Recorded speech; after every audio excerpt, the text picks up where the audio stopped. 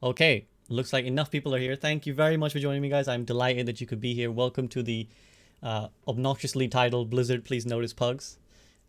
So the goal of today, as many of you know, is just to test out some modes that could improve Overwatch or could make it more fun.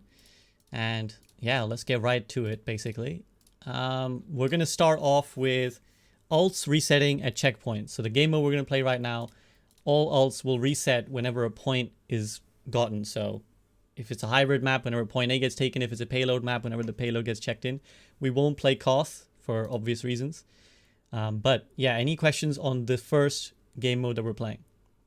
What is the first game mode we play? Reset as in it goes to 0, or we get Yeah, our so you get 0. Everybody's ults go down to 0. So this is basically to try and address how ult economy makes hero swapping basically a non-factor in high tier Overwatch, right? There's no point swapping because ult economy is so important that losing it is the worst thing. So, and also this might help with certain snowball.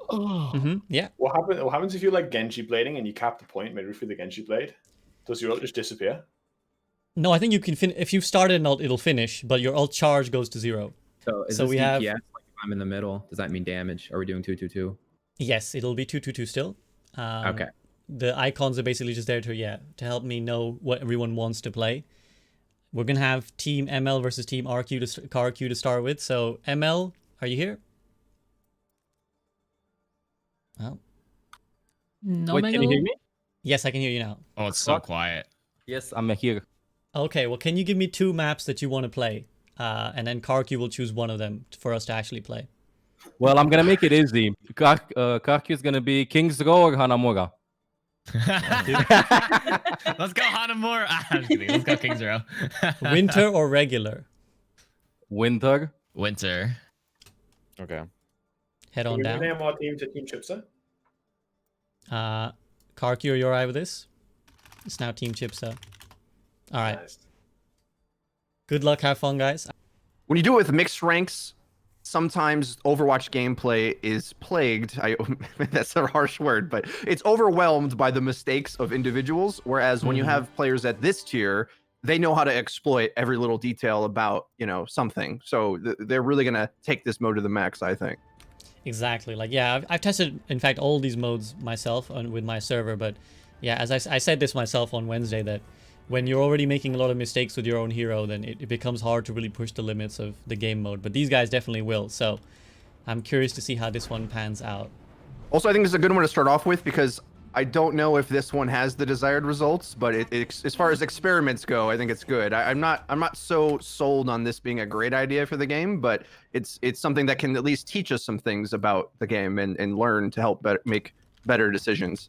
I see that now we have the TriCast going. Jayne just joined. Jayne, what's up? Are you back? And the Discord. I'm just hanging out. Hang out indeed. So we're gonna go King's Row Winter. It is the Blizzard Please Notice PUGs. Ults will reset every time a point is capped. And here we go. Beaver and Yeatle on the ball Zarya on defense. We got Hayes and Bogur on the Ryan Zarya. Chipsa on the Doom. Here he comes flying in, goes over to the right hand side. Arrge on the high ground, pocketed by Mushu. ML7 on the trademark Ana.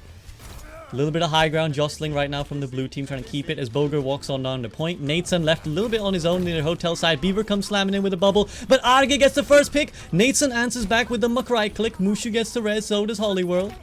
Okay, so res is traded on either side, but I think there's a slight advantage for the red squad. Hanzo's forced to evacuate, and this is lacking a bit of point presence right now, Freedo. Ever unlucky, Chipsa gets stunned in the backline. My boy Nateson holding it down for us low GM players in here. I'm glad he's in instead of me. He's my open queue top 500 duo that has allowed me to farm up the Junkrat spray early. But I think also another problem that we saw here early on, Bogur had to swap off the Reinhardt. Not really given anything to fight with so many defenders on the high ground just concaving around him. So moving on to his trademark Winston pick, and Chipsa following suit going to Genji now as well. Yeah, it'll be interesting to see. Nateson definitely fragging out there, saved his team because the early pick for the red squad could have been quite dangerous. Beaver now rolling back in as Ball be very quick. He died late, but got back in time, and we'll have to wait and see where Bogur goes, basically. Where does he end up? ML7's getting pressured a little bit by Arrge. I think he ate a arrow. Forced to hide a little bit. Bogur goes in with the dive. He's going for the backline. He's nano boosted as well. The dive comes in. Bogur gets the kill. Chipsa's dashing through everybody. Nateson with the high noon. Deflected by Chipsa. Stunned. The right click not working out. Chipsa goes ham. Gets the kills his team needs. And ML7 answers back. He does take out his brother Bogur. But Hayes on point should be enough to cap this flip, Freedo. And of course the ults will reset now. So this is where it gets interesting. Do the players remember? Because Yeatle yeets the grab in. He's hoping to turn this around. Beaver comes back in. Yeatle gets the kill. He gets 2. Pocketed by ML7. The nano boost on the higher ground. Beaver stalling point. And that duo from top. They're doing the work, Freedo. Yeatle's brain is just a little bit too big. You never can count him out in a fight, in ranked or in any match he's been in. Always a difference maker. And I think that's one cool thing with the ult economy going away. It forces you to go for those big plays, and it worked out. Exactly, right? He had no choice. Like, ordinarily he might have been having to weigh up, like, oh, do I say this? You know, do I play the long game? But no, he had to go for the clutch, just him and ML7, and they basically turned it on their own with those 2 ults. Beaver once more being hella annoying, but Hayes has his Graviton Surge ready now, so where will he go with it? I'm surprised they didn't just solo grab, but Bogur comes in and he gets a kill. He's going on the ham on the backline. Arrge looking for some picks. Bogur taser in a way, but the minefields go down on point. It caused a bit of pressure. Hayes once more just crouching on point, hoping to get the flip, hoping to put pressure on. Bogur goes up for ML7, but ML7 should be able to respond. He drops down. Arrge takes out Nateson's Tracer. You can see how disciplined ML is playing right now, but again, the point that kills are starting to come through, and Chipsa goes, pulls out the blade, deflects the sleep dart onto Eskay. ML, no! No, ML. And a victory Graviton Surge from Hayes thrown in. And that is a nice flip there. What happened there, Freedo? What happened? Hayes actually threw that vertically, didn't he? Because he threw that so that if the point capped or there was a fight, it would come in later. But he launched that directly vertically. Yeah, it landed here. It landed like somewhere by this library shop. I think it was just a nice attempt to try and get some staggers later with the ult. But yeah, and that's quite clever actually. It's a clever use of the Graviton Surge, knowing he was going to lose it. But yeah, Chipsa with the blade comes up massive.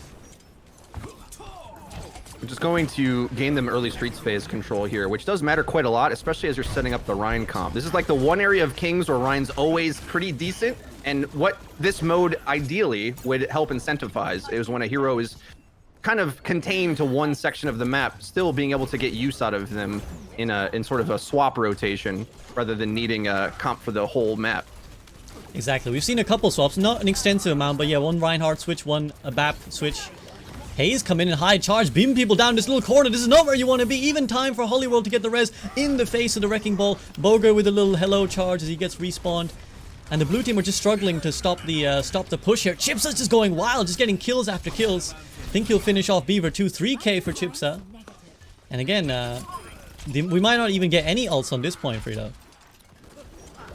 That's another thing that you sometimes don't consider, is these snowball points that you lose then an ult fight that maybe you would have been able to snowball before, but you can see how it sort of slows the game down and forces each section to be a very discrete team fight, like its own separate map almost. Uh-oh, Chipsa with the blade once more. He's going in, but the BAP immortality field. ML hops over. ML doing the jukes, but it will not be enough when a nano-boosted Bogur comes flying in, pins some people. Nateson and Beaver doing their darndest to stall, but unless they pull off the greatest plays of all time, I don't see this point flipping. Holiwhirl with a victory Valkyrie. Again, use it or lose it. And does get it. See, that's a nice, again, use of the exploit, I guess you could call, of the game mode. Is you get those little bit longer effects of the Valkyrie because you use it just before the point flip. Jayne, what do we make of this? I think that this is actually giving a little bit of an advantage to the attackers. One of the things is that you know, using your ultimates first is always going to be, you know, the best play. It's way easier to force the opponent to react to some sort of plan than to react to a plan of your own. So in an example where, you know, like on the first point, they had to use ultimates in order to actually take the point, you know, the defenders are either going to have to start using them a lot more proactively or just having to use them in disadvantaged situations because they don't have the advantage of maybe holding in the first fight after a point has flipped. So I think that this change is actually rather attacker focused just because of the proactive power of ultimate. Yeah, exactly. Or perhaps certainly, you know, we'll see this mode push to the limit. It can also be potentially exclusive to certain hybrid maps. You know, it might be different on different maps. But right now, Bogur's going flying in with the Zarya bubble behind. He slaps down Mushu. Yeatle doing his best to kite a little bit. He's almost at a gravitic flux. Beaver does the help, does the damage. Eskay comes flying in on the Echo. And that all started with a nice pick from Nateson as well. And finally some ults going to be coming online for the blue squad. Yeatle even throwing it in quite liberally. This might be a bit too much. He's gotten into his mentality that he needs to yeet his ults. I think that's one thing that Yeatle has quickly gathered. And he's popping off on the Sigma. Well, if there was one place that you wouldn't want to do it, you would probably be third, where you're going to have a respawn advantage. You probably can afford to be quite greedy with that. We'll see if that ends up mattering. KarQ's Nano Boost have been kind of desynced from Nano Blade here, with them charging it at different rates. So he's going to have Blade well before a Nano Boost is available. And really, the defenders are kind of set up to hold this for quite a while, despite me worried about the Flux use. Exactly. There's still enough here for the blue team. I think that they can feel comfortable. Eskay pops the trigger, gets the Genji. Will we see the Genji diff as Eskay goes up to the high ground, dueling out with Arrge right now. Not able to land those shuriken that would help. High Noon zones out the squad. Deflect comes in. Eskay dashes in, gets the delete on KarQ, but the blade will be short-lived as Eskay has to sheepishly escape. Beam in tow. Mushu gives the nano boost as well a little bit late. Again, I think the blue team just a little bit worried, but with 30 seconds left, any kills right now could be really terminal. Fat anti-nade coming through from Mushu, and they're pushing all the way to spawn. Eskay beaming people down. Chipsa struggling. He's hiding in spawn. He's got his blade, but he can't seem to use it. Look at Arrge. Oh, what's Arrge up to? Ah, the right buttons. Here we go. He's hiding. He's cowering in fear. 20 HP, sitting down, hiding. Amp Matrix goes down, but Bogur rolls right through. He drops. No, he won't even get there in time. I thought he was going to roll back, but he got zoned out a little bit. And Beaver's minefields as well seems to discourage Bogur from giving his life for the cause. And that is as far as the red team will go. Jayne. Another question I have about... Sorry? Yeah, go ahead. Go ahead, Freedo. Go ahead. Okay, another question I have about this mode is how it would change the meta power of certain things. And my assumption would be that because you're going to have less ultimates, because the game mode specifically is robbing some from you, then mid-fight value gets even crazier, or fast charging ultimates that can earn them in that short space of time in those different discrete moments, they get like an increased value. So I felt ML7 swap to Baptiste, who we all know is a strong hero anyway, but that lamp really just drained a lot of resources and saved some what otherwise would have been momentum turning plays from the attacking side. But this also is the map King's Row, right? Just the holding third is very doable if you have some aggression on your side, and Beaver was definitely setting that up on the other side. Nateson with the stunned fan the hammer combo in the back line, punishing the ever unlucky Chipsa a few times there in order to really stabilize. So with the combination of that, like the base Overwatch gameplay is going to shine through more than the mode itself. So sometimes it's hard to parse which is more responsible for the gameplay we just saw. Jayne, would you agree with that assessment as we see ML7 roll out as well? ML7. No, I definitely agree that the faster charging ultimates are going to have an advantage just because the theoretical max potential damage, quote unquote, that is done to you by having an ultimate reset. If you're at 90% on a high value impact ultimate like Graviton or Sound Bear, it's going to matter a lot more than Window or Pulse Bomb. Exactly. So we to see some already degree, it's not the fault of the mode. Sorry to interrupt. It's not the fault of the mode, because like the game's not balanced for this, right? Like we would have to think about how we would rebalance ultimates and how to redo that. So the ult charge rate is balanced for the normal mode. So it's hard to use that as a necessarily a criticism, but you got to imagine what it could be, and what it could be changed to. Yeah, it definitely, it just kind of changes up a lot of things that you don't necessarily think about. This is exactly why we test it, right? We tested to see these things, and Yeatle's already getting himself plenty of kills on the scoreboard, and started up for his fight. He's now trying to burn down Chipsa, but his beam won't just quite reach. Haze on the high ground does take out Mushu without the main healing. This might be a little bit tough. ML's really far from his transcendence, so one orb to go around for the whole team. Beaver fighting out in that little tiny room, gets deleted by Chipsa in the beam. Yeatle though does chuck in the grab. He's got quite a lot of people in it, but he's got no follow-up. He's trapped in a room, and again without that healing, one lonely orb thrown out. He's deleted by Arrge. Eskay comes back on the soldier to do some damage, and here goes Holiwhirl with an ambitious res in the face of everything, gets it off. Chipsa's back, and although ML7 gets one frag, I think this is too much for the blue team to turn around now. Red team looks like they've stabilized, and again we see a lot more liberal usage of ults here. Everyone's kind of using them if and when they get them. All right, Nateson creeping, he's crouching. There's a nano boost online. ML7's about to have the transcendence. Yeatle goes back to the Zarya.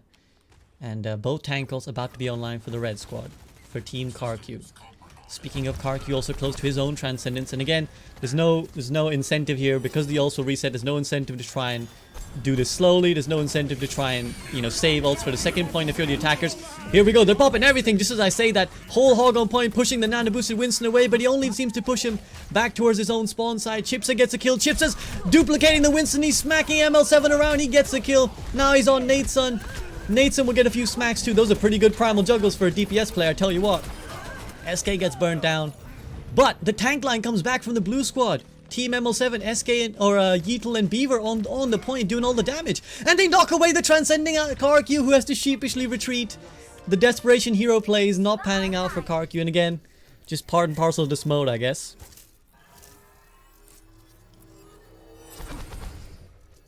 Okay, so ML7 once more switches over to the Baptiste. And the Bastion switch. Now, is this going to be stronger? Jayne or Freedo, and you guys have any thoughts if Bastion suddenly becomes a bit stronger in the game? I think they're trying to play around ML7's lamps. There's going to be some nasty around the corner lamps that they just simply won't be able to get through. It's quite a cheesy strat, but it makes sense because you're able to swap off this for third when it's not going to be as good. Yeah, exactly. Like the pirate ship is kind of when Bastion was really viable at the highest level, so why not make your own pirate ship when you can? But here is the reason why it's not run too often on King's Road. There's too many flank angles, and Holiwhirl on the high ground has been punishing quite a few people. Has been landing sleep darts. Oh, Beaver is asleep. Anti-nades coming through. Yeatle pushes down a point with the Arista. Eskay plants herself firmly down, only to get deleted by KarQ. The bloodthirsty Zenyatta doing all the work, doing all the damage. And Bogur with a punch kill on ML7 will seal the deal on this fight. And now, again, they're going to stick with the Bastion, but it will get tough now.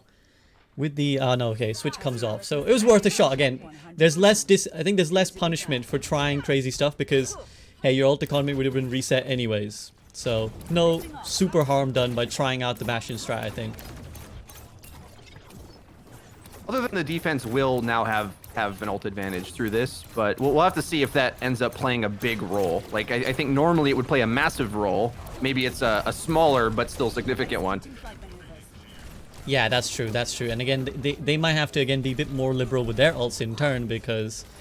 You know, it's not the usual cycling of like one ult into the next. If they feel any fear or panic, because this is at the stage now where this is going to push all the way. If they win this fight, the blue squad, and they drop the Amp Matrix, so the red team has to counter. They have to respond. They drop 2 ultimates in immediately. Will they commit anymore? The lamp kind of protecting. Nice flashbang. Echo dupe is denied as well by Nateson, and the blue team survived that really well until the death there where ML7 gets picked off. Bogur, just a solo gravitic flux on the Ana, I think, who just decides to hide and cower in fear. Mushu getting ganged up on.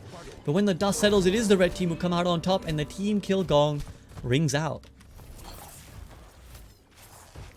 So there, I think, again, the consequence of kind of a bit... The encouragement to being a bit more liberal with your ultimate saw that a lot of ults are coming from the red side, and now the blue team suddenly has the ult advantage. So that seems to be another thing that seems to happen, where players are a little bit too scared to lose their ults and lose a fight. So they just want to... It makes fights more explosive, I guess. They just want to push the button, right? There's no hanging about. Okay, Beaver comes in, he drops the minefield, slams him down, the Zenyatta looking in trouble, KarQ gets deleted, so does Arrge. Beaver opening it up for his team, and again, now the red team has to use their ultimates. Bogur dies on point, Hayes looks like he wants to retreat, he's got the main ult here, his Diva Bomb has to be what stalls the point. He does take out Beaver, that's quite an important kill. He heads back for the health pack. Can he return in time? His Diva Bomb will probably be the one and only thing that could save this. ML7 gets the res off, Mushu on the Ana, ready to nano boost.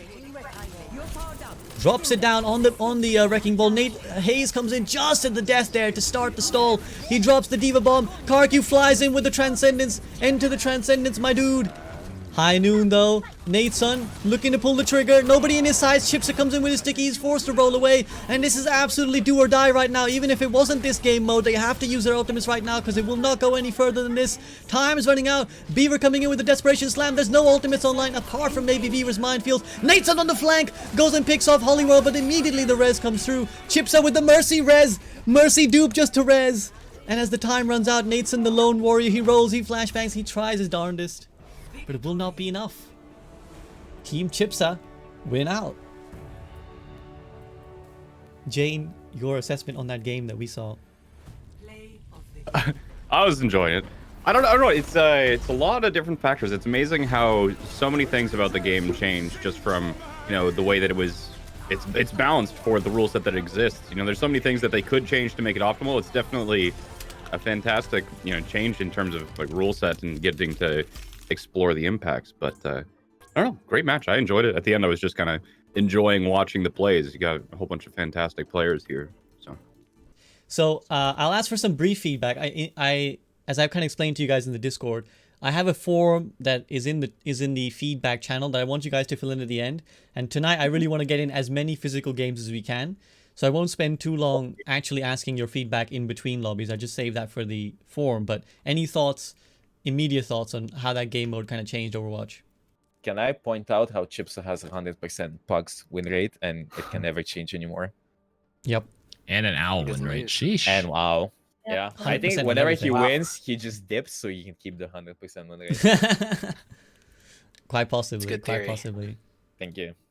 Feedback. I actually didn't mind the alt reset, but I think it'll set up too many games where you just stack 6 and then you know there's no snowballing momentum. I think it's good. You don't have to be economic though. You just dump everything in a fight and then everything resets in between. Yeah, in the end which it I can becomes like a Q fest. It does. Yeah. You But get it's 6 fun. ults, you press Q, and then you Yeah. wait 6 ults and press Q again. But I that's don't what our mind ults are it. about, right? They're Yeah, but supposed I to be don't crazy. mind it. I don't mind it because there's no snowball anymore. There's Yeah. more like you fuck up first point, sure, and then second point you don't get snowballed, and then third you don't get snowballed. Like you get snowballed in 1 point only. And that's Feels it. very incremental, like you're going things one at a time instead of having to think about the whole thing. That's But- the pro. The con is like you can't really be economical with it anymore, just because Yeah. there's no Okay, strategy. KarQ, Dump it listen, all, listen, and then listen. it just resets again. How And you- often are you fucking economical in the rank? Let's be real with each other. I rely on is my supports economical in to the know rank? it. That's true though. Who, You know who what? I have never heard in a ranked non-tier 2 support player that goes, okay, they have this suits, we have these suits, we use this. Nobody does that. Nobody. Everyone's just sitting silently there. So this They're just out of economical voice doing part their is own just thing. whatever. Okay, well, let's keep trying, like, because I think the more we play, the more we'll kind of learn some of the limits and maybe some of the loopholes and exploits. So I think it's cool for 2CP. Like, yeah, I was gonna say Yeah, actually, that would be I was gonna say let's try a 2CP. So That KarQ, definitely changes a lot. can you give me Paris? 2CP maps? You want to? No, Paris and Megan, Horizon. holy. Paris and Horizon. Horizon, Paris and Horizon, Lunar Colony, or Paris? Which one, guys? I pick Horizon. So you're giving me 2, and then ML's gonna pick the map we go to. So give me 2, KarQ. Yeah, Horizon or Paris. Okay, ML, which one is it? Horizon. Horizon, yeah. Let's All go. right, Horizon it is. Throw it So back. good luck, have Wait, we're fun. playing Horizon. Wait, Wanted, are you in? Actually, I need to put Wanted in. Wanted, come on down. am I Have you going? added me? Yes, you have. Here we go. Sorry, let me put Wanted in. Are we moving voice channels? Yeah, I'll get to your team. I'm gonna swap out. Freedo, would you be so kind as to come back to the casting desk with me? Yes. Awesome. I'm gonna put Wanted in your DPS slot. So, all right, the caster crew is assembled. Are you guys ready?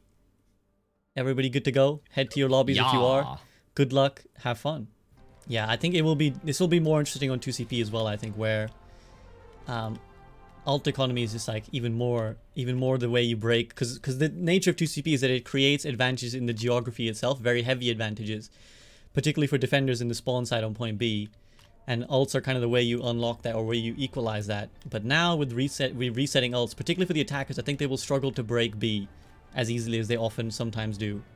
2CP is always an interesting beast. I think a lot of people see it as full capping the whole thing, but I think in this type of mode, you might be more in Platland, where oftentimes the game is won or lost based on who gets more percent on B rather than who finishes the cap, because typically at lower ranks, players struggle with what, the principles of retake and what ground matters and where to avoid, whereas these players are going to be better at doing that for sure, but we're kind of draining the resources of them being able to do that easily.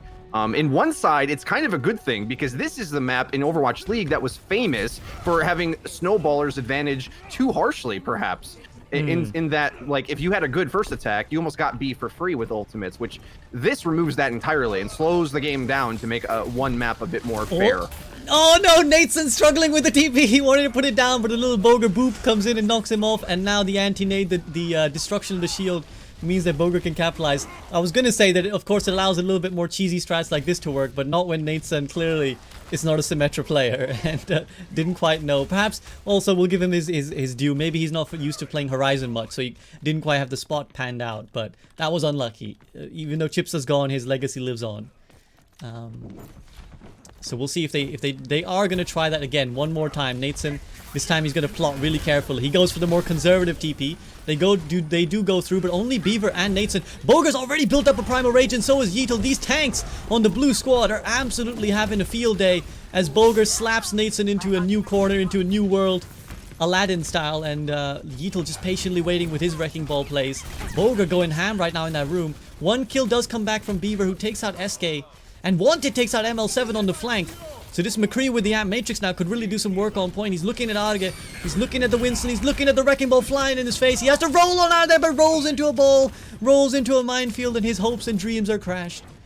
And now it looks like the red team are a little bit split up, and they might be staggered out here. KarQ and Mushu desperately looking for an escape. As Bogur goes in deep, he gets one kill, but he dies for it. He gets the baby diva. Will it be worth it? Mushu actually doing quite a lot of damage on Yeatle, who has to roll away. He's looking for some healing. He gets a health pack. And Freedo, this is actually going to build to one round of ultimates by the looks of it.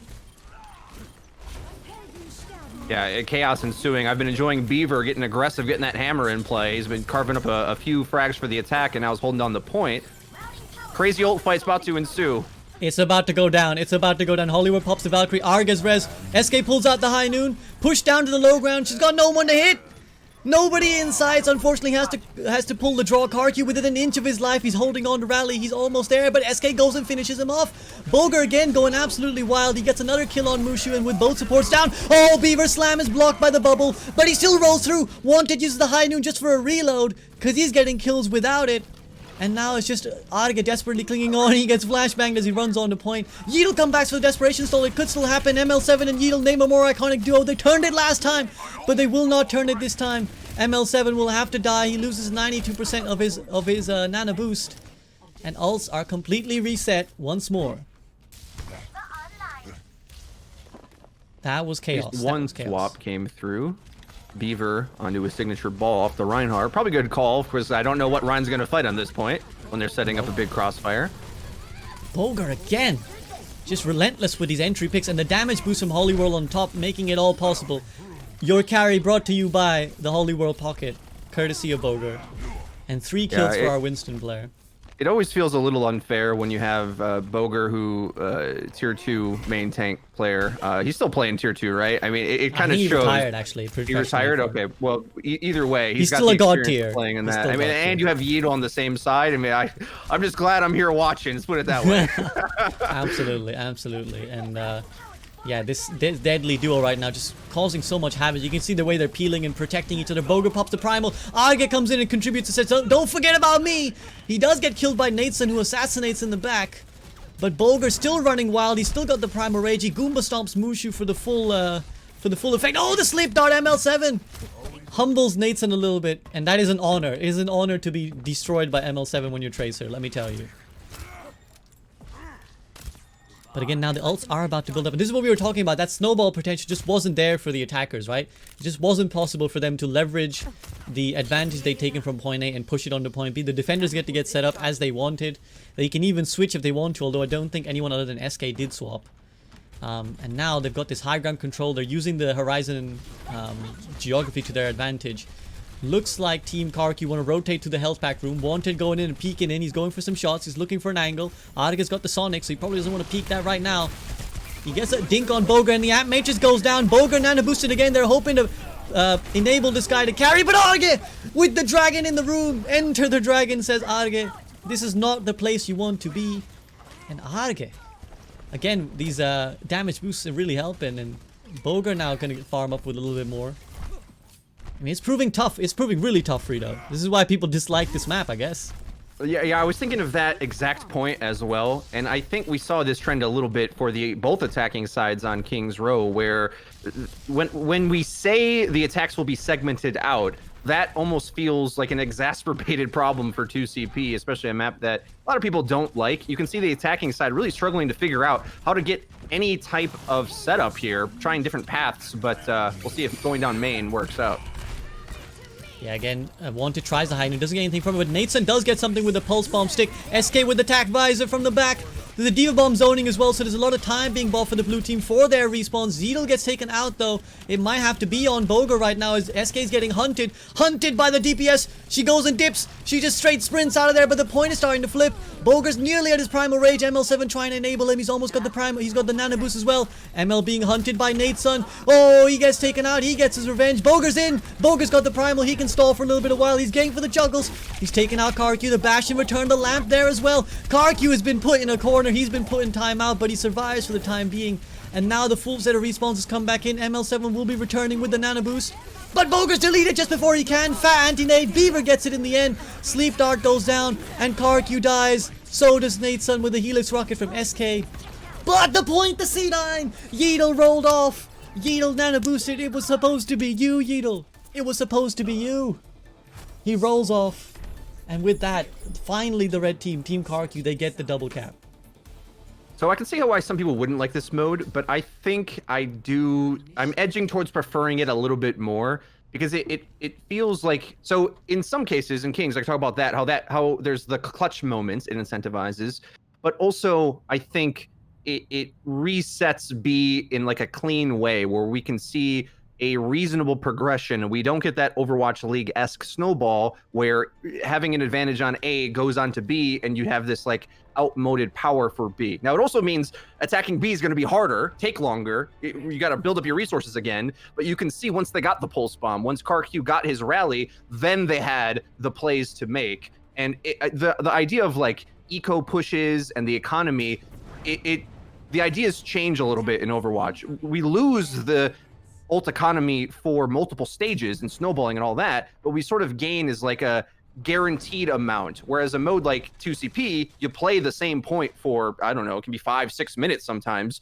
on B, right? So you get a really prolonged aspect of this. Whereas on Payload, there's 3 checkpoints. So there's more segments to reset the ults. Does that make sense? Exactly. I don't know. No, it makes sense. It makes point complete or not. sense. Yeah. Again, it's just so interesting how like this one change kind of has cascading effects based on the exactly. It's different. It's simply mathematically there's 3 resets on a hybrid or payload map. There's only 2 on this one, or even 1. There's only 1 on this one, right? So the effect is diminished, but it's also arguably at a more important time where if you don't get that ult reset, the snowball is very real. But now the reset is there. The hook comes through, and although Eskay gets the opening pick, Mushu is able to res it back up. It's quite chaotic and split right now as Nateson gets the kill on Arrge. Eskay goes flying in but gets hooked once more and once more survives thanks to the high ground geometry. Decides to push the issue, goes in and fights both Wanted and Nateson in this tiny little corner.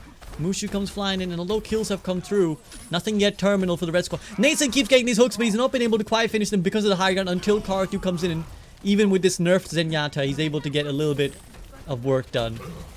Nateson getting all these hooks right now, although his anti-nade needs to be really careful, really careful. He backs on up, and again, looks like shout out to my boy Nateson, my open queue duo partner, top 10 open queue player. I've seen him many times destroy entire teams with this Roadhog, and it's working against some tough opposition. Really playing this position with authority. Absolutely, and the high ground control, you can see how strong it is. They're gonna have to rotate all the way around, but they get knocked in down by Beaver, who has the minefields ready. Opts not to commit it just yet. He's gonna come in from space. So is Tracer. Again, Nateson with the entry frag. He's been getting hooks on Eskay like it's fishing season, and Wanted with the high noon gets 1 kill. Again, Bogur though, answering back. Bogur with the high noon. We know they've liked doing this, ML and Bogur. They've liked this little combo, but when Beaver comes a hunting, Bogur will be an endangered species. It is the Horizon duo. The Wrecking Ball and Winston now turned on each other. How the friendships have fallen. And once more Eskay is having to poke and look for that blade ult charge. So the situation we're in right now, I think better describes what I was trying to say about B previously. Oh, hook. Finished off Yeatle there. Some people don't like how you can get easily full held on A if you don't get some momentum towards your ults. And it sort of forces that onto B as well. So in some ways, for a team perspective, I like that for Overwatch. But in solo queue, it can be completely obnoxious to have everything riding on your one blade you might get, right, to execute here. So it's gonna be pretty crucial for the attacking side to get a clean execution up. And they're gonna have to go past Nateson and Wanted with their 2 stuns in order to stop some of this engage. And again, Arrge gets found out on the Tracer. I mean, I'm not inherently actually against the idea that 2CP is no longer a mode we see where getting both points is actually common. I'm actually down for a mode where the second point is just based off percentages a lot, because I think one of the most frustrating things as well, as frustrating as it is to not cap both points, I think it's even more frustrating to go for these like 4-4, 6-6 games, which just seem to go on forever, and then you lose those games. That feels the worst. But anyways, as we talk about that, the Blade and the Primal have been committed. Eskay looking for a target, finds Wanted, but he gets knocked away by Bogur. Bogur, what you doing? He knocked him away from Eskay's own Blade. He didn't know, I guess. He didn't know, and the High Noon then takes I saw out. that. Oh no, it's all falling apart. Oh, well, that was your one Primal Blade combo. Now it's gone. Yeah, the Blade would unfortunately, have finished him as well. That's the bad thing. one more swipe would have done it. Unfortunately, not the two best ults you want to use on the same target. Primal Rage and Dragon Blade are not necessarily both meant to be focusing on the same guy. They are trying to achieve different things. And Yeatle actually commits the Diva Bomb. He thinks this fight is winnable, or maybe he thinks in 30 seconds they won't get another good one. They do take out Nateson, who's been an absolute menace. But ML7 doing what ML7 does. He gets a sleep on Hayes, the Tracer. And now Arrge with the Nano Boost. He's cleaning house. And at the death, despite that little mix-up between our Genji Winston, looks like they might still do it here. Team ML. They've got it on lock. Might as well go for the retake ult, though. Mine's on the point. It's going to make things slightly annoying as they clear them away.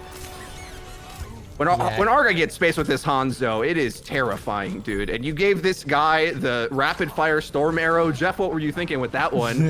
I mean, 500 damage in half a second. Like, it's just insane. We reset ults, but Nateson has been found a little bit staggered here. There is an opportunity now. There is this snowball potential. There is obviously the respawn timer, so Nateson is back, but the positioning, which is very important at this level, has been given up. Like, Nateson cannot take this high ground now without quite the fight. He's gonna waddle his way up the stairs, but he might find that there's a few people waiting. What? He hooked Eskay. Wasn't she invis?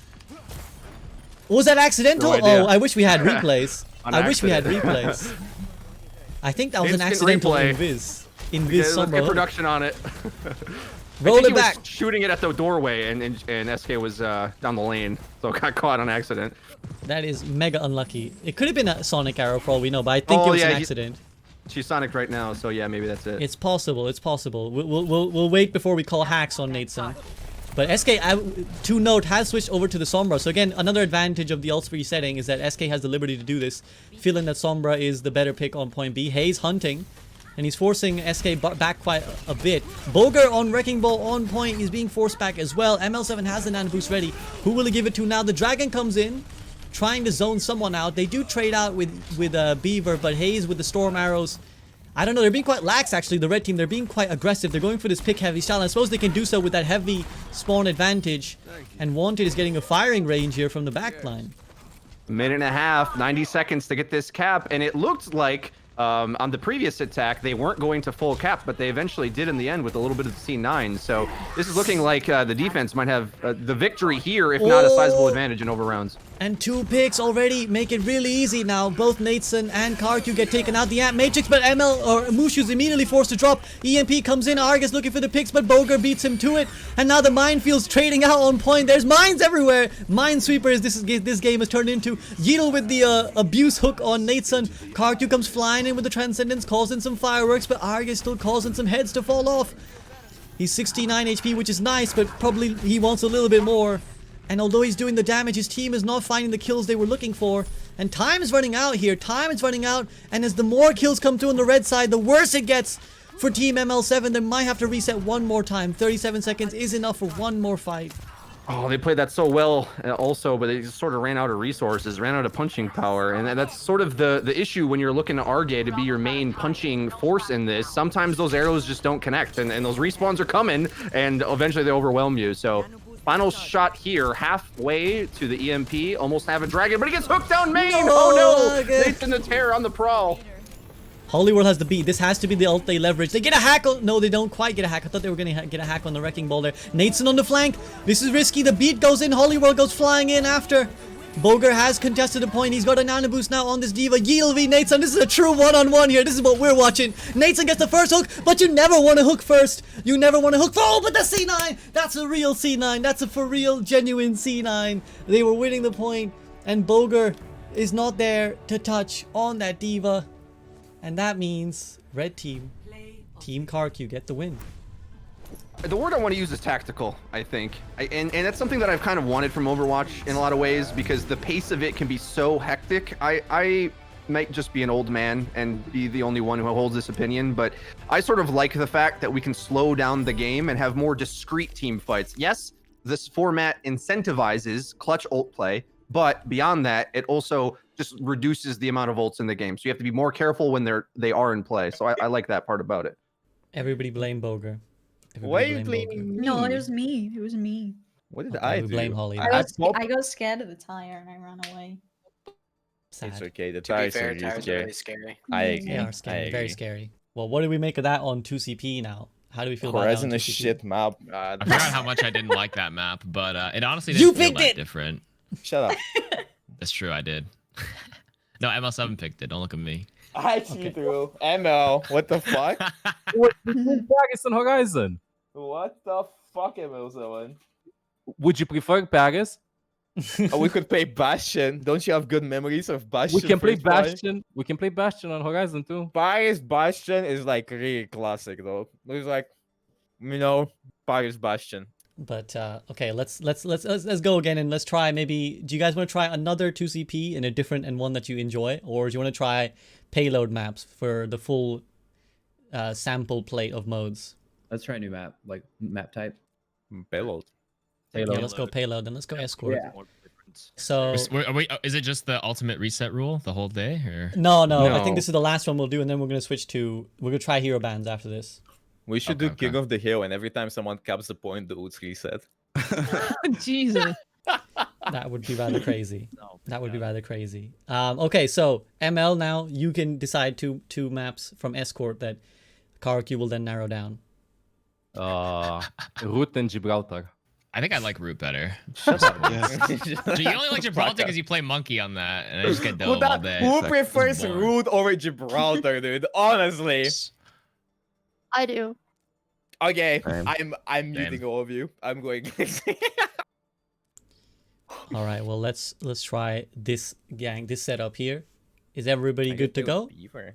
I'm always good to go. sir. I'm good to Let's go. get it. Yep, All right, yep. head to your respective lobbies. Good luck. Have fun.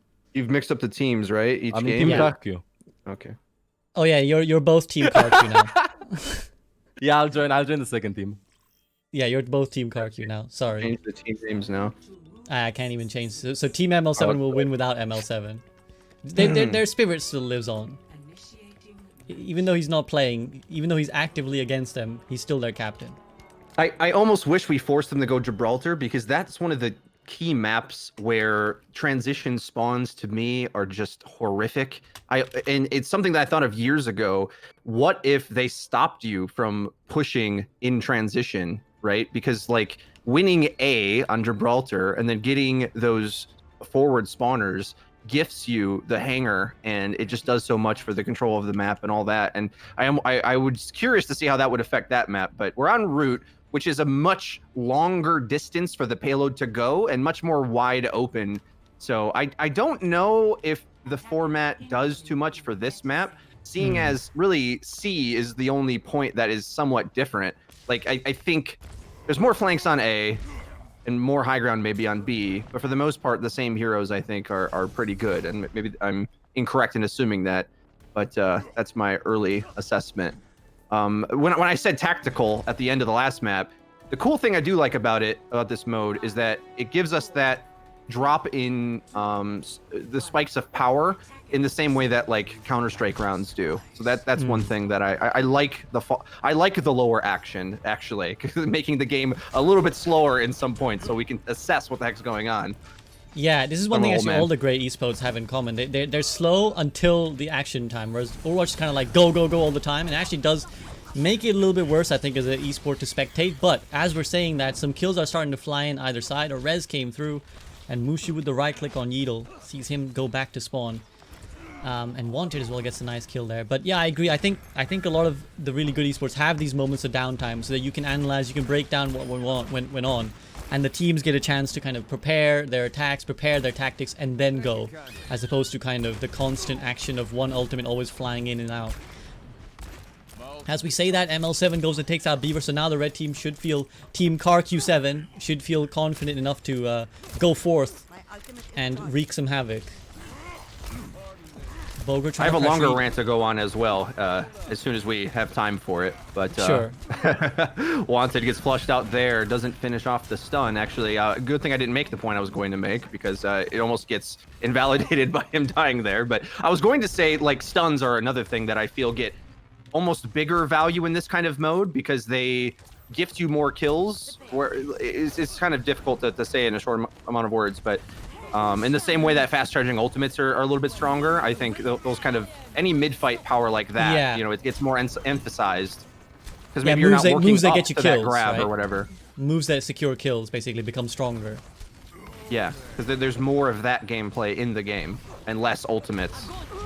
Oh, and speaking of, Hayes drops in the grab immediately. Dragon goes in over the top. The Transcendence is not enough actually to save Arrge. And despite ultimates being committed, it looks like it's still going to be Team MLQ who are coming out on top. Beaver trying to pressure KarQ, but the heals are there from his support buddy. And again here, they will have to chuck these in. Arrge is going to have to throw this in, maybe from spawn, because I don't see him coming back in time. Beaver and Bogur should be able to touch with a minefield. Maybe a primal if Bogur can farm. They're really leaving it late as they possibly can. Actually, Beaver's going off for the hunt. Bogur will be the one to touch. In comes Beaver in the end. High noon from Nateson in the back. He's zoning out Bogur, but Bogur is still keeping the point. Contested! Oh, he triggers on the Wrecking Ball, who drops his minefield in time, and Res comes through from Holiwhirl. But that might be a bit of a problem. Those supports in the backline. Here comes the dive, and they maul poor little KarQ on the Zenyatta. His monkly ways are now a thing of the past. R.I.P. And as Beaver drops the minefields to secure, that might actually be a little bit of a waste. Because again, there's, you see Bogur's committed his primal as well, and you kind of have to if you fear that the point might flip. But those are two tank elements that maybe weren't needed. And as I say that though, ML7 gives a nano boost. Oh no! I think it was Arrge. I missed it. Who's on the attack? I'm getting confused with the colors sometimes. It was Nateson, I think, with the little flank, I think, and got the scene. It could have been Eskay, maybe. I didn't catch it. I was so busy watching the action. Right. It was one of the DPS, I think, from the attacking side that snuck it in. Perhaps Nateson. Get production on a replay on that, guys. Whenever you can. Thanks. Jeff, please send that back. Yeah, exactly. Right there. Yeah, good. Thanks, Jeff. Are C9s suddenly more powerful in this game mode? I don't know. Seems to be happening every match we play. Beaver comes slamming in now, but again, the high ground control will be the important part here, and we have not really seen any ults. Again, I think one other aspect of this is the players are not really trained around this mode, right? They spent years and years knowing that if they flip a point, they're still going to stick on the same hero. So even though their ults reset, I think mentally they're still stuck on the same hero. Whereas Some I think on their maybe signature heroes as well, right? Exactly. That's another thing that's hard to quantify, is that we're not playing for SR here. We're not. There's no money on the line, unfortunately, that I know about. More inclined to play heroes you like, or are comfortable on, more so than just trying to win by any means necessary. Absolutely.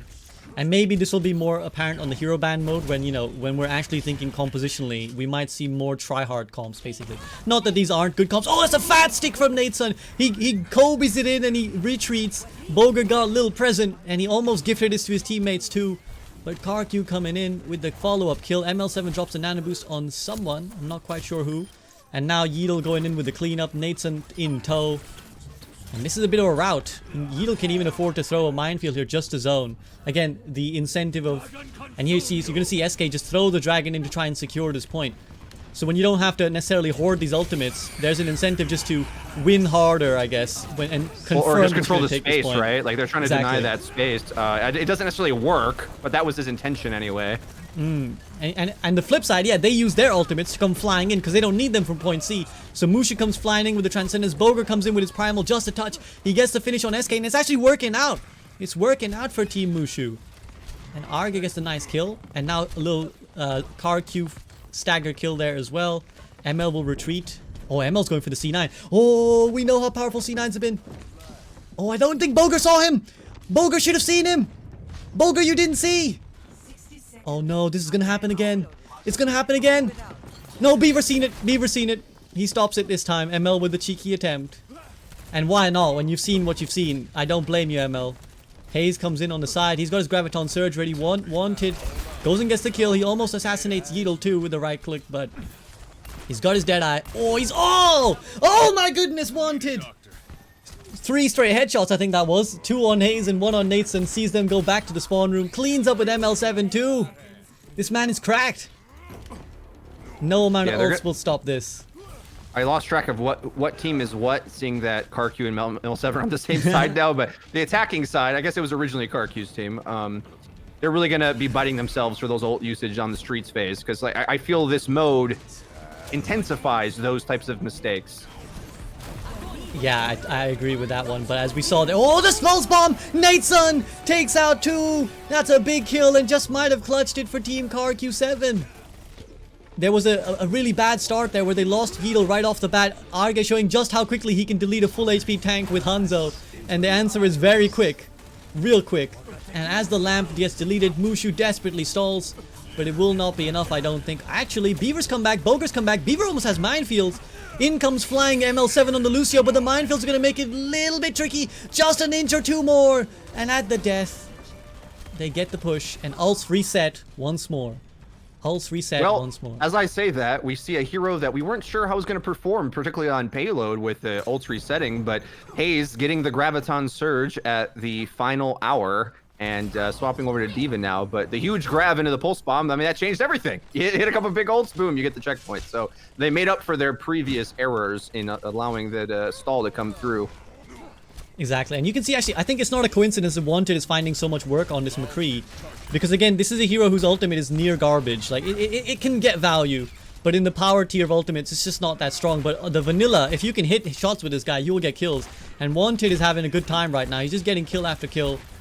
And I agree, like, just the overall fact that ultimates are less, it's just like a little check, right? It's just like a little power check, where even if, you know, it's only your 30-40% to the next ultimate, it just tones back how many ultimates are being used in the game. And in that world, you're seeing the sort of actual vanilla picks come in and matter more. It sort of reminds you of, like, who's a good deathmatch hero, right? Deathmatch isn't a mode you play in comp. You play something totally different. And also on the other side is the power budget Blizzard puts for heroes. Do they expect the ult to kind of carry their performance? And if so, they're going to fail in our current rule set, or we haven't really adjusted any of the ult generations or anything like that. Bogur's nano boosted again. He already got 1 support. He's got his eyes on the other. He gets him too. And Yeatle is desperately trying to push the payload. Oh, he had his minefields. He didn't get the chance to use them. Nateson once more with Hayes. It seems to be these two. Whenever the red team are desperation stalling, it always seems to be these two. But they will get taken out in combination by the Dragon and the High Noon. And that's still pretty far. That's still pretty far. And again, remember, we might have to reassess in this game mode. Not that we're going to play it for much longer, but we may have to reassess overall how far attackers can push sometimes. Because without that ult snowball, maybe overall their power check reduces. But again, there's an argument to be made that it favors them too. So I don't think it's necessarily definitive yet.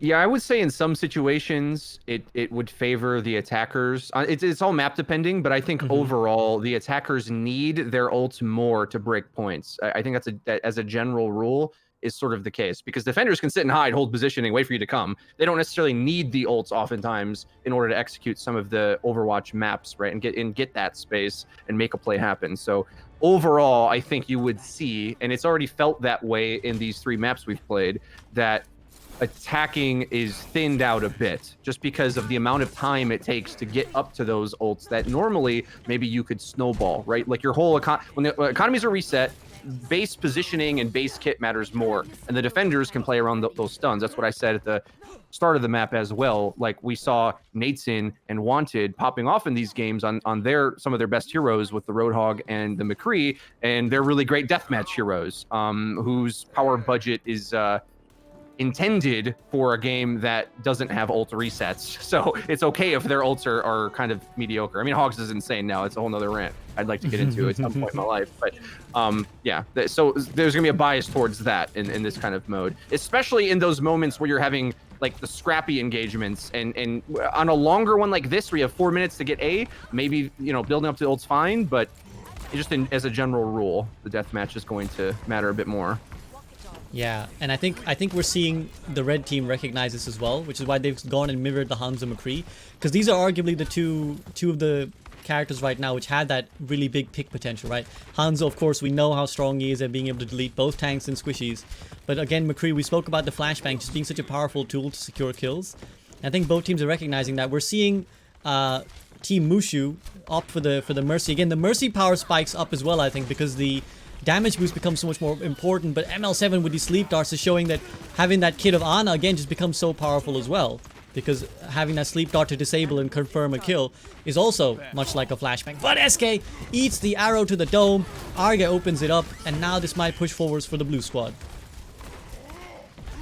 Yeah, Mercy's a good shout as well, a character who's not really defined by her ultimate, right? She has a cooldown that is almost an ultimate. So that plays into this entire conversation. Getting some space, though. You see how tentative attacking teams can be to fully commit, and they're trying to work up to these resources. Yeah, and again, a pick that you might not consider as like great for this game mode in Zarya. Hayes has kind of really pushed it, and he's really making it work. I think this is just obviously, this is why this guy was an Overwatch League coach, right? He understands the game so well, but he's really kind of, I think, finding that space in Zarya that otherwise doesn't seem like it should make sense.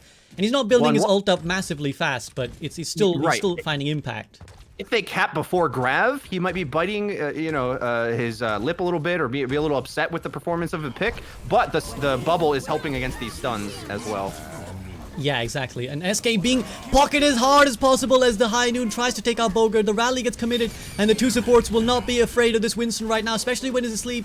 Mushu does get the one kill, and Bogur pops the primal in return, but he's getting bashed and slapped around. But KarQ the revenge will be had, and the tanks of the blue squad, Beaver and Bogur, the BB squad, they're doing the work. Arrge wanted contributing too, and I'm not sure the red team can get another touch, and Hayes' Graviton Surge might come to bite him, as we spoke about. We kind of bigged him up, but actually they might get a touch in. I think they get the touch in. I don't think they'll go for it. Oh, no, they are. They are. I think you kind of have to. I think it's encouraged as well in this game mode. When you've got a Graviton Surge coming in, why not go? It's a fat Graviton Surge! The follow-up is all that's needed. Eskay gets one. ML7 on the Lucio desperately trying to add some more DPS on top, but it's not happening right now. The two tanks of the blue squad, they both get flashbanged by Eskay, who sheepishly runs around the corner and hides for a little bit. Beaver doing his best to stall, but Hayes again! He's making it count. He's making his Zarya pick work. Yeatle is back on the ball. He's almost got the minefield. Nateson goes and gets the kill. 0.01 meters! 0.01 meters, and 56 seconds are all that stand between this game and the next point. And Nateson cleans house. Such a key team fight to break down. The grab was big, but the nade from Mushu kept everybody alive. But then as the fight kind of broke out and it gets more to mid-fight, you start to remember that the blue team on attack burnt all their ultimates thinking that the previous fight was all they needed, so they didn't have any resources to fight back with. Beautiful from Nateson. Oh, that's unfortunate though. The Mercy comes and reses up, but he goes in, blinks in, sticks, Arrge comes back out. It's still nice though to burn that cooldown, because now basically they're gonna have to play Mercy without the res, and you said, you know, it's like an ultimate on the cooldown, and that's done now, so that resource has been spent. High Noon from Wanted, he's trying to buy some space, but Eskay with the higher Noon takes out two. Mushu and Wanted get taken out, and will that 0.01 come in costly as Eskay looks to hunt for this Mercy, trying to pluck Holiwhirl out the sky, so close, but gets knocked away by Beaver, who might be trying a C9 of his own. We've seen a lot of them, but the minefields are not doing enough. Bogur gets the primal, and as it runs out, he's finding that he might just kill KarQ. Will it be enough? Hayes is building close to another Graviton Surge. He stands and delivers. Holiwhirl trades her life for Beaver's, and he better do something to honor this. Mushu on the Lucio. Beaver does get the one kill. Wanted comes back and gets another. Hayes with the Graviton Surge, though. Wanted's fragging out. Wanted! Wanted! This man is cracked. This man cannot be stopped. Ultimates don't matter when you can click heads. And 4K at the end from Wanted clutches out. Freedo, there's no analysis. There's no analysis that can tell you that this man click head and click head equal back to spawn room. Yeah, he's OP. Maybe we got to hero ban Wanted's picks here from stopping from carrying, because I think the defense should have, by all rights, been able to hold that there. But 2 minutes for the attacking side to get streets. This game's still in play. The tactics of this are slowed down yet again. Exactly. It's kind of like a reset. We go again. Everybody starts afresh on point B. And Arrge uses the Sonic Arrow. We know those are accidental when it's a Sonic Arrow. He goes and finishes off Yeatle. But Nateson trades back on Hanzo now, so he's switched over to Hanzo. And Hayes has gone over to D.Va now, so no longer feeling confident on the Zarya. Probably because of the high ground. That's a bit more prevalent on this point. So I think Hayes really showing that, you know, he's kind of picking up this game mode very quickly and kind of adapting.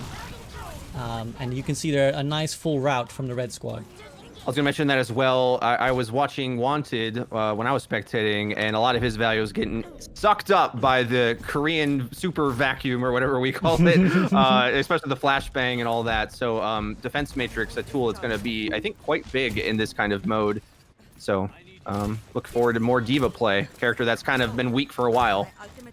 Yeah, exactly. Again, the vanilla kits of the characters become more important, right? Like the ultimates, though strong, are not necessarily now the main reason why you might pick someone where they currently could be, right? Currently an ultimate might just be the only justification for picking a hero, but that becomes much less of a factor. And Eskay picks off Beaver, who was rolling in.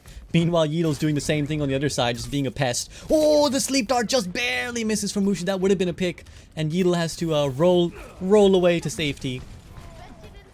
Oh, KarQ takes out Bogur. A little bit of split we're seeing here from the blue team. KarQ getting very ambitious. Where's KarQ going? Oh, I don't know. You want to be here, my guy. I don't know if you want to be here, KarQ. This is a little bit ambitious. He's going to get pounced upon. He's got the rally, but he's still getting hunted. His shield is within an inch of breaking, and he just about escapes. No, he doesn't. No, he doesn't. Wanted punishes him for his hubris. You might be playing Brig, KarQ, but you're not that strong. D.Va Bomb getting chucked in from over the top. Doesn't quite connect, and now the ult apocalypse begins. Oh, Dragon goes to split. Rally going in. Of course, remember, this is all the stakes. Even without this game mode, you know, the time is running out. You have to use your ultimate now. And the blue team are making good use of it. They're getting kills, and they still have. There is another fight. Okay, we saw this from the previous side, but luckily they learned from their previous attack. We still have 3 coming up on 4 ultimates to work with for this next stall attempt. Now, granted, they're respawning in overtime, which delays this a little bit, but Yeatle's setting up for the touch. And again, I think because you know your ults are going to go, you're just incentivized to go here. There would have been an argument to not in a different game mode, but in this one, you have to go. Nano boosted Brigitte goes thrown in, but the Dragon takes one. Bogur takes out the 2 with his own nano boost. He's even got Primal if he wants to, just for the hell of it. He may as well. He pops it. He slaps people around. Arrge just free farming, playing Kovacs right now. Yeatle goes and slams down, but the 2 tanks will not be able to do enough. We are going to point 3 all the way. The ults reset once more, and Nateson switches over to Genji to inaugurate that. No, back to Hanzo. I don't know if it's just watching high-level players play that's so great in Overwatch, or if I like this mode more than I thought I was going to, because I really like this. I like it all getting drained and us having a reset here at each point. I think it's playing out actually quite well in high-level play. I also like that it's encouraging them to go for these final contests, right? It's quite anticlimactic to see teams just give it up because they're playing the ult economy game, whereas now, knowing they're going to lose the ults, there's literally no reason not to try it, because if you're going to forego that big resource, you may as well just forego a bit of your respawn timers. So I like that part too. The lame parts of ult economy is that if they had a big ult economy on the defense, they might hold this forever and win for sure. With the format, force them to say, no, you have to try a climactic fight, right? You have to do it, because there's no reason not to. Exactly, and we see Arrge get the opening pick again, but there's a sleep on Yeatle, and he's going to get taken out, so that nano boost gets no value. This is getting tough now, even with Arrge has built his ultimate so quickly. You can see actually the red team struggling, the way that this point has gone so far. They've struggled for positioning, and they've not been able to build any set of ultimates. Arrge is going to chuck this out just to zone. Wanted goes and gets 1 kill, but Arrge gets taken out by Hayes, and Eskay coming up clutch. We're back to final fight territory. Bogur gets nano boosted. He's about to get right click though. He's about to get high noon maybe too. There's a high noon from Wanted on the other side. A dragon to cover some space for Eskay. She's going to pop the high noon in a second, I think, and Holiwhirl's desperately trying to touch on his Brigitte to stall pick, but KarQ has the rally. That's going to make it super tough. Holiwhirl answers back. A nade chucked in from downtown by ML, who's about to have a nano boost. Minefields on both sides. You can see both sets of players building ultimates at roughly the same time. Nano boost goes in on Yeatle. Beaver gets deleted. KarQ swinging for the fences. Yeatle on the high ground. Hayes is antenated. He has to clutch for his life, but Bogur pops the primal rage. He jumps in. He flies in. He's got to look for some sort of pick. He's got to make the play here for his team because they desperately need it, but he's getting zoned out. Arrge comes back on the tracer and gets a kill. Hayes has just been doing the stalling job, and Eskay on the flank. The duel with Wanted. Oh, the dishonor comes in as Nateson tries to invade into that one-on-one. Holiwhirl takes out Eskay in the end. Hayes still on his payload. You cannot take this man off the payload, but I think Wanted might secure it here with this high noon. Dragon attempt from Nateson, but as Wanted gets lifted up, back goes the high noon. Big slam, but Nateson, oh my god, this could still go either way. The nano boost comes in on Hayes, who has lived through all of this. He is truly immortal. Bogur now with the nano boost. He's trying his darndest. This fight is going on forever. Is this silver? Oh, the sleep though denies Bogur the chance to escape. And as the overtime tick gauge is over, it is Team KarQ who win out. Positioning always matters in Overwatch, but I feel this is another benefit of this mode where the positionings you're holding, you joke about is this silver, right? But it's like the reason why it feels that way is because it's harder to resolve fights, seeing as you're more reliant on mid-fight value, which means the positions you're holding get a bigger amplified effect. Because ultimates in Overwatch often break those rules and say, well, I have this nuke I launched that doesn't matter what my positions are, that I win the fight anyway, right? And when you remove some of that from the game, it's more about the standard FPS mechanics. Yeah, I agree. That was a lot of fun. I think that was probably the most fun of the games we've had so far. But we'll see if the gang agrees. That was intense. Hello. GG's, guys. GG. Anyways, I bought a lot of Shanghai. I'm joking, but it was really close. This one. And That the was biggest very clutch. that wanted popping off first point.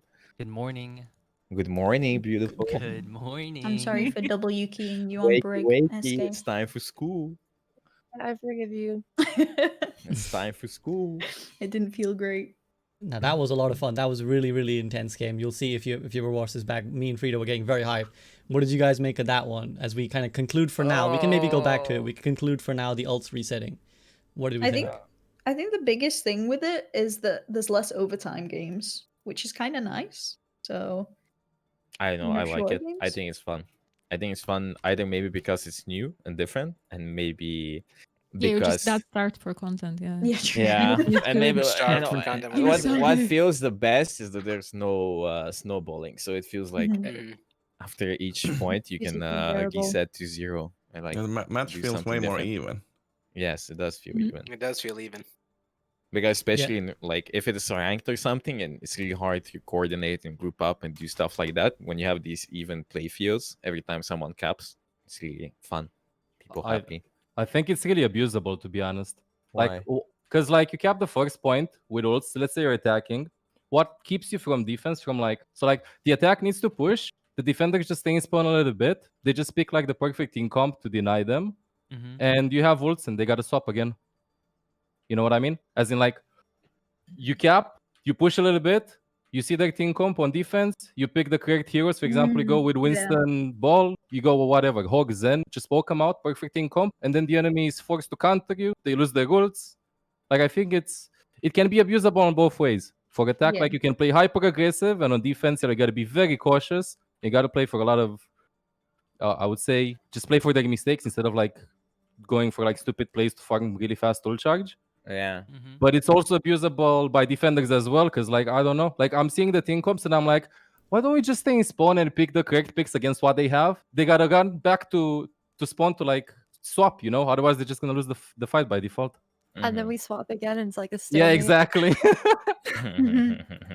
No, you swap. No, you I swap. think that's a great point, but another thing to consider is that's already kind of a problem now. I mean, how many games? It's already a thing, especially Right. like scrims and stuff. It's already a thing, especially like not maybe I know right now what's the scrim meta, but back in the day it used to be they go this comp, oh we go this comp. Now they swap the other comp. Now we swap again. It's like Rock, it's paper, already a scissors. thing. It's already rock paper scissors. So it's Yeah, but I feel like ultimates can like tilt the balance a little bit. Right. You are right in that degree, but I think as we move on to our next experiment, those types of problems need maybe different solutions. So that this was to incentivize the swapping, and as you're saying, that makes counterpicking better. That is also a problem, but how we select heroes might also be a bit of a problem in Overwatch, because the dream is when they design the game, you as a casual player in quick play can see they have a comp, and swapping to the best thing is a good thing for you. But from our competitive standpoint, all of you are really high level players. Then you're like, well, I'll just pick Brig or whatever's the best for the situation. And that sort of like robs it. But that's already the case in the meta anyway, in every meta we've ever had, right? So you're definitely right. It gets exacerbated, but that also needs a separate solution anyway. See what I'm saying? Like we need more solutions. This isn't the only solution. I don't. I think. Go ahead. Maybe a cooldown on hero swaps after you cap the point. As in, you can't Good swap idea. the heroes after you selected at like a 30-second cooldown. So you're forced to take a team fight with it. I think this change would kind of force people to just use their ultimates off cooldown, right? Yeah. Yeah, It's that's way more kind fun of how too. I've been using it. It's more fun, in my opinion, as well. Well, Wanted As was spectators, I think farming, we so like he loved that. it. I think it's less tactical though. Yeah, it's But, yeah. very Just spam Q, press Q. Just spam. Oh yes, very abilities at the tactical. start. Zeta Grab Dragon. Resident Sleeper. Yeah, I mean, I think with any of these game modes and any quote unquote solutions to Overwatch, they always add something and then they take something away. So because we're used to this game, like when we do this, we are like, okay, well, we get these benefits, but what about these problems that it brings up? And I don't think any solution will like quote unquote fix Overwatch. Not that there's like some core thing that if we fix it, it'll make everything perfect. It's always about, I think, gaining something and losing something else, and what we value gaining over what we value losing. So yeah, I think one thing I like, final point, and then we'll head to our next game mode. Final thing I liked was that it forced you guys to actually contest at the death of points. Like ordinarily, as you know, if it's getting to the end of point B, you might think, well, we got 2 ultimates, let's just keep them and go for point C and hold there. But we had like a lot of really fun clutch fights at the end because you guys had to commit because you had like 3 ultimates. Like, we're gonna lose these, so we may as well try. And actually, sometimes it worked out where otherwise it looked unlikely. Yeah, but the last fights become this dumpster of ultimates. Everyone just presses Q. Like you're looking at at the fight, there's no point pressing like Han's ult or something, but you just see Han's ult flying across the map, like mines like this and that, Like one person contesting point and 6 people ult them. It's like, okay, relax. A way to describe that maybe is that there's more ults in an ult fight, but there's less ults throughout the whole game. Like there's long periods where there's less ults, but when the explosions come, there's lots of it, all the explosions at once. Yeah, it's a big one. Yeah, I joked that the final fight looked like silver, but that's kind of how it is. Like in plat or whatever, that's kind of how it is, and we've kind of regressed, but in a fun way, like where nobody presses Q until everybody's pressing Q, because you're all building ults at the same time as well, right? You're all kind of players of an equal skill, so you're all kind of mirroring each other's ults at the same time, which makes for this big fiesta, which is kind of hilarious, and I kind of enjoyed that, but there are downsides to it too. Right, so. Oh, no, go ahead, Ollie. Sorry, I interrupted you before. You go ahead. It would be cool to, instead of having ults completely reset, maybe they go to like 50% so that it's kind of balanced, but you don't completely lose out on holding ults, if that makes sense. So you can't snowball. I mean, it doesn't change much. It just like speeds up the game a little bit. Yeah. You can have them like be halved after every cap. You have the ultimate or something. Yeah. The problem with halving is that and be like, oh, I'm going to be closest to my ult next fight or whatever. The problem with halving is that it's a can of worms, because half a tracer ult is less valuable than half a grav. Yeah, true. And then you can start switching and changing to a different hero and stuff like that. Dependent on the hero, I guess. Yeah, as much as I love this theory crafting, so this is why I have the questionnaire that I will ask you guys to fill in at the end. And also just a quick reminder as well that anyone watching either in my stream or you guys' streams, I provided you guys a form for your chats to feedback as well, because I want people watching to feedback too. So there's a little form on my chat. It's !feedback. We'll bring it up. I put it into the general chat for you guys. And if anyone watching wants to give their feedback on what they saw, fill in the form. I'm gonna collate that data and give it to Blizzard. Now let's try protect and ban. So what's gonna happen here is both teams will first protect one hero, and then they will both ban one hero. And then as we play subsequent matches, the losing team will get one additional ban. So in this sense, I'm actually going to let you guys pick. So let's have KarQ and ML as the proper captains now. And since we've only got 12, I mean, Freedo, I think hopefully I'm not out of line in saying you're quite happy just being spectator with me. Is that correct? Yes. Yeah. So in that case, everyone's going to get picked anyway. So there's no danger of someone getting left out. So in that spirit, ML, up you go. Get your first one pick. Bulgarian brother, get in. Oh my god! My heart just melted. KarQ, you get 2. Wait! Yeah, it's 1, 2, 2, yeah, 2, 1. Draft. Go on, take draft. It was like, no, take him back. Instant regret. KarQ, you get 2. Sorry, Yeatle and Wanted. All right. Yeah. Okay. I feel like ML, I'm back in you get 2 now. class. ML, you're up 2 now. Yeah, give me Beaver and Mushu. We know the tank line has been assembled here. All right, KarQ, you get 2 now. Love squad. Love squad. I just want to pick. I just want to pick East Coast. I want to pick my NA East Coast people. Let's take Wait, I need another support player. Let's take. I wonder who. I wonder who could that be. Let's take Eskay and Nateson. NA versus EU. I'm actually just taking NA. I'm just taking NA right NA now. versus Wow. EU. Maybe we need to put. As the final We need one. to put the minimum. We might put the minimum ping on then. All right, ML. 2 for you. Well, I need 2 DPSs. So So yeah, that means Arrge, yeah. Arrge and Holy go in. Hayes goes into this Oh. team. Hayes, the KarQ, who do you want Let's on what go. role, by the way? Because you've got 3 flexes, so you could have any of the a third person on DPS. Yeah, can we do one support, 3 DPSs? No, not right now. We can experiment with stuff like that maybe later or next time, but for now, 2-2-2 lock. Nateson, do you play? Nateson, we'll have Nateson on DPS. Eskay, come duo support me. Okay. Be out here. Okay. Oh, wait, so yeah, that works. okay. Now KarQ, give me 2 maps that you want to play, and then ML will narrow it down to 1 game mode. Let's do Icon or Hollywood. ML. Hollywood. All right, Hollywood it is. So let me quickly just tell you guys what's going to happen. As we get into this game, you're going to see... First, just pick any hero. It doesn't matter. It's going to send you into a screen. I'm going to bring it up from my chat what this screen looks like. But basically, you'll see a list of all the heroes. And then you will each get 2 votes on a protect first. So you'll be able to see each other's cursors. And you each get 2 votes on the heroes you want to protect.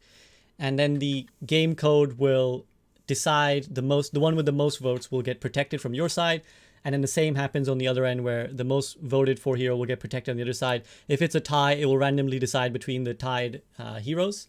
Then you guys will all get to vote on a ban, and same process, you get 2 votes on a ban, and then whichever is the most voted for hero will get banned from your side. Can I have a question? Yes, absolutely. Have 5. Like, if we ban a hero, is it banned only for their team? Both teams. Sorry, I should have clarified. It's universal, Okay. So both teams will be unable to play that hero. Should we assume that we know who the other team is and like what heroes they play? Yeah. Yeah, I mean, yeah. So this is the way we designed this code. Shout out to Grandeur Hammers and Cactus Puppy who designed this workshop code. The reason I decided like this, because we could have done this in Discord, but the reason I wanted them to create this is to kind of replicate what it would be like in ranked, where you might not necessarily know, your teammates or your enemies' hero pools, but you guys are allowed to abuse it if you want. If you know you want to ban Wrecking Ball or whatever, not putting ideas into your head. We brought that up. Absolutely not. No. Nope. Okay. Any other questions? Let's move to team chat. Yeah, go on down to team chat. Good luck, have fun. You might want to start discussing already. And also shout out to Fitzy who rated and is joining us here. Shout out Fitzy. What's up, my guy? I almost wish we added this on to the ult reset thing, but yeah, I'll have to readjust my expectations for how this is going to play now that we're tackling different problems altogether. And those of you who have just joined from Fitzy's stream as well, you may want to go back and watch the previous experiment we just ran for a few maps with Ultimates reset on checkpoint. The games that we got out of that were very interesting and a lot of illuminative plays to what that type of mode gives. And I think for players in it, they may not have seen the benefits of it that me and you can see from the spectator point of view. I have to. So that, sorry. I think I just bugged out. I think the code needs to be re-imported because ML's cursor isn't working. But carry on. Right. From a spectator point of view, Overwatch is quite different, and that's something that the game and the esport has sort of struggled with. And I think that previous experiment does a good job at dealing with some of those things. It was interesting that, like, for example, KarQ said it was less tactical because you go for more Hail Mary type plays, which is definitely true, but it makes each stage more lower impact, I guess, and with a more rising action, with that exponential burst of impact, rather than it being spread out and you being able to chain 2 ultimates forever and keep a defense going. So definitely different, but I enjoyed it, and I didn't think I was going to, because after hearing from the downsides of it when we've discussed this previously, I thought it was going to be more adverse side effects, but I actually thought it was quite a triumph personally. But quite a goofy defense from the blue team here, Team Mushu, going for the going for the cheese. Bastion Torb. Well, Arrge said you've unleashed my true form because they banned the Hanzo, and this overlay will disappear in a second. So to note, they protected Ball and McCree, and they banned Hanzo and Echo. So Looks like we know who they're targeting. At least so it's interesting. They've targeted Arrge probably with the ban, but then there's the meta ban of targeting Echo, right? So it's a bit of a mix of both. And you can see the protects of Ball and McCree were probably for our Wrecking Ball players and Wanted. So let's see. And also to your point, Freedo, I think what we can do, if the players enjoy it, we could try combining the two as well, where we have protect, ban, and the ults resetting at some point, maybe later.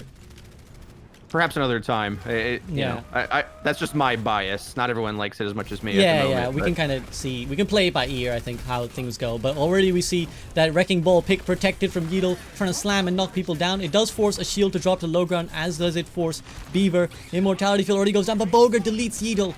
KarQ comes in with the kill, and then Immortality against was huge. Haze on the Zarya pick once more. Dash Fest coming through from Nateson, but the Bastion in the corner, taken out by Wanted, who peeks in, finishes him off, and gets right out. And now it looks like Beaver and Bogur are going to try their best with this double shield. Amp Matrix is on both sides. Everybody firing from windows. Beaver's forced to touch on the point. So is Bogur. Both tanks trying their best to stall. Bogur trying his best to hide his head hitbox. Gravitic Plus is only, but Wanted has the high noon to counter. He shuts that down and the point goes to Flip. And again, I suppose this is what they wanted when they banned and protect those heroes.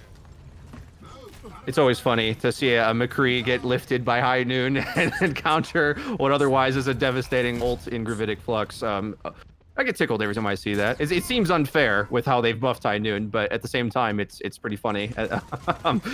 So yeah, It's like 5 minutes going into yeah. Streets phase. It's like what? I was gonna say it's one of the most hard counters. Like if you think about an ult, it's like, oh, you lifted me. Well, thanks for making it easier for me to assassinate you. Exactly. Yeah, and again, so we're kind of, I'm still in mental as well, having to come off that game code, because you can see here the ult advantage is still very strong for the red team. They have a lot of them, and they choose to commit one, which is the beat. Nateson has the blade ready, and the only ultimate right now for the blue squad. Mushu pops the Valkyrie, trying to keep our team in somewhat of a pole position. Yeatle comes slamming in with the minefield that hasn't necessarily got all that we wanted, but Wanted on the... Speaking of Wanted, he goes and gets a kill. KarQ's fragging out as well on his Batiste. Wanted controlling the high ground. He's forced out a little bit. He gets a little assistance from his buddy KarQ. And again, the steamroll is very real. This is Holiwhirl to a T. The steamroll is very, very real. And without those ults resetting, blue team seem to really, really be struggling. They still haven't really had one good set of ults come online. And here comes KarQ with his second Amp Matrix, Graviton Surge, and Dragon Blade. I think they are still mentally in the press Q button, because that was highly unnecessary. But it gets them the point.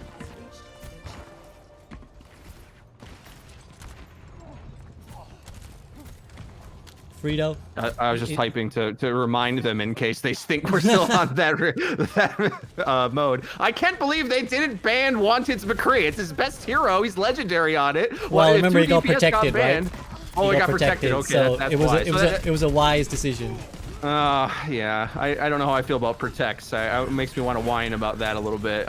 Anyway, so the reason why I say that is because when there's a protect each and a ban each, because I think that's what they had, right? Or was there two bans? No, one ban and one protect. Yeah, there's people say that we don't have enough heroes or hero bans, right? But I don't know if you can even perceive a difference when you're able to protect your one of your star players on their role, and when you pick DPS especially, there's so many options, right? It's always one of my complaints when new players come into a hero ban format without any practice in it. Banning a DPS is one of the worst bans you can do, in my opinion, unless you're targeting a one trick. But because they matter so little to the team comps you can run, right? Yeah, there's so many different ones you could pick that kind of do the similar job. You know, as we talk about abilities overlap, that's kind of already not always there, but sometimes there. If you ban McCree, you know, there's heroes you can pick. This is why in hero pools they banned more DPS, right? As much as I don't like hero pools, that was their thought process with that. I think they banned, was it 1 tank and 3 DPS or something like that? I can't remember. It's been a year, but... Yeah, well, there's a... sorry to cut you off, Freedo, but there's an ult-pocalypse going on as the blue team desperately hold on for their lives. Mushu trying her hardest to stall, but there's nobody left on the payload. Ooh, the 1 second res, the 1 second touch from Beaver and the Torbjorn from Arrge. Arrge is getting a kill or two, but the Dragon Blade from Nateson will probably confirm this up. And as the boop comes in from Yeatle and as the death comes in from Beaver, looks like it's quite the hard steamroll for Team NA Ping. Team NA Ping. Maybe they should name their team name to that. So the contrast between the previous experiment, I mean, I don't think we were ever going to see a 3-minute time bank in the previous one, right? So it's like harder to maintain map control and channeling ults when they reset, when that is lifted, all of a sudden now, despite some liberal uses of ults in the streets phase, they still had more to continue the snowball. Also, I think they maybe were too willing to try one of those all-in team comps that puts you in that sort of ultimate disadvantage. This is sort of exactly why we even came up with the previous experiment, because a comp like Torb Bastion, they kind of needed that first fight to work for any of the ult economy to play in their favor, and as soon as they had to mass swap that, I mean, they kept the Torb, but you know, they swapped that up and lost control of the map, then you can see how punishing it is to pick the wrong comp outside of that format. And as far as the hero bans are concerned, I think banning DPS is just a mistake overall, unless there's a player that literally can only play one or something. But, you know, despite Hanzo being banned, I don't think that made too much of a difference to Arrge's success. I think it was more of a team strat problem. I do like that the blue team are trying things. You can see here they're trying now the Brawl comp. So I like that they're experimenting with this. They're kind of trying to make use of the fact that, you know, bans might allow them to be a bit more tactical. Not that necessarily the Wrecking Ball or the Echo was stopping this from being a thing, but I think still a fun attempt from them, and they're really trying to, you know, make something of this. So they're going to fight for the higher ground, as we know they have to do, but wanted, again, just really making the difference on this McCree pick. You know, just it's kind of stuff like this that makes you, like, asking you to ban this guy, right? It's like asking you to ban this pick because it's too OP. What is the rules after this again? Like, so the losing team, so team EU Ping will get one more ban now, so they'll get to ban 2, and the bans will go again, so they'll get another chance to reassess their decision. Will the protect remain, or can they keep protecting the same thing? Because I think they can keep protecting the same thing. There's not necessarily anything in the code that prevents them from doing so, but we could make a gentleman's agreement that says you can't protect the same thing again, potentially. One of the big worries that everyone who criticizes hero bans is having your best hero banned out. So I definitely hear that, but I think at the same time, the protect system almost defeats the purpose, where now we have wanted kind of feel free to clown and kind of dismantle the enemy team. That being said, the rush finally got through, and they have overwhelmed. The nano on Bogur kept them alive and kept that front line swinging. And ML7 actually doing work here, so I like it. I like it. And yeah, they're finding ways to make it work, and we can theory craft some more. But let's see what the point is going on here. There's an attempted wall off there from ML to try and deny one to the high ground, but now again the oppressive high ground of Hollywood will prove to be a little bit of an issue here. They have a graviton almost coming up for Beaver, so maybe that might be how they unlock this. But again, Immortality Field is a good ultimate.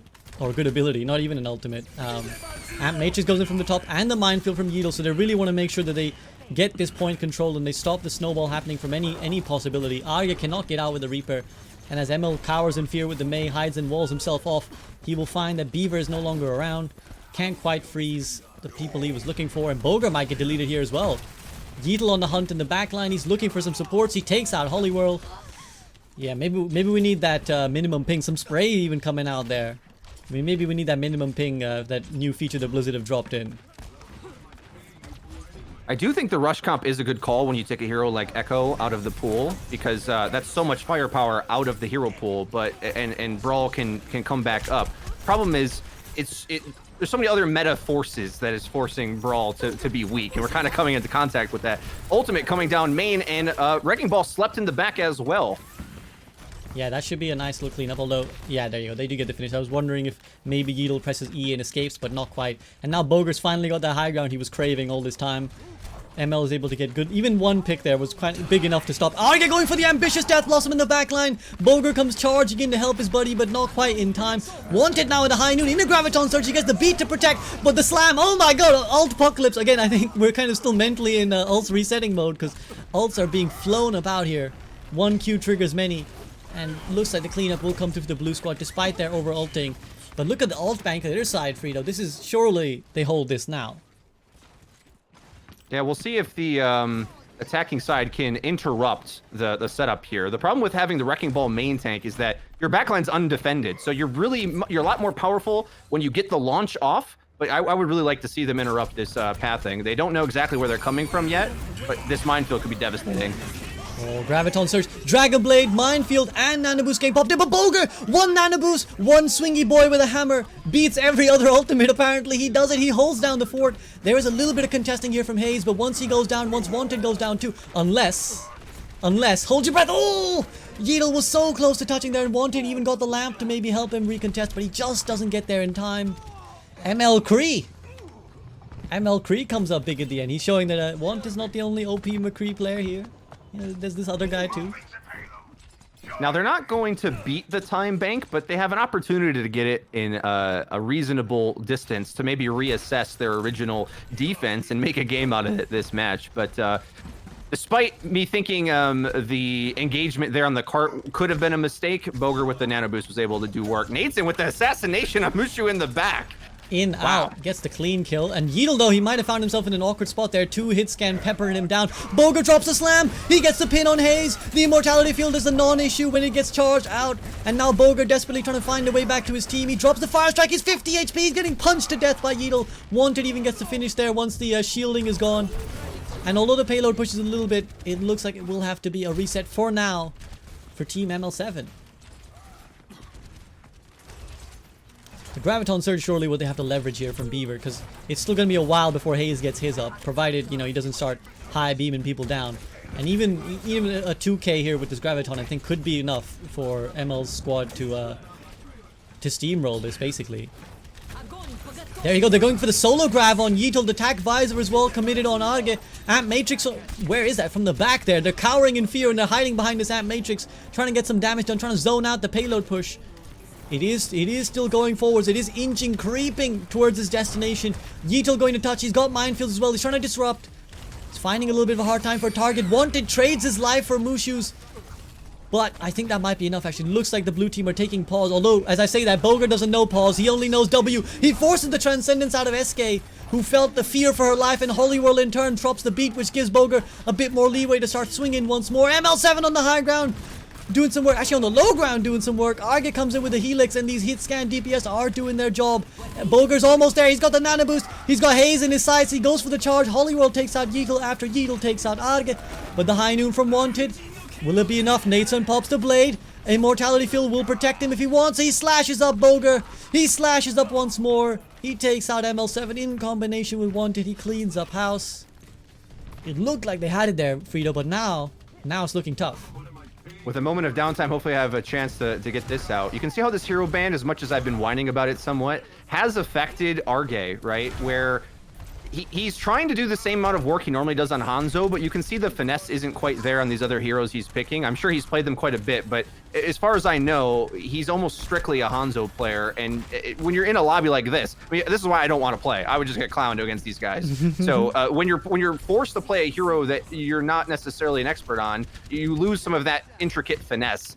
And overall, I'm not a huge fan of the double hit scan trying to push into this point, because it was difficult for them to win the next fight after the first one, since these DPS don't really like pushing onto the cart. They're not as effective there. They did a little bit once they had their cooldowns, but it's not like a Reaper or a Genji on the other side, which is able to play the hero troublesome easier. spot. The grab goes in.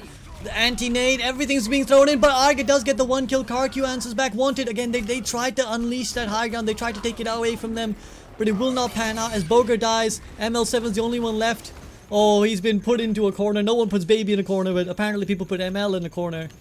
And there's some hope here, maybe for the blue squad, as Arrge sets up for a high ground flank with the tag visor. Beaver, it will be on him to touch as he finds a wild Genji on the high ground here, but Arrge is going to have to come up really clutch here for his team. ML7 with the high noon will not be able to get in a good position. Beaver is pushing the point along, and at best now, Team ML can only really get a draw here. They are pushing forwards. The Nano Boost is online as well for Mushu, so she could give it to Arrge. Oh, but the Wanted flank again! The high risk plays pays off. He goes and sheepishly hides in the corner. He's ready to come again. Arrge trying to find targets for attack visor, but he can find none. As the Immortality Field protects everybody, the Transcendence protects everybody, and the Blade now does the opposite, ready to slice people up. Takes out Arrge. Will it take out Bogur? Bogur gone too. Holiwhirl desperately holding on, desperately trying to stall. High noon from ML, shut down, I think. Yes, it is shut down by the deflecting Genji. Beaver holding position, because if he moves any inch, he will get exploded, and Holiwhirl is not able to get her beat off. And the defeat comes in for Team ML, Team EU Ping. We are on the NA server as well, which does make a sizable advantage there. I think Wanted felt at home. The bans and protects going in his favor, protecting the McCree, putting that into his wheelhouse. And you saw, there was lots of points where they had an advantage there, but I really thought he was just a dominant force, rotating on that high ground with just perfect fan the hammer timing flanks, using that overhead flank high ground on point C. So once you have that, it's kind of difficult to maintain and get the cap on C. What's up, guys? What's up? I think first thing I'm gonna do, I might actually put the minimum ping on, because that was the ping was definitely an unfair advantage, I think. So let's maybe put it down to what's your ping like, EU squad? What's your ping like? I'm on like 130. 120. 500. That's not that bad. NA is just better. Let's put 120 ping on. Well, if it is, then you should have no problem, Eskay, on 120 ping now. 120. Yeah, no problem, no problem. Actually. Sorry? No, the minimum ping forces us. It like adds a delay, doesn't that So how it basically, works? everyone in this lobby has to have 120 MS now.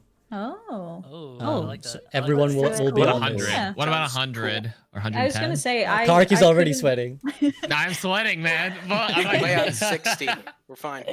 Up Dude, it. I couldn't play against Wanted's McCree on 4 on 100 ping. I was just having a meltdown. Okay, well let's put it on 100 then. 120. Let's put it on 100. Maybe it's a bit more conservative side. The 120 is fine. I was just Let's do being a little 120, baby. 120. I was being a little baby. 120 is fine. So I scuffed it a little bit. So sorry if you had any technical difficulties with like ML. I know you had your cursor not working, but now it should work. Do you guys have any immediate thoughts? Yeah. So what I've done is like I've 30 seconds or something, a little bit longer. What I've done now is 15. I've put the timer to 2 minutes, but when everybody's voted, it'll automatically move on. Okay, that's a bit better. So Sounds good. you'll all get your chance to do your thing. And now, having lost that one, Team ML7 will get 2 bans to your 1. Oh my god, Yeah, ML. let's do 2 bans. Yeah, I feel like one So- ban wasn't significant enough. I think so Mhm. too. I Those think two one though. ban We is banned both getting Echo significant. and McCree, didn't we? Yeah, but I mean, like, yeah, it was too. But Or Hanzo, even sorry. I feel like there's so many broken characters. If you ban like 2, it's like whatever. Do you guys Just want say to? you want to go back to original Overwatch. Do you guys want to change Yeah. any? Like, do you want any more bans? Less Can bans? we go no No limits? protects? I think I want. Can we No try limits, more? wait, no Can we limits. try more? So More two bans. bans on 2 each team, bans so each 4 total. team. 4 Yeah, total. Okay. Yeah. That Yeah. sounds good. Yeah, let's do that. Wait, 4 but bans, wait, 2 for each, do we okay. get one more ban? As Yeah, well? and we'll give So it's team 1 1 4 extra free ban. bans from. I'm also gonna turn the cursors off because I imagine that was a little bit too much cursor action. Okay, here's my Yeah. problem with the cursor, because I have 20 cents, okay, and it like works with my cents. I put it a little bit to the right, and it fucking flies over. You know, it's insane. Okay, so we've got 4 bans in total, and then 1 extra ban for the losing team. You all get 2 votes, so go ahead and vote for whatever you think. Actually, so we'll need more Okay. votes than that now. We'll need I'll give everyone 4 votes since there's 4 bans. So you can vote for your 4 bans and who you think. Okay. Just And buy all the then- ban all do the we- tanks. Can you do so it's like 1 ban per category, or is it only? I 2 don't think bans that each? facility is there right now. I can take hero Okay. limits off if you guys want, but right now we're going 2-2-2. Oh, that's really spicy. Oh, I don't know if that would my- be very helpful. Let's though. start. Actually, let's But- start Yeah, I 2-2-2 don't- first. Let's start 2-2-2 first, Okay. just for organization's sake. So 4 bans, 4 votes, and do we want protect still? No, No, No. no, No? Fuck No. protect. No protects. Fuck protect. Oh, shit. Yes. 5 No heroes are. protects. Okay, guys. If we ban 5 main tanks, I'm gonna leave. So yeah, try not to ban all the tanks so that someone has something to play. But is everyone happy with those set of rules now?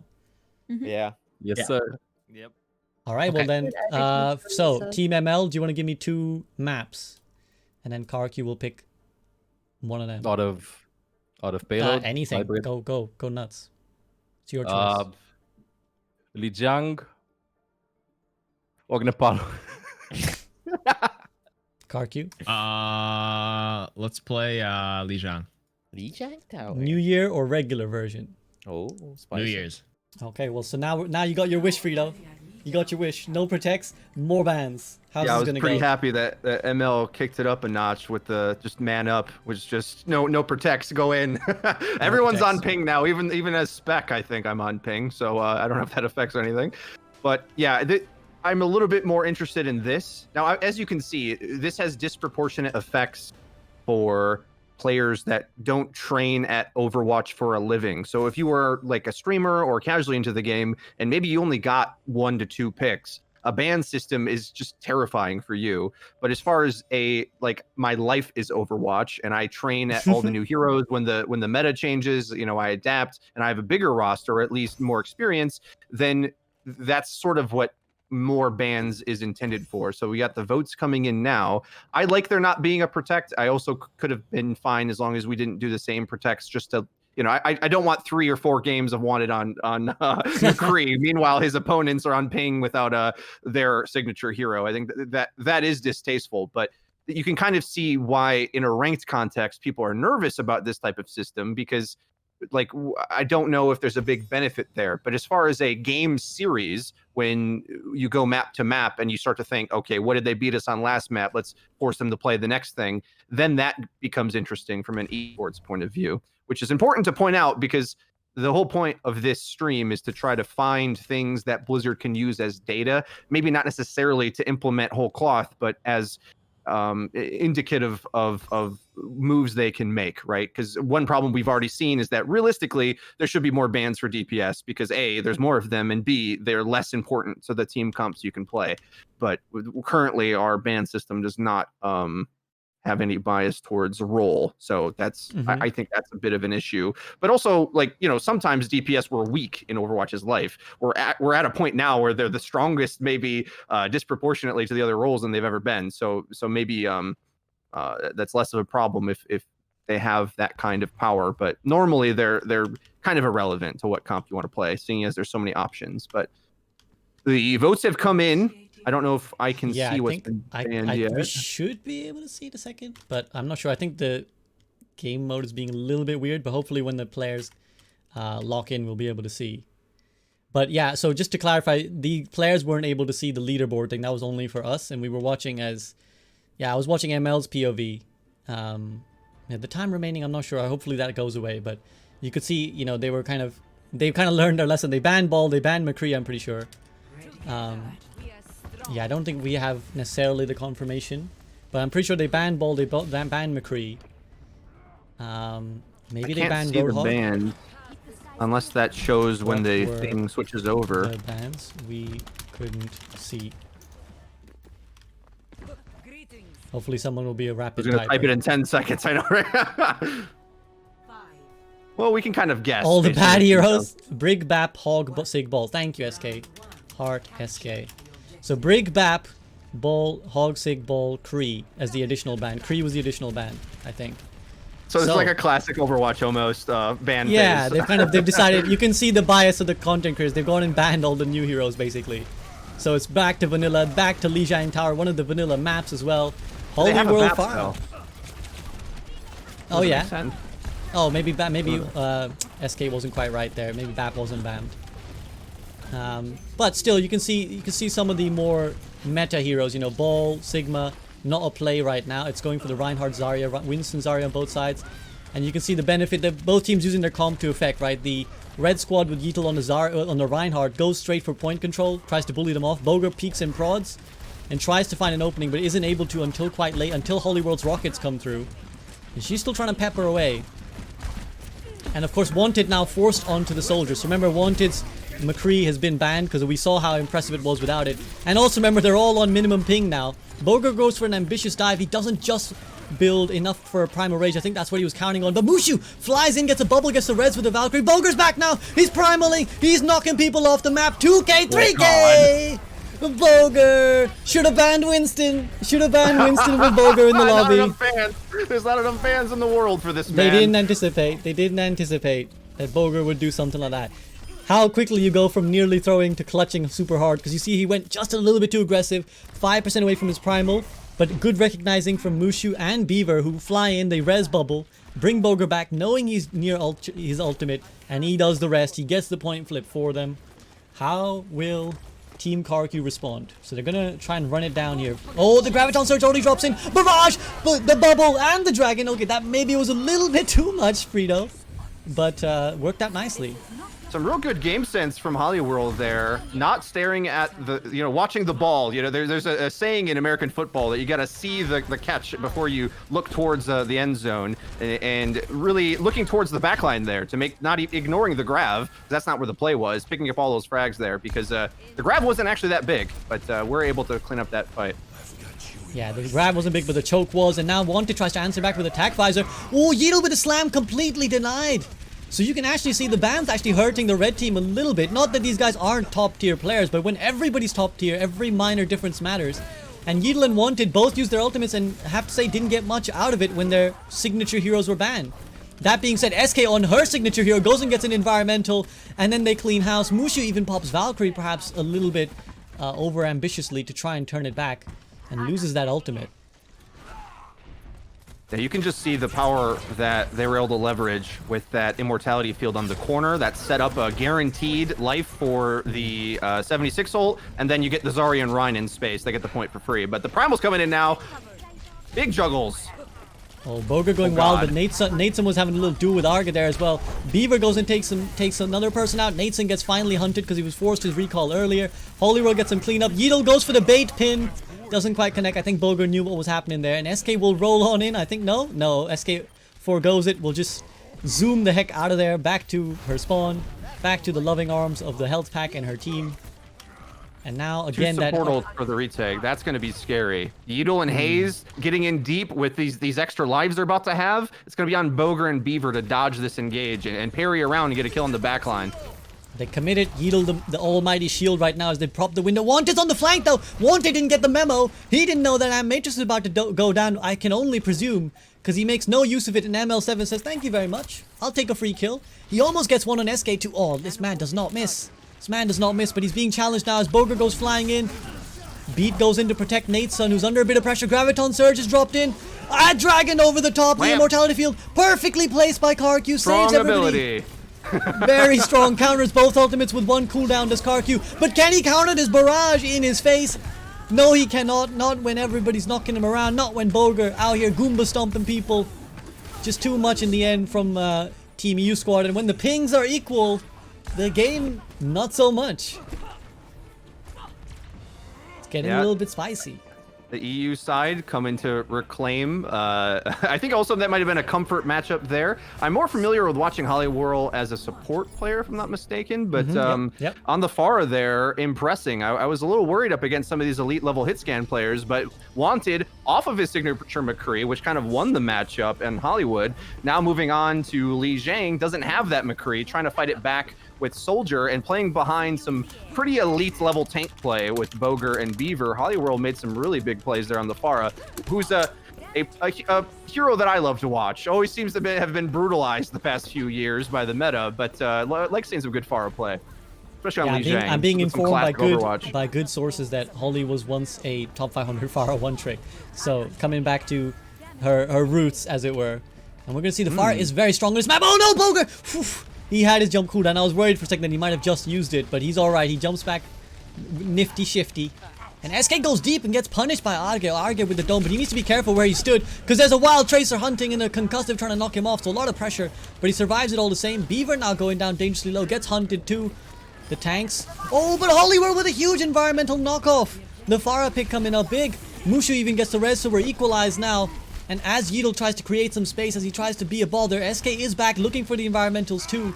Nobody's going for the point yet. They want to win this fight. Arrge has just been sort of protect the president right now. No! The concuss, the knock from Eskay, the boop takes out Beaver, but Arrge still takes out Eskay, so it kind of trades out nicely for, I think, the EU squad.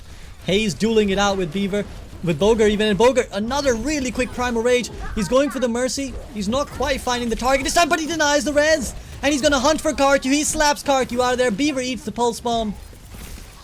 And this is now looking like a surely a one fight for EU squad. It's still going on quite long though, Freedo. It's quite back and forth. Even red team getting the flip. Oh no, fell off the map somehow. I'm not sure how that happened. And a big boop from Eskay. She ran out of juice. Red team was able to get it.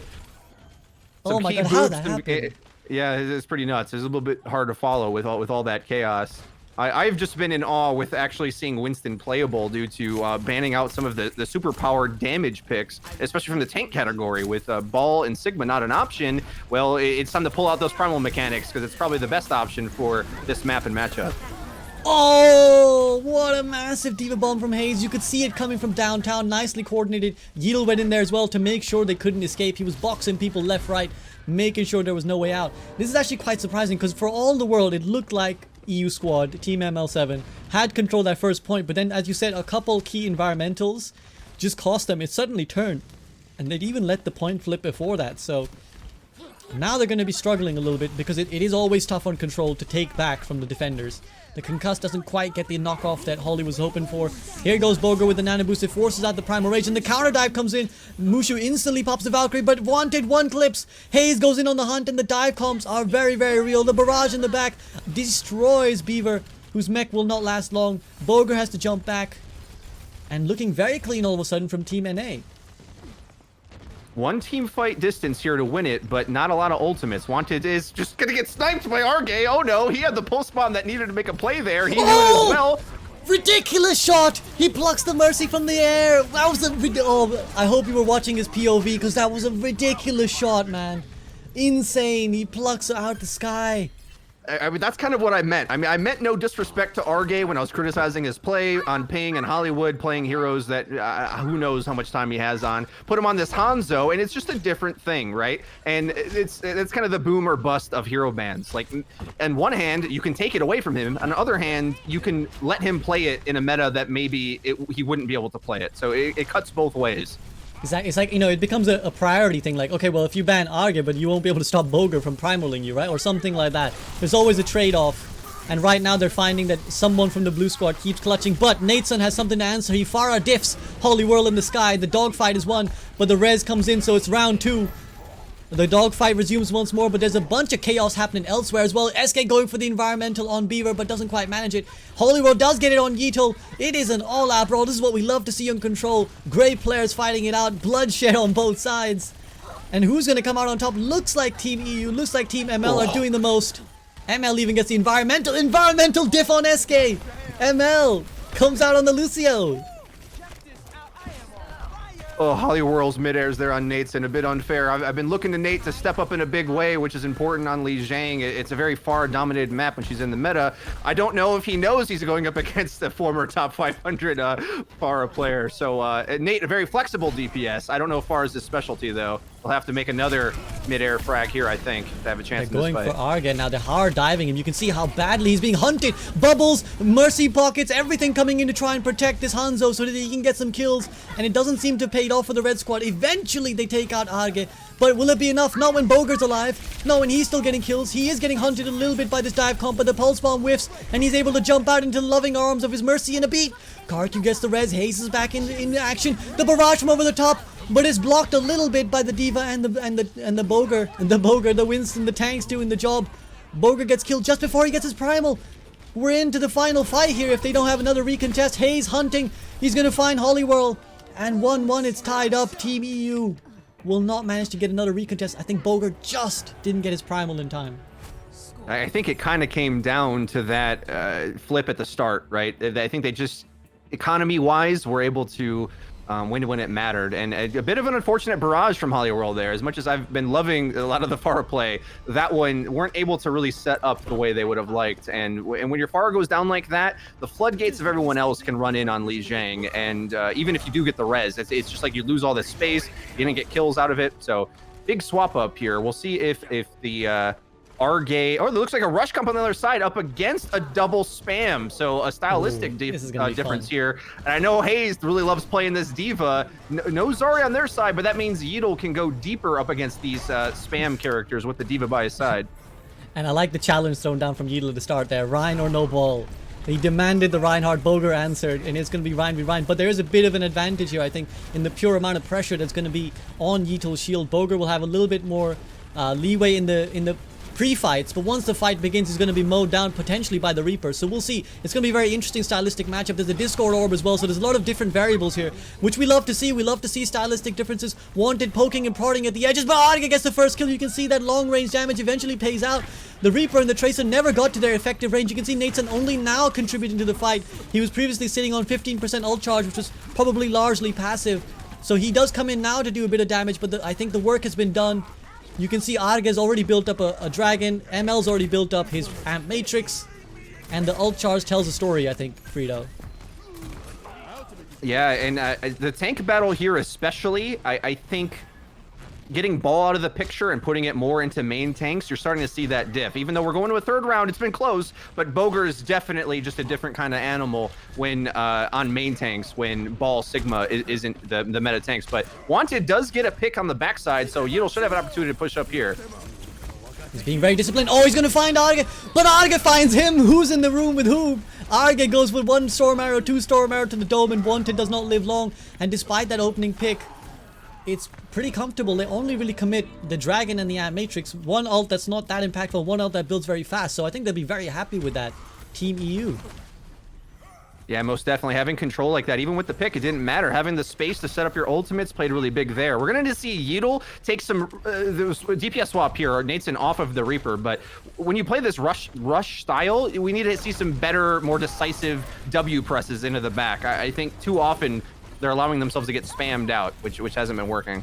They dropped the pulse, but actually I think ML didn't need the immortality. He was a bit worried for his Bogur's life. But the Graviton gets chucked in the back. Another really nice immortality from KarQ, perfectly placed so that the beat, when it comes in over the top, can protect everyone. The Transcendence too late to save Bogur's life, and Yeatle's looking hungry. He looks like he's got a free shadow that he wants to drop.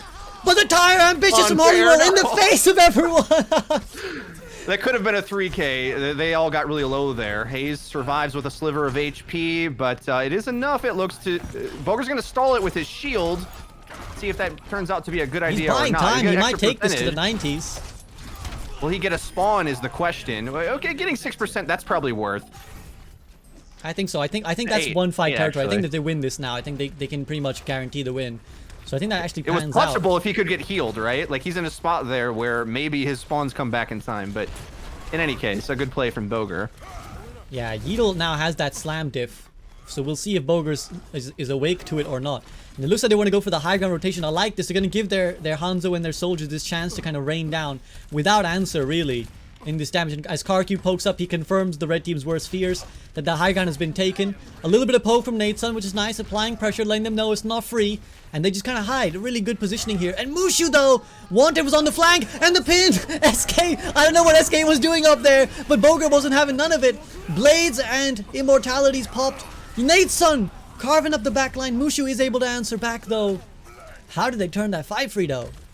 Overall, I think it's the smart rotation from Yeatle, seeing them overhead, so he says, I'll just wait underneath with Shatter. No one even looks his direction. He gets a free Shatter onto the Zarya. It does get saved a lot, or mitigated, I should say, from the lamp from KarQ over the top, but it was kind of too far gone. Like, all the damage had been dealt by that point, so they were able to clean everything up from that. Commitment from the Blade finished it off as well. What do you make of this Sombra switch? It feels like it's too late to get an EMP. I feel like this might be a bit of a mistake here. Graviton drops an Amp Matrix, not in a favorable position because Yeatle's past it. Yeatle's swinging, and Wanted comes in with the Pulse Bomb. It did look like the blue team might have been able to turn that until Wanted and Hayes, they kind of pincered from either side, doing the damage. And like I said, Holiwhirl's only built 20% to her EMP. She's being staggered as well, brutally punched in the ear by Eskay.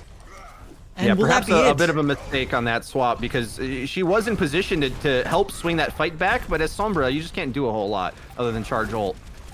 No, and now she recognized that, switches over to Tracer for the last bit. Bogur gets the touch, he tries to slam it, will not get anything done. He's holding on desperately, Mushu too late with the Transcendence, tries to save him, tries and fails, and the immortality makes sure that even though there wasn't much follow-up, there will be no kills in the grab, and although they ran it close, Team EU are gonna have to take the 2-0 loss here overall in terms of match wins. That was close, Freedo. That was really close. I would assume the plan was to try to hack the grav or the pulse bomb. I think that must have been the play. And once that didn't happen, then you sort of were at a firepower pick disadvantage, and that snowballed into the next fight. But some good Overwatch. It's interesting when you take out some of those DLC tanks that, let's say Winston maybe isn't even strong in comparison to, yeah, it's outrageous. What even is that? That's not fair. You can't do that to them, Bogur. Why? I mean, you know, this is a hero that's the worst hero in the game, in my opinion, right now. And we don't get to see Bogur pull that out because he's got to be stuck playing Sigma Ball or any of these others. But with that as an option, getting the legendary card as well. If I could vote, I would, because that was nuts. Oh, the full 12. The whole lobby recognizes the Bogur Winston. Very, very nice. Point out the fact that the pin on Eskay was beautiful. That was a nice play, Bogur. That was really nice. Unfortunately, the Eskay got bubbled. Unfortunately. That was a clutch res, and it's a huge play. What did you make of those bans? Those bans were fun. I like them as well. I liked it. No Sigma Ball. Felt kind of nice. Hell of variety. Yeah, I agree. A lot of variety. Yeah, we did some Winston plays, some Winston Diva, some Rhine Diva, Rhine Czar. Yeah. Tried some Mercy, got some Lucio, got some Bap, got some Ana, I think. Good. Literally, the players get to make their own meta. It's great. Yeah. Yeah. Exactly. It locked one here. Okay, can we add more bans now? And my dick tip. I want more. Do you want to keep to this? I think this is a pretty good number, unless you guys want more. This is fine. This is fine. This is fine. This is fine. I like it. Lack of options. Maybe one ban per roll or something. So that facility isn't quite there yet in the code. Oh, okay. But you can do a gentleman's agreement. You could do a gentleman's agreement of like, okay, we only ban one from each role. Or you could do, because we got 4, you could do 2 DPS, 1 tank, 1 support if you want. How do you guys feel about that? No, this is fine. That could be good. Yeah, this is okay. Yeah. I mean, the freedom is yours, right? It's your decision. Vote however you feel, and I guess the voting will tell what you guys want to ban. So the option is there if you want to level it out, but if you want a hard ban, one role, I'll leave that up to you guys. But do you want to continue with the same settings where basically we can give Team EU, who I thought Team EU had it, to be honest, with the ping diff, but we can give Team EU that 1 extra ban again. Yeah. Yeah, I for sure agree with that. Team EU needs 1 more ban. We also had the suggestion that if Beaver goes and switches with Haze, that it's a full Team EU versus Team NA. Ooh, yeah, we can make the swap up. Make the swap up. All right, Haze, return to us, Haze, back to the EU squad. Nice, Haze. Now we win for sure. All right, everybody happy? Any questions? Anything? Really? Yeah. Well, we know who the carry is now, so everyone ban out Haze's hero. I think just off tank is so strong. Like if you like, Dude, off tank is not strong. There's the difference. The main tank is like off tank is so strong. Off tank player is like, no man, no. It's better to have a really good off tank player that actually plays off tank than like have 2 main tank players, for example, or something like that. That's what I mean. Yeah. In that sense, it's strong. We excited. We ready to go? Okay, wait. So that means I'm gonna let 2 new people pick maps because we've let KarQ and ML rinse it so far. I picked King's Row. Yeatle, give me 2 maps that you want to pick. Pick Rhine maps. We go Rhine. Ilios and King's Row. Ilios and what King's were Row? the 2 maps? Wait, we did King's Row, didn't we? Yeah, we did King's Row. So what's another? There are no Rhine maps. What do you mean? If we ban the correct hero, every map is a Rhine map. Yeah, okay. Ilios and Rialto, perhaps. Oh, we can play Rialto. Rialto, yeah. What? Eichenwald's so good. Eichenwald? Okay, well, you're the man to choose. So we can. Ilios and Eichenwald? Rialto. Rialto and Eichenwald. Okay, so I pick Rialto. Okay, well, Rialto it is then. We'll let Bogur. I don't know who elected Bogur as the representative, but I think he elected himself. I elected myself. Okay, so it is Rialto. Team EU versus Team NA. Let me change the names up. But unless there's any other questions, guys, get to your lobby. Good luck. Have fun. ML7's AFK, maybe? No. My bad. No, he just wants to talk to us. What's up, ML?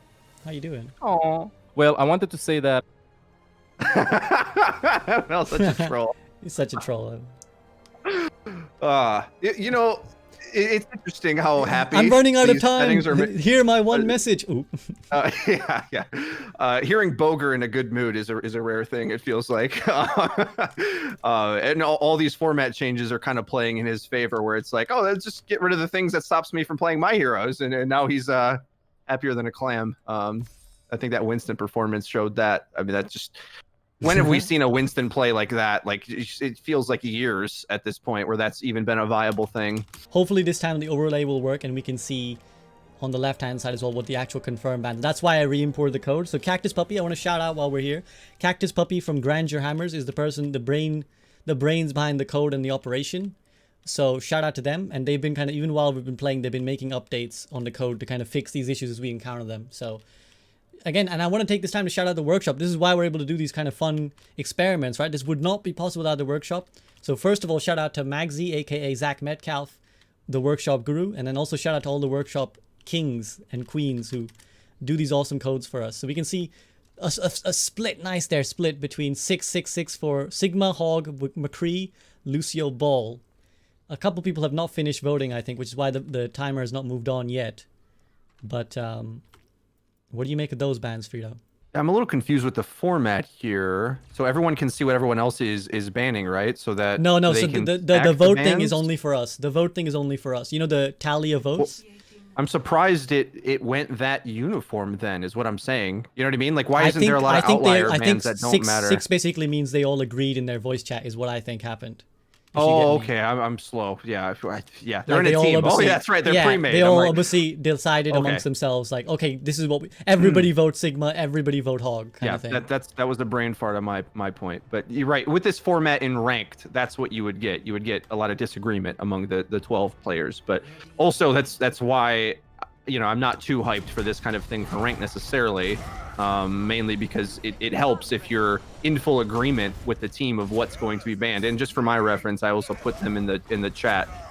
So 3 tanks this time, but at the same time, Sig, Hog, Ball are the ones that force the meta playstyles into those more deathmatchy tank play. So instead, you're pretty much Ryan, Winston, Orisa for the main tanks, and without Sigma, Orisa is basically not an option. So on one hand, unfortunate that you're losing these options as a player, especially if like you're a ball specialist. But on the other hand, you're forcing Winston and Ryan into the meta with these bans.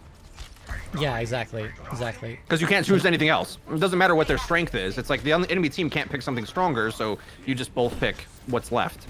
Mm-hmm. Exactly. And again, it's in the player's control, which is what I like about it. Right? They've decided this. It's not been decided by the balance of the heroes. They have decided via their opinions. This is what they want to play, and this is what they get to play, and this is what Arrge does when you leave him on the Hanzo. He goes and takes out Eskay.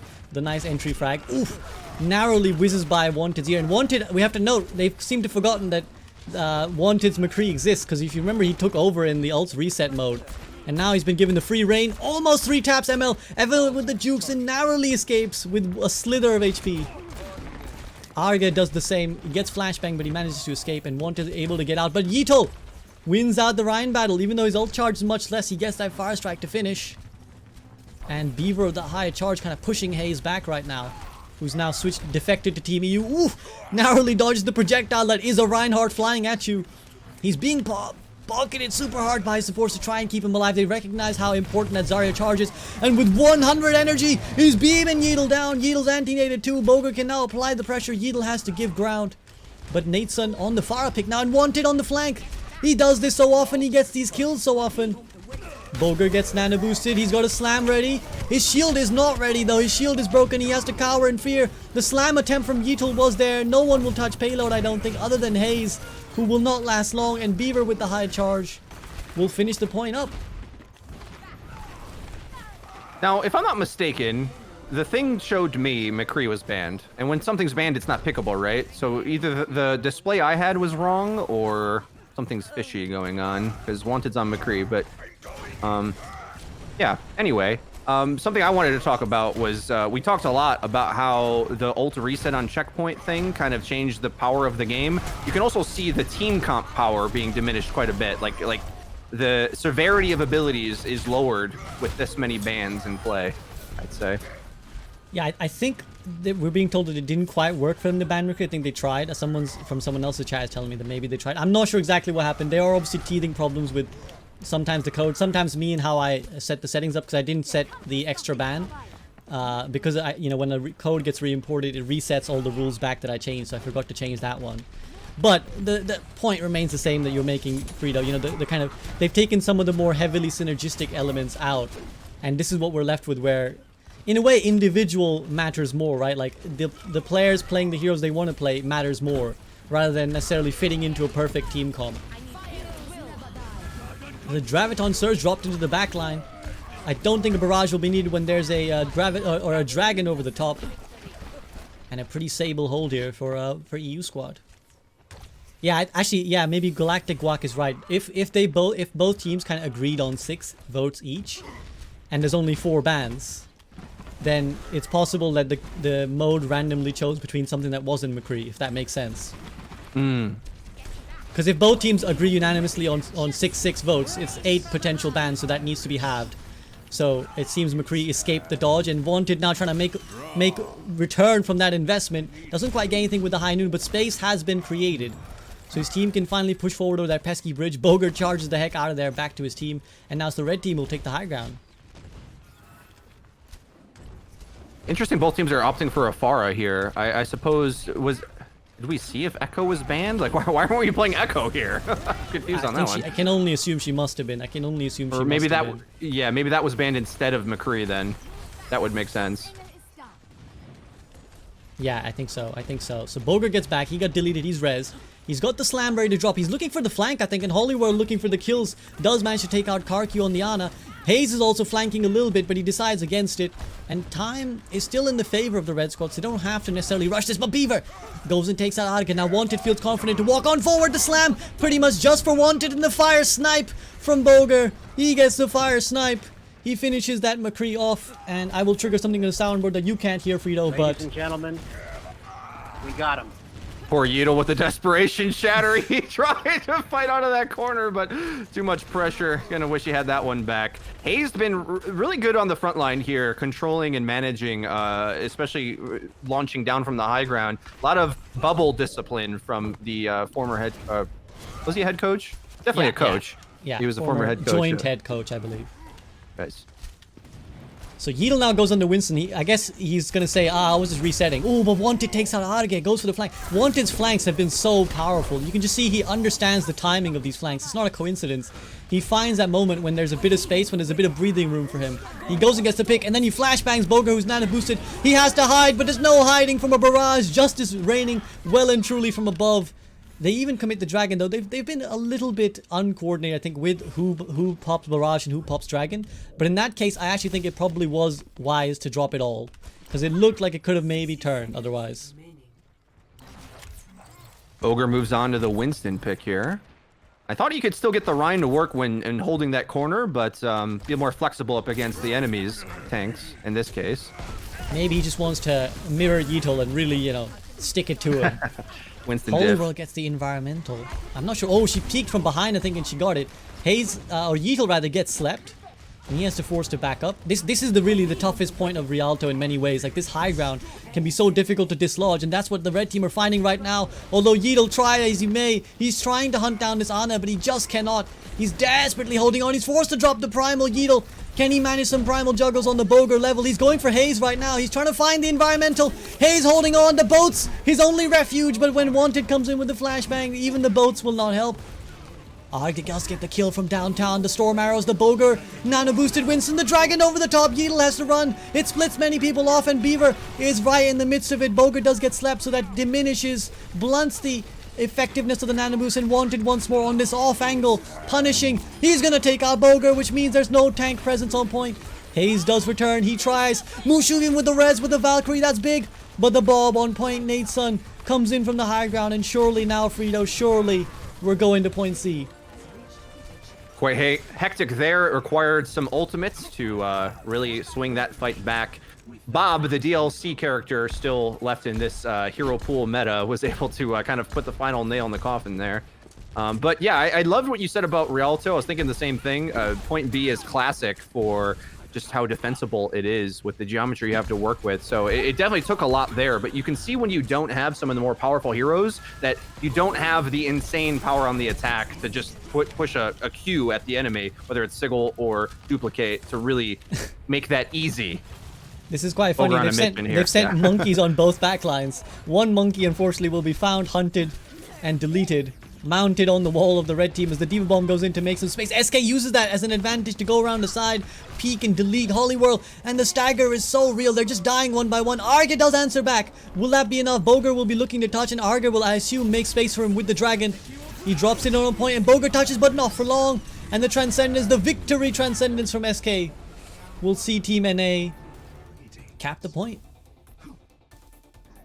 Yeah, Bogur might be getting a little bit fatigued in this because a few uncharacteristic mistakes. Like he went down despite carving in on point A, and then on C, he kind of found himself lost alone with Primal, and he went down while the enemy flanking Winston stayed up. So that allowed them to control the map there to get C. But overall, with the talk about the mode itself, you can see the power of reducing some of the power in the game, and so that it becomes more about executing the map rather than exploiting, you know, the things that are the strongest in the meta. I think that was kind of evident there, where it wasn't really like any ability or any hero felt overwhelming in this matchup, but it was whoever played the map correctly. Fundamentals of Overwatch. Like whenever you take the power down, whether we're talking about the ultimates resetting or the heroes being banned, especially the top picks, then you get down to that core layer of Overwatch where it's a little bit more about the fundamentals of the esport, whether, you know, the map and the objective and how you engage, rather than what you're using. That relationship starts to shift a little bit, which is why we always advocate for these things. I feel like that's what we're seeing displayed with the power down of taking out some of the high performing heroes from the game. Yeah, you could see like the players' decision making felt a lot more significant there. You know, like we talked about Wanted's flanks, sometimes Holly's flanks. They mattered more when, you know, a certain hero's ability wasn't what you were playing around. You were just playing around positioning and timing. And I think again might see an example of that with Arrge, who goes for the flank. He drops one headshot on Beaver, but if it was anyone else, that would have been a pick right there. So very nice work there. Now Bogur will push forward into the oppressive choke point of the first point of Rialto. Wanted again, I think, will be wandering and looking for this kill here. He goes around the back line. He finds ML7, forces the lamp immediately. That's actually very, very big, because now already that big cooldown has been burnt. And immediately Wanted goes and gets the kill on ML7 as that's done. Bogur almost gets the pin on Eskay, who narrowly slithers away with her life. Wanted is kind of trapped in this little off angle here. I don't know if they've spotted him. No, if they had. Okay, Holly did. Holly launched a fadeaway rocket that finished off Wanted. So the high risk, high reward play rewards and also risks. So that's kind of how it goes, Freedo. Oh, nice environmental. Oh gosh.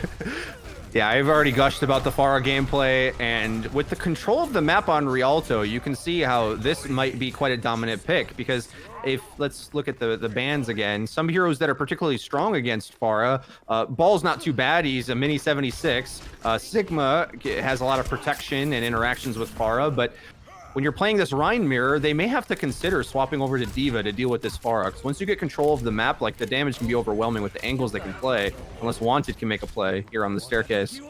Oh, this could be a bad dragon. Oh, they just about escape in time. I think the high noon was just for a reload there from Wanted. He kind of, yes, he popped it and immediately cancelled it as well. Yeatle now returns to try and take the high ground, but again, Holiwhirl just peeks over the top and finishes off that Mercy. Eskay says, "You're crazy" in chat, just in disbelief at these rockets flying in from downtown. Hayes even answers and gets the second. Wanted does get the kill from downtown, but yeah, Matrix. Oh, Bogur, he tried to slam, but Beaver just walked above it, walked past it. He walked past two ultimates there, actually, but now he has to be very, very careful. He drops the Graviton Surge in a bit of a panic more than anything, but the dragon is there over the top. Nice coordination, actually. Justice attempted, but Justice shut down by KarQ as he gives his life for it. Wanted will gladly clean house, but 4 minutes is still plenty of time for the blue team to mount another attack. Yeah, that is one downside of the Pharah comp there. Doesn't deal too well with that transition down the street. Like, as soon as you're using the cover over the top, then you can dink those rockets to punish the staircase. But as soon as you have to then progress forward towards the checkpoint, well, there's no cover for you to use, really. So Pharah was able to be punished there for her barrage, and when that's gone, a lot of your damage to clear the cart goes away, and Beaver can survive forever on the staircase. Exactly, yeah. It was just like standing there for so long in the face of an Amp Matrix, he still survived. But Wanted will not survive an arrow to the dome. As Arrge now feels confident to move on forward, kind of pushing those storm arrows to the limit. Bogur peeks around the corner, but he has to do that classic trade-off, swings for swing with Yeatle, who has the shadow ready. Nice environmental, that's actually a really nice play there. Positional advantage just with that one good use of concussive. Yeatle comes flying in with a bubble. Arrge goes and gets the diff on Nateson, and Bogur goes and gets the diff on the shatter. Blocks it, Dragon, Graviton over the top, very comfortable, very clean. Arrge will move on to point C. Arrge was popping off there. I'm not gonna lie. He was trying to set up for the dragon on the staircase. That's another way to punish that, putting it through the wall. Bogur getting a little bit ambitious there in the transition, but he'll be back in shortly. His team's able to clean up here, but Arrge makes some big plays. They forced the lamp on the staircase. That made for an easy grab in the back line. So Exactly. moving on to C here. Plenty of time to get a significant time bank advantage if this attack's successful. Yeah, what I like is that the DPS have been able to make plays, but again, they're making the plays with their decisions and their flanks and their positioning, not necessarily like they stick E to shield down and then press E, right? It's like they're timing things really, really well, and that's what I really like about this setup right now. But Bogur with a big slam, Holiwhirl with this barrage not really able to find a lot of value last couple times, sleeping inside the Graviton Surge because the bubble kept her asleep, and Dragons trade out 1 kill each. Bogur still wants to be a little bit aggressive here, but he almost gets flash banged and found out. The res comes through, Holiwhirl is back, Mushu, the kind of support we all need. Arrge though gets a little bit carried away, he gets in the face of a Reinhardt who slaps him twice. Bogur with the pin attempt. The payload is nearing its destination, but I think they will have to delay it for now. KarQ with a very aggressive flank, very aggressive, he sheepishly dips, but not fast enough. Now Hayes and Holly can flank on the side. Nateson burns down Holiwhirl, Bogur comes in assist, but Amp Matrix will probably force him back now into this little corridor. Back he goes, blocks the flashbang attempt from Wanted, and now I think we're looking at ML7's Amp Matrix here to kind of make the play for Blue Squad. I was hoping to see a Pharah swap because I think it's met its end of how strong it's going to be as long as Nateson survives way in the back of there. I mean, I don't know how you're going to take any space to find anything to shoot unless Arrge just gets the picks for you. I guess that's one option. Yeah. Yeatle kind of pushed forward there, but his team wasn't really in sync with him. He pushed forward, he didn't get the slam, and there wasn't really much done with it. The solo grab for Yeatle feels a bit bad, but this Amp Matrix really is making it very hard for anyone to really contest meaningfully. A grab gets thrown in, but as you can see, there's just no follow-up right now for Beaver. Yeatle switches over to the D.Va in a desperation stall, but he will not make it in time. In 3 minutes, 9 seconds, will EU Squad get their first win of the night? Arrge's Hanzo is otherworldly. Like, when you have this much experience on this hero, like, he is shooting it like it is a hit scan, basically. Like, the types of shots you look at and you're like, as a soldier or a McCree, I can hit that shot easily. Like, he just does that with Hanzo routinely. A lot of mid-airs, a lot of long leads that he's able to connect just by having such mastery over that bow. So some incredibly crucial picks there. I mean, a lot of times it was his name we were calling that was opening up those attacks, right? Where I'm like, oh, how do they have any space? What are they going to do? Like, they're on a Pharah here against hit scans in the back. Oh, you just get a snipe. That's fine. Or they set up a perfect grab after he pressures out up top. So Arrge really making use of let's, a DLC light hero with the newest buff. I mean, maybe the Storm Arrow is a bit over the top in this format with some of the other things banned. That's another conversation for another day, but it wasn't necessarily that Storm Arrow that carried it anyway. I thought it was just his arrow usage and positioning and all that really did work. And Wanted not really having the same openings for flanks there. Whereas it felt which normally on defense, that's his bread and butter. You have the high ground launch from, manipulate the fights, find those backline kills. Wasn't able to find it there. Maybe with a little bit better map control from the opposing team. We will forever wonder what the confirmation of the bans is because they get constantly conflicting opinion in chat and otherwise. But we can recognize certain heroes which have been banned. The tanks, Bull, Sigma, Echo. I think we can see has been banned. And Yeatle with the opening fire snipe takes out Arrge, so that Hanzo that we were speaking about just already out the equation, at least for now. I'm sure he will return promptly. But again, the Pharah pick has been very, very common. This first point is very good for Pharah, so I'm not surprised. But it's also interesting you see that kind of diversity when, players are kind of sometimes forced into a different pick. Okay, it's Hog, Ball, Echo, Brig are the 4 bans. Hog, Ball, Echo, Brig. Okay, so Yeatle okay. swinging and trading. 12 seconds left. Remember, this is the overtime push. Bogur attempts the fire snipe of his own with the Amp Matrix, and they're just going to respect it. They're just going to back up. They're going to wait for the final minute. Ooh, Bogur! Oh, what a fire strike! Oh, no. What a You fire can't do that strike! to people, Bogur. Absolutely How dare filthy! you. Absolutely filthy! The 500 IQ debate. He looks like he's going to fire strike down. He suddenly turns it up to the sky. He takes out the Pharah. He is the hit scan, but despite that flashy play, the red squad just too much. Even without their Pharah, just too much, and they roll on through. Yeah, I mean, it's not fair for two tank players to be watching an excellent tank, and that play mattered nothing because Juan did cleaned up everything else. But we couldn't help but gush over that. That was so fun. That remarkable. was so good. No one saw that coming. Only Bogur knew that was happening. Only Bogur could have done it. But the high ground control goes over to Yeatle, and Arrge, he goes for a little peek from behind. He's gonna have to yeet back up over the wall. There's nothing really online here other than the Valkyrie, so maybe we leverage the Valkyrie to try and build other ults for the blue squad. Lamp's already forced out. That's really not what you want. Valkyrie now from both sides. Valkyrie from both sides. Beaver dropped the grab. Where's the follow-up? Here comes Nateson. Even the right clicks from Beaver enough. Holiwhirl does get some mid-airs, and Mushu will get the res too, so this is winnable. But Nateson also gets res, and when Holiwhirl goes down, this is a tremendous push from the red team, Freedo.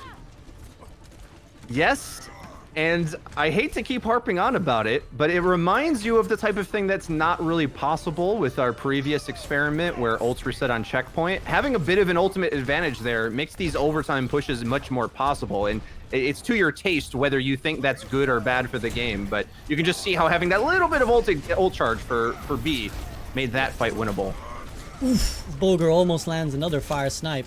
This is it. They've decided this is their last stand. Holy goes in the back and assassinates a poor old grandma. Wanted answers back, but I think the kills are enough. Finally, at point C, just at the apex or the peak, whatever the word is, the glimmer of point C. A smart engagement there to find that flank over the top and force the objective. Obviously, the earlier you stop it, the easier it is for your attack, but also as well, I felt engaging then meant that the attacking side had no good angles on anything, basically, and the Holiwhirl was able to come over the top and find the frags. You know, whenever there's a bunch of squishies in a hole, Pharah is going to have a good time. So good play by them there. But you can also see, to my point though, that keeping those ults and maintaining those ultimate advantage through checkpoints, it's just a whole nother game, right? And it's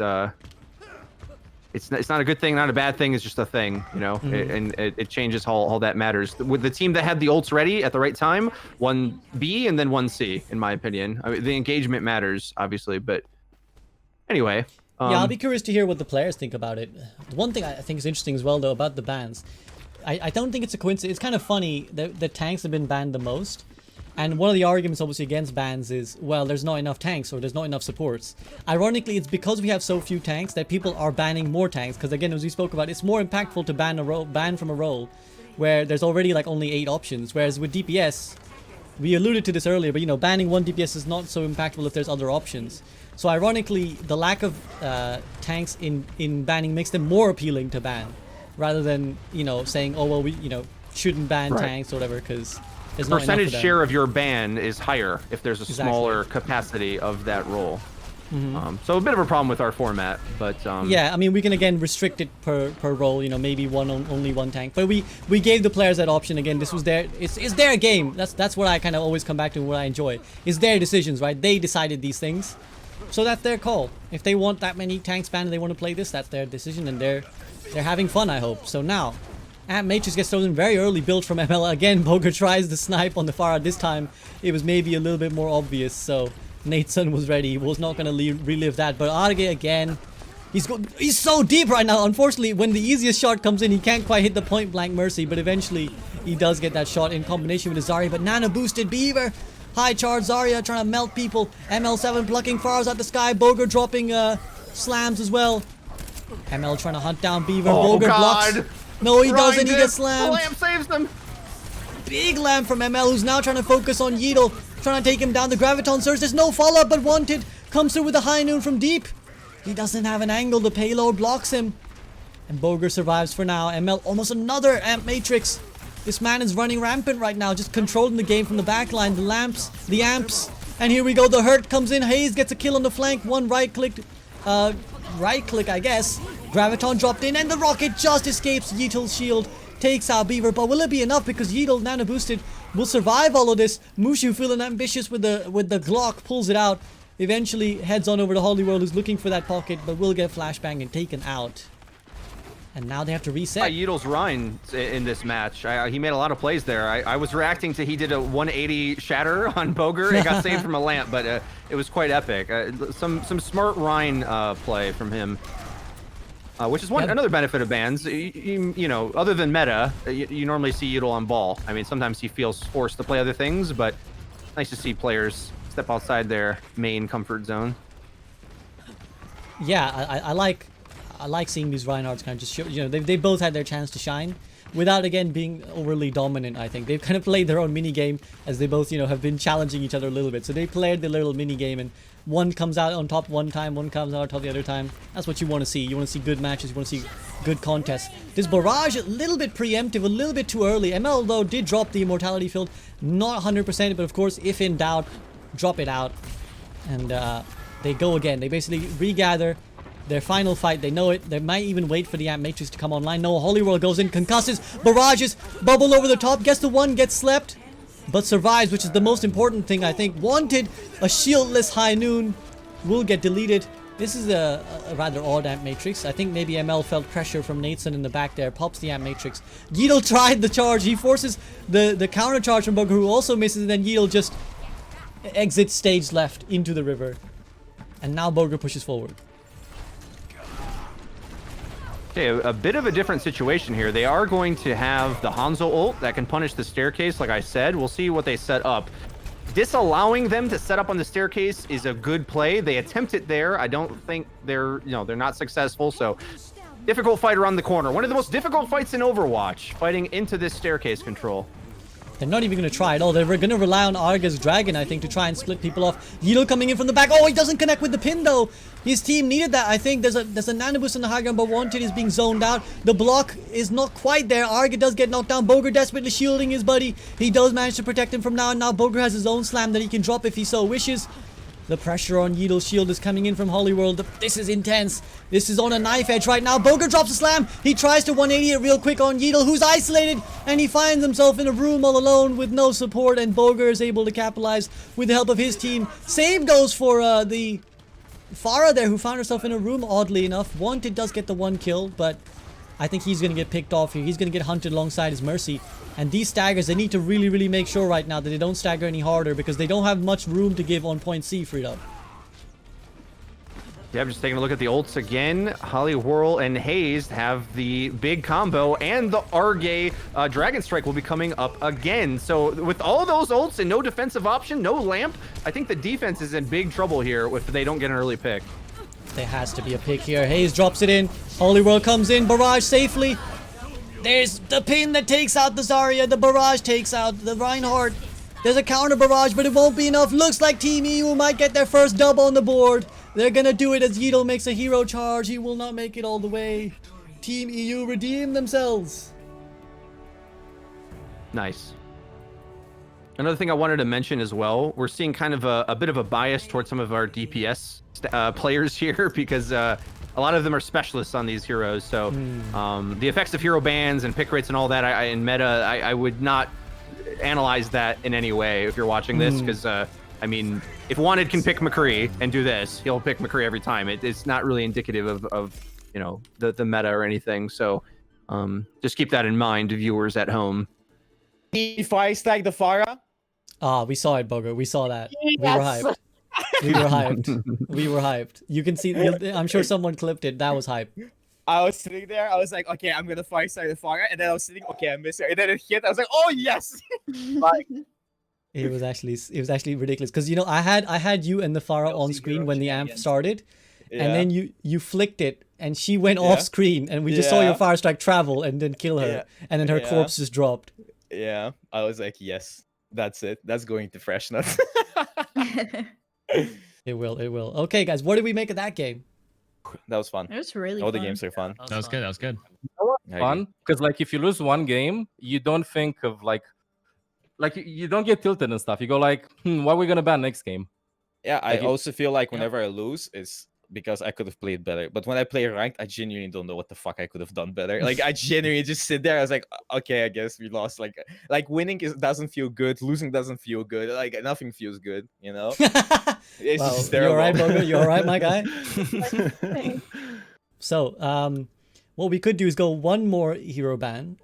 There's one more mode after this I'd like you guys to try, which is called Conquest Split Objective, where there'll be 3 objectives rather than just the one. And we can that can be tried on our new deathmatch Kanezaka as well, so that should be fun. Like capture the flag. I think it is three capture points. So I think yeah, it's so possible basically to merge the modes as well, right? So if everyone wants hero bans, you can keep it for that. It's up to you though, or the ult reset thing, or if I'm not mistaken, you can combine them. So that's an option if you guys want. No, I don't think actually, because they're different codes. So I'm not sure if importing. Oh, them- okay, that's right. I'm sorry. So I'm I not got sure everyone's importing hopes them. up. I think if I knew the workshop, I could probably change some things to do it, but I don't. I'm dumb. These are all courtesy of much smarter people than I. There's 3 modes, similar to the way the King of the Hill works, where if you're in it, it'll start to cap. If there's another player from the enemy team in there, it'll be contested. You get 1 point every time you flip a point.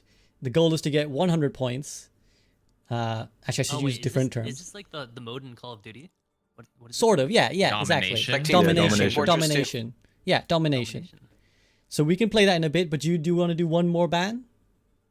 One more ban game? Or do you want to go to Conquest? I'm down to just kinda go wanna and try this this one new out. mode. Let's try It that sounds out. Alright. Okay, sure. Okay, let's do it. Wait, you get 1 point for the flip, and then every minute you And then hold it, you get a every point? kill is worth a point, depending on the number of objectives you control. So if you control 2 objectives, you get 2 points. If you control all 3 objectives, you get 3 points. It also starts a power play, which I'll let you guys figure out in game. And if you only control 1 objective, you only get 1 point per kill.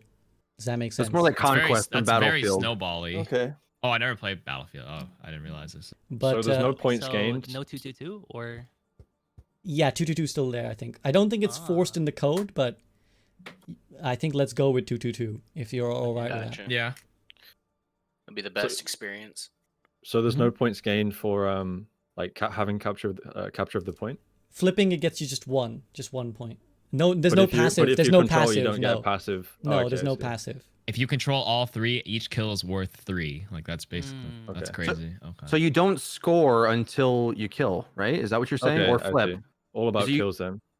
So kills are worth Um, way more than flips, as far as I can hear. Yeah, kills are the main. Yeah, kills are the main thing here.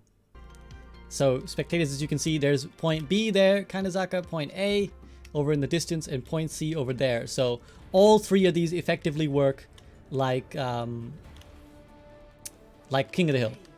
So there's not a lot of time to pick heroes either, so they're gonna have to pick and go quick.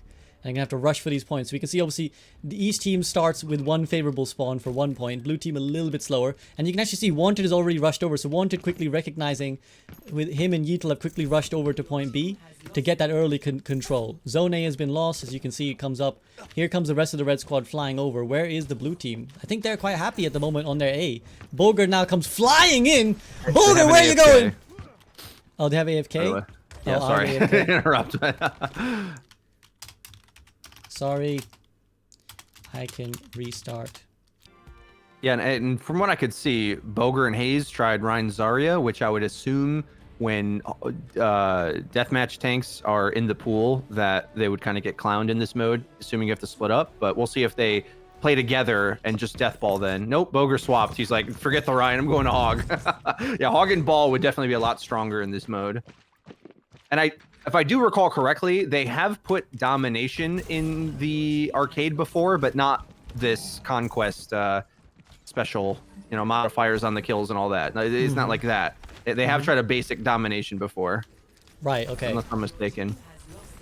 So you can see again the red team are quick to get to the point. So that's their plan. They want to get straight onto it and then fight, whereas the blue team seem to be going for a more slow push. And now they're trying to contest for the point. In goes Yeatle fighting in the backline. Beaver, the only one holding it down. He's getting mobbed by 2 tanks. He eventually gets deleted. And Arrge took out Yeatle too. So they kind of lost on both fronts. So now that all 3 points have been... Oh, there's a back cap. All 3 points have been taken by the red squad, which means that now The power play has begun. You can see the blue team are kind of burning. They're under a lot of threat here. Once this power play ends, all 3 points will reset. But for the time being, there's 3 points per kill ready to be farmed by the red squad. So blue's team playing it very cautiously, but wanted. You can see that 1 kill doubles the tally. And in comes Beaver as well. Bogur hooks him out. Horror movie shit. KarQ gets a kill. There's an absolute mayhem right now. Absolute mayhem in this tiny little corner. Everybody's fighting here, and the red team just at the death of the power play. They get all the kills, the full 6. And 21 points locked up on the board. Yikes. 21. That's what that is. What even is happening? So, okay, they reset the flags here, so it sort of gives you it's a comeback mechanic is what that is. Otherwise, they might roll the entire map. So they do have a chance to mount a comeback here with another successful team fight like that. 6 to 22 now. The blue team kind of catching on now that splitting and getting multiple objectives is quite powerful if you can manage it without losing fights. So there's a real fight going on for all 3 points right now. This is going to be very hard to spectate, but we see a little bit of a skirmish here. The majority of the skirmish is here as the majority of the red team are fighting here. 2 ults committed. Holiwhirl pops attack vibes and deletes Beaver, but might get taken out by Yeatle here, who narrowly misses the slam. Maybe not quite as familiar with the geography of Kanezaka as he is other maps, and the smart use of the minefields make sure that he will 100% get this flip. Meanwhile, Wanted comes in on the flank, finishes that off, guarantees, but again, 2 points are in control once more of the red team. Wanted survived with 20 HP there, really making use of that McCree HP buff. It was enough to keep his face alive while he got the high noon off for a 2K. Yeah, you can see it's very, very chaotic, and splitting is both encouraged and easily punished, as Hayes is finding out here. He's trying to be a bit deadly as Baby Diva and assassinate the Tracer, but he will not. And we're seeing Bogur's decided to break the 2-2-2 lock. He's gone Doomfist, so okay, we'll allow it for now. And he actually gets 2 kills, so Bogur Doomfist, the Bogur Fist goes and gets 3 kills. He's evening it out for his team, but now can they get a flip though? Can they get a point? Because right now they're living off 1 point per kill. And you don't really want to be trading like that, Freedo.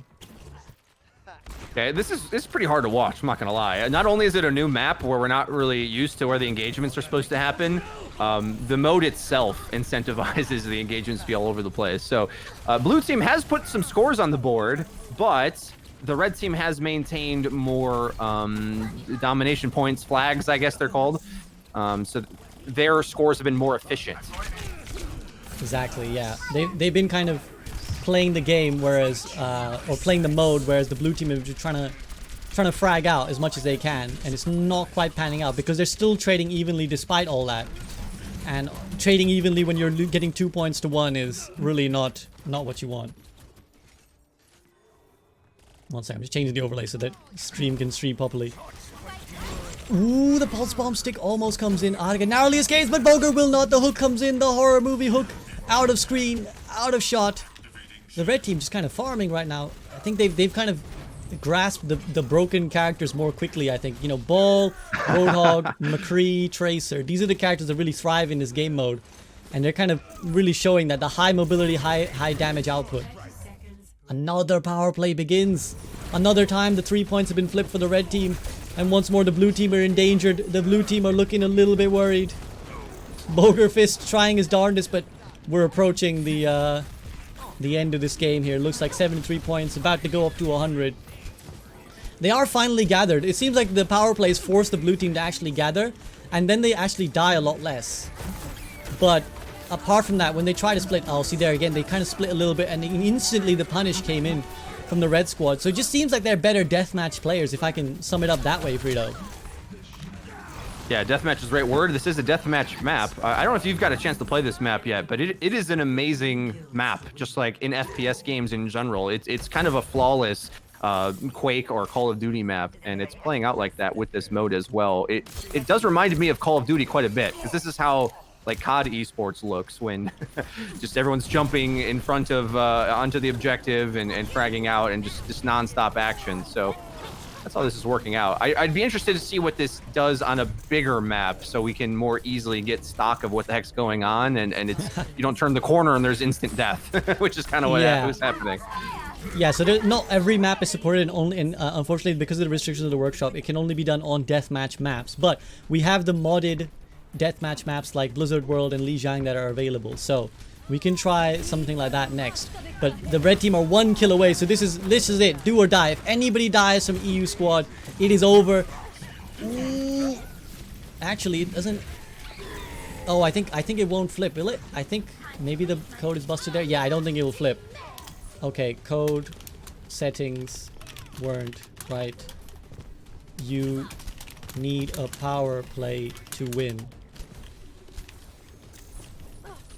So gotta take all 3 points again. So there's a setting I think which I forgot to change. Apologies for any scuffness, guys. I'm as unfamiliar with all these as you guys. I've only kind of play tested them to make sure they're not broken, but I'm not super familiar with these modes. So you need to now. There is an option that allows you to just end the game when it reaches 100, but this mode is currently you have to reach a power play to win.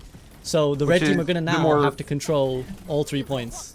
Which gives a big comeback opportunity. I would say it's definitely the more casual option, but maybe kind of fun as well, because it gives you a chance to really mount a comeback here, because you just buy all this time for blue team to have a chance. And though that being said, yeah, go ahead. They can still come all the way back to 99 potentially if they hold one flag. So they kind of can just camp this one with Arrge setting up with Tim. That's their strategy, it looks like, with infinite lives and one flag. That's what they're doing. And Nateson is unhappy because he says this is where they spawn. So unfortunately, the red team are gonna have to gather and they're gonna have to treat this like a proper Overwatch game mode where they have to team fight this and win this one almost like a 2CP. Here we go. This is it. They're committing everything. Yeatle with the ball, the minefield on point, to really make sure that blue team are struggling to cap this. They are doing a very good job, red team. They are getting the kills, of course. The spawn advantage is still there. And a nano boosted Brigitte 7. He's slapping away at KarQ. KarQ gets deleted. Wanted is trying, but a rally comes online. And just when it looked like the red team might have got it, again, the respawns are so oppressive that this could be tough, Freedo. This could be very tough. Yeah, a bit wacky. This map also as well, I don't know if this one specifically was made. I mean, I just flat out say it probably wasn't. I don't think it was made for teams, pretty much. Like, it's made for deathmatch. So, you can expect the spawns and things to not really make sense, maybe, for an objective. But this could be with it, more though. work, it could. Yeah, no, we're kind of working with limits here, but again, they're doing it now. The red team, they're getting all the kills. Hayes comes back on the most durable character he can think of, Orisa, but here comes the power play. No, the sneak back cap. Team C got taken in the meantime. A heads up play from somebody. I think it was Bogur. Bogur, the hero. He went and capped Team C. Now we go again on Team C, on point C. Here's the problem with this SVB. With the way the rules are, you have to push out their spawn to cap, but you have to cap faster than they can back cap after you've pushed their spawns to the other point. So they have to decide. They have to like almost win a team fight with 5 on C now, while also contesting the back cap that is inevitably going to come when they push the spawns out. This sort of basic domination, spawn flipping and spawn control strategies if you're a Call of Duty fan. So we're getting conflicted reports here. Some people want to continue, some people don't. This is fine, say KarQ and ML. Nateson wants it to end. He's done with these spawns. But here we go, the red team trying again. They're not giving up. The sim shield somehow doesn't quite block the beat. But again, will someone try and heads up cap? I'm watching the other two objectives, see if anyone's going for them, but doesn't look like they are quite as yet. They haven't abandoned the hopes of winning point C, but they should be able to do it now. Doesn't look like anybody's heading towards point C. The power play, oh, inches from starting, but the blue team return, they get the flip. The power play comes through. And just when we thought about ending it, the red team finally dominate. Perhaps that very strict rule plays out better the better they get at that execution, right? So like if you know you need a perfect, it's like 2CP almost, basically, where you know you need a perfectly clean fight. You know, you can't stagger it out. If you flip the spawns and one of them gets back to the other flag and is capping while you cap, they have a chance to keep it contested forever. It's like the most ultimate obnoxious overtime rule that I could ever think of, but it's pretty severe. So they were able to overwhelm, but I think it requires a team effort to like such a outrageous extra degree. It's almost like 2CP spawns times 5. Yeah, that's what it looked like anyway. Absolute mayhem. And you can see how difficult it got right by the end. But it was still impressive that they did it in the end, right? They still managed it in the end, so that was very impressive. That was really fun. Yeah, that's really fun. Did you guys enjoy that? I actually really enjoyed that. I mean, I know what the fuck was happening half the time. And then I went Doom and I killed 3 people and then I kept feeding. And that was... The only thing I hated was spawning into people. Yeah. But I think that's because the map is small. I think the map is small. Yeah.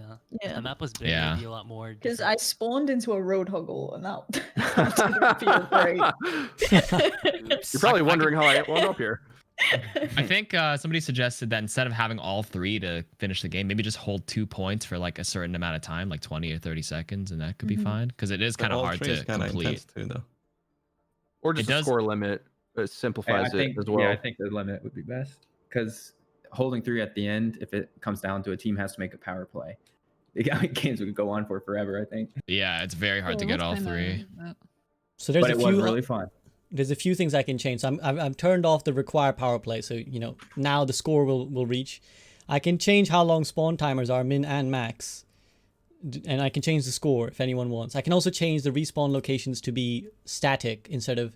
Right now it's on dynamic, which means that it'll change as spawns change. It can be random, which means obviously random, or it can be static. So what do you guys have? Slightly any bigger on? map. On a bigger map, it will help that as well. Yeah.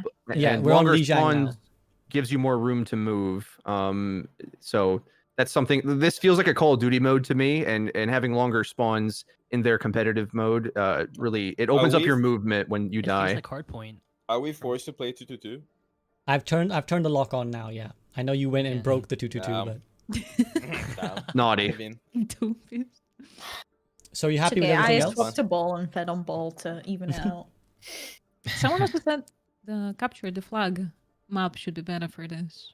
Yeah, so I've changed. So yeah, I've changed it now to the Lijiang. It basically is the Lijiang capture the tower, capture the flag mode. Basically, the limits for the workshop creators is they have to use the deathmatch maps or the capture the flag maps.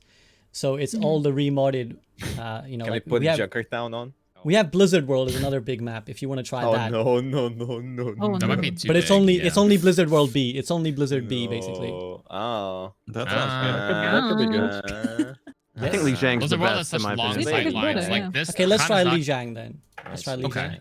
Lijiang Okay. sounds good. This is a good time. I'm glad you set this up, SVB. You're an asset to the community. We're all very thankful for the work you put in to put these types of things together. Oh no, you're too kind. You're too kind. The real heroes are the workshop people who made these modes possible. I'm simply putting it in here.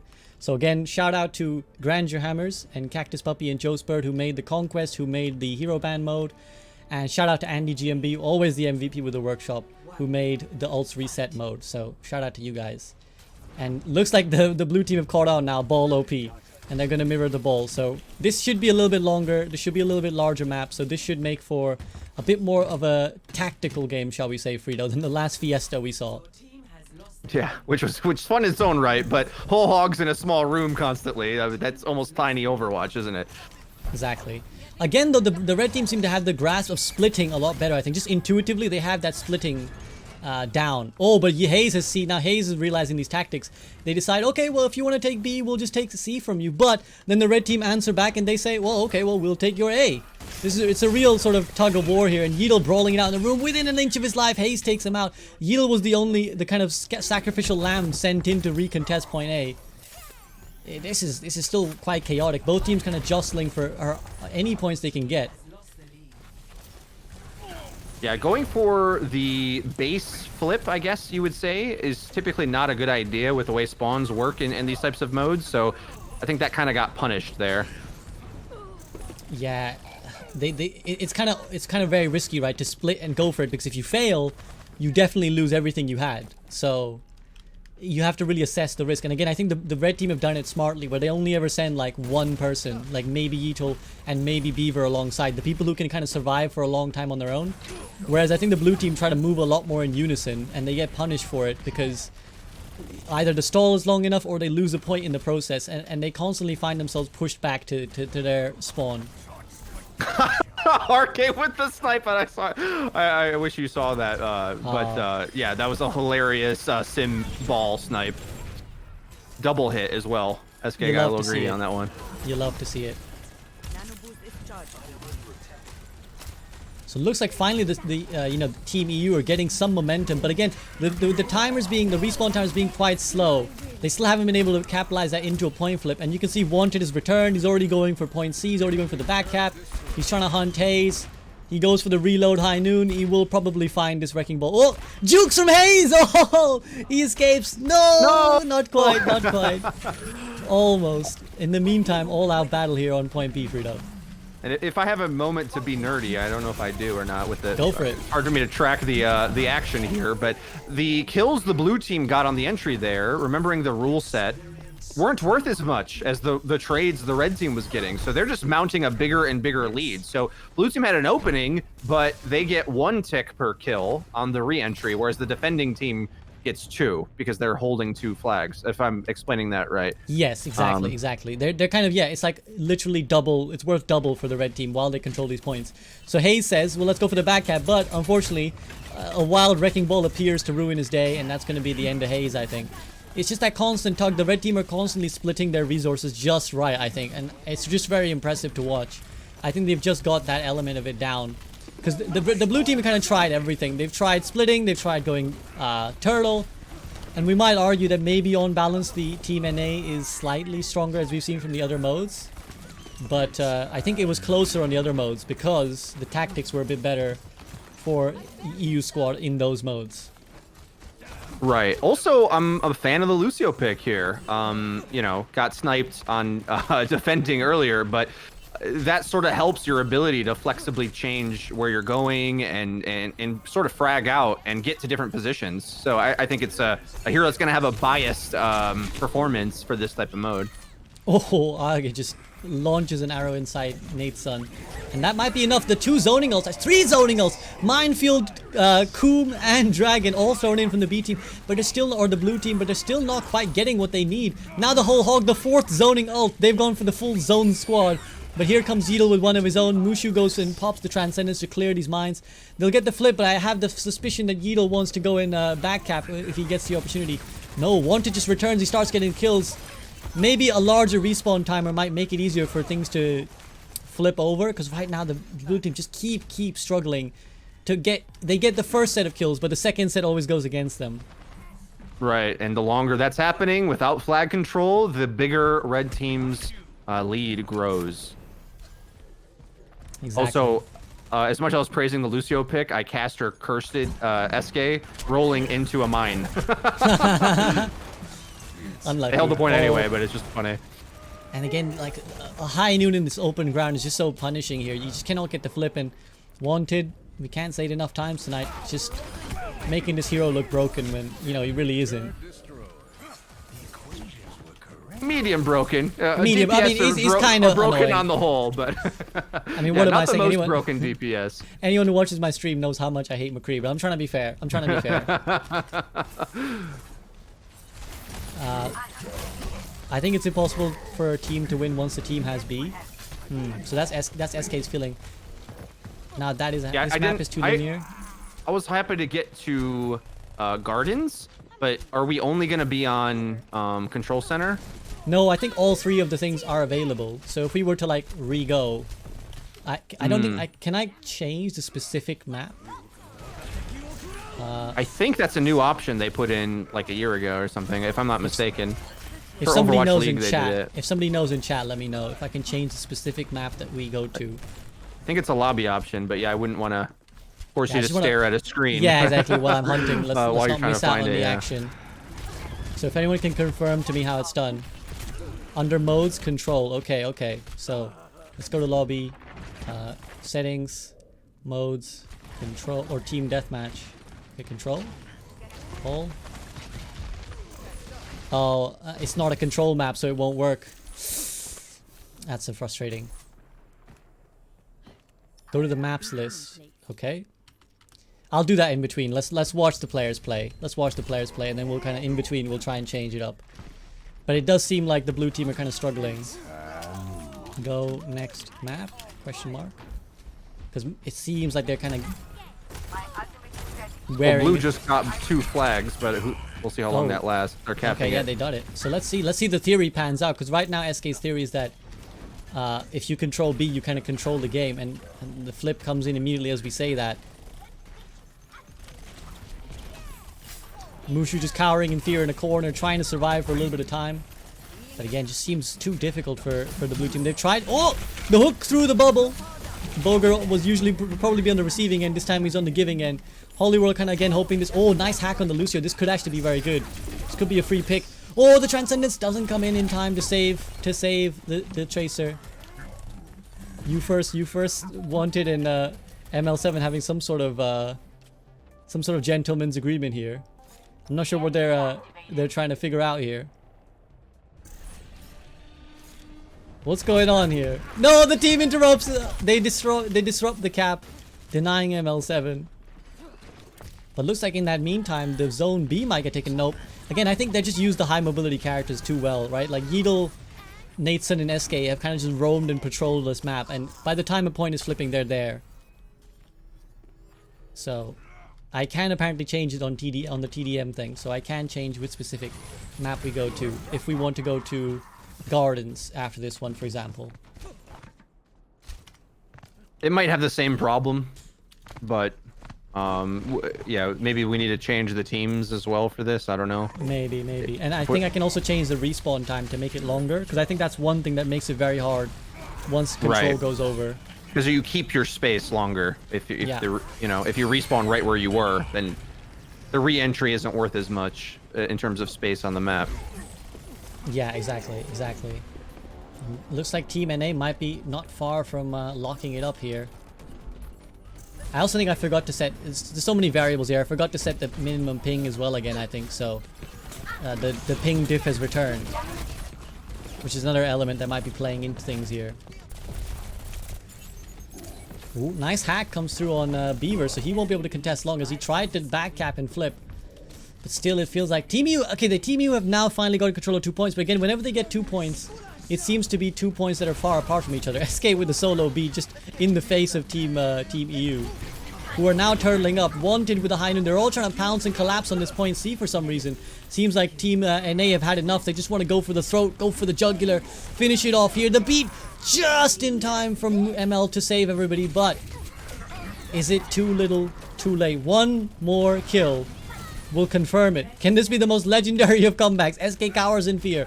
They need 40, no, they need what? 59 kills without reply. If this is the biggest clutch ever, Team U, this is the time. 59 kills without reply. Can you do it? I mean, this is the most kills they've ever gotten, you gotta say. But I think ML7 might be the last one here. He might be the kill that ends the game. He goes on his own, he gets found out. And unfortunately, Team NA get the dub. Perhaps a bit of a mismatch with the hero pools of the respective regions there. Boost TCP because when you actually like start getting the kills and they have the points, they just spawn on the point and you're just sitting there and you're like, oh, okay, I guess we lose now. I guess we lose now. Yeah, so there's a couple things we can do to kind of fix that problem. We can either change the respawn timer so that it's a lot longer, so that whole like 2CP insta spawn effect is less. So we could make it like 10-15 seconds even, so that the spawns aren't like right there. It's going to be longer.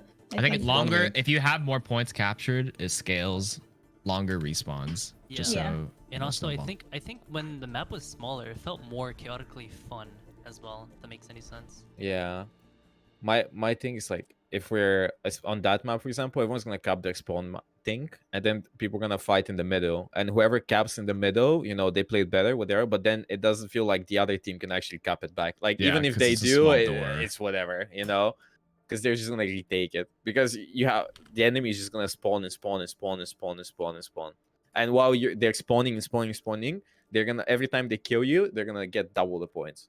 Yeah, absolutely. So what I'm going to do is here, I'm going to change the respawn timer to minimum 10 seconds, and then we can change the maximum as well, so that when you're you know, when that point presence is higher, let's go up to 15 as a maximum. Okay. Wait, so if you capture, you can actually change that right now? If yeah, the dynamic element of it, you know, where more people are capping, I think it changes the maximum respawn timer. Okay. Yeah. We can do that. And I've picked Blizzard World. Is that something you guys are happy with? Yes, that's fine. Remind everybody that if you want to give your feedback, so what's going to happen once we're done with all the fun and games tonight, I have asked all the content creators tonight to give me their feedback. There's a questionnaire that I've provided with them to give me their feedback. I'm going to collect all that data. Basically, the feedback is like, how much did you enjoy this game? Would you want to see this in the experimental card? Would you want to see this in the game, in the competitive rule sets? Stuff like that. And I'm going to collect this data, give it to Blizzard, but you can also give your feedback. So if you type in !feedback, a form will come up. So we've seen all 3 game modes by this point. And if you missed one of them, there's an option that lets you just, you know, say, I didn't see the game mode, pass. So if you, whatever game modes you saw and you want to give your feedback, fill in the form. I will collect that data and give it to Blizzard. So Blizzard World, now that we're on. Freedo, how do you think this might change things up now that you've seen the layout of the map? Yeah, I think this might be a bit better because it's more cavernous. So it's similar to I can't say that word, Kanizaka, similar to that, but maybe a bit more balanced with the range and not so close range. Although, that being said, whole lot of action going on in this close range this corridor. Tiny room, yeah. Again, the B point being so tiny and choky makes that, you know, eventually both teams converge here, and this is where the fight begins. But a big pulse bomb thrown in will take Haze out of mech, and again, the red team just holding the point down.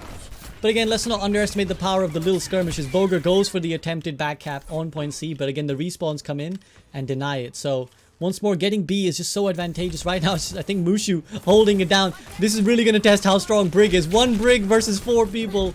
How long will she live? Not very long. ML does manage to get the Lucio diff, but that's only to deny a back cap on Eskay. So again, the team you have to rethink and go again. And with the time, with the spawn timers longer, I think there's a real chance that if you are smart and you engage properly, you get multiple kills at once. There is a chance to go and push that next point. And Team EU are getting kills, and they are getting some good ultimates online. The EMP that Holiwhirl's kind of been searching for all night, really, is ready now. And can really make it count. Oh, the hack on Beaver! Beaver's gonna be a free farm here. That's 1 point. Oh, he just gives up. That's 1 point. And looks like finally Team EU might do it as they smack this Sigma off the cart. Haze and Bogur. Oh, but the Gravitic Flux is gonna lift them up. Holiwhirl gets flashbang. She can't even get a hack in or something. Wanted and Yeatle, the 2-man team. They come in and do it. They hold down the fort and deny that what looked like a sure cap there, Freedo. Yeah, I was hoping... we have the spectator cam, so I could see exactly where that Sigma was. I was hoping Holiwhirl was going to launch that EMP, but here it comes out on their side now. Kills aren't worth as much here, but getting the space is key. Sending these guys to respawn means that... Oh, pulse bomb on the ground, picking up Holiwhirl, but they need to push forward with this. Once you get those kills and send them to respawn, you got to get more map out of it. Otherwise, it's not worth that much, which is the same thing we saw on Control Center. Exactly. It was temporarily 5v4, but that advantage is gone. But Haze again makes that disadvantage to 5v6 now if EU squad can recognize and punish. There is, of course, the positional advantage that Yeatle is abusing here, but as he gets pounced upon, he might get found out, he might get hunted. Both tanks do the job. Eskay now the only defender left. In comes Nateson to assist. But with the beat from ML7, surely this is the time for Team EU. They're converging slowly. They've kind of defended everything. They've arrived on point. And they do take out Nateson, the last pesky defender. Here comes Wanted rolling up. Here comes Beaver too. Where's the hack? Is Sombra ready to deny? She is. She zones him out. And I imagine Team NA, finally after losing point B, might go and try and get that back cap. Bogur though. Bogur really abusing these spawns as well now. Now he's trying to get the job done. Now he gets the minefields. Team EU are turning around. They're going for the power play. The minefield's going to make it so difficult. Bogur slams down. He's got Eskay in his sights. Yeatle though. Where's Yeatle? He's up to something. He's going for that back cap. It's not working out for him. And it looks like both teams will just stabilize on the points that they have. 26 apiece. Finally, EU showing some life here. I think the Sombra pick is finally starting to pan out on this bigger map. Bogur is looking more, as he goes down there, obviously. He was looking a little bit more free to go where he wanted, whereas Beaver is getting zoned a bit. But blue team still holding 2 maps. So even trading here now they'll be at the advantage. Yeah, they are finally managed to converge here, our Team NA. Here comes Bogur flying in. It has to be kind of the tanks still. It's still their job to do this. He does manage to clear the minefields with the pile driver, at least for a little bit. Oh, the EMP comes in just a second too late. The point flips over, but the kills could still be had. Arrge, where are you? Oh, he was going from downtown. And unfortunately, once more Team NA get that point back. So Team EU's glory was short-lived. They couldn't quite get the ult combo the way they wanted it.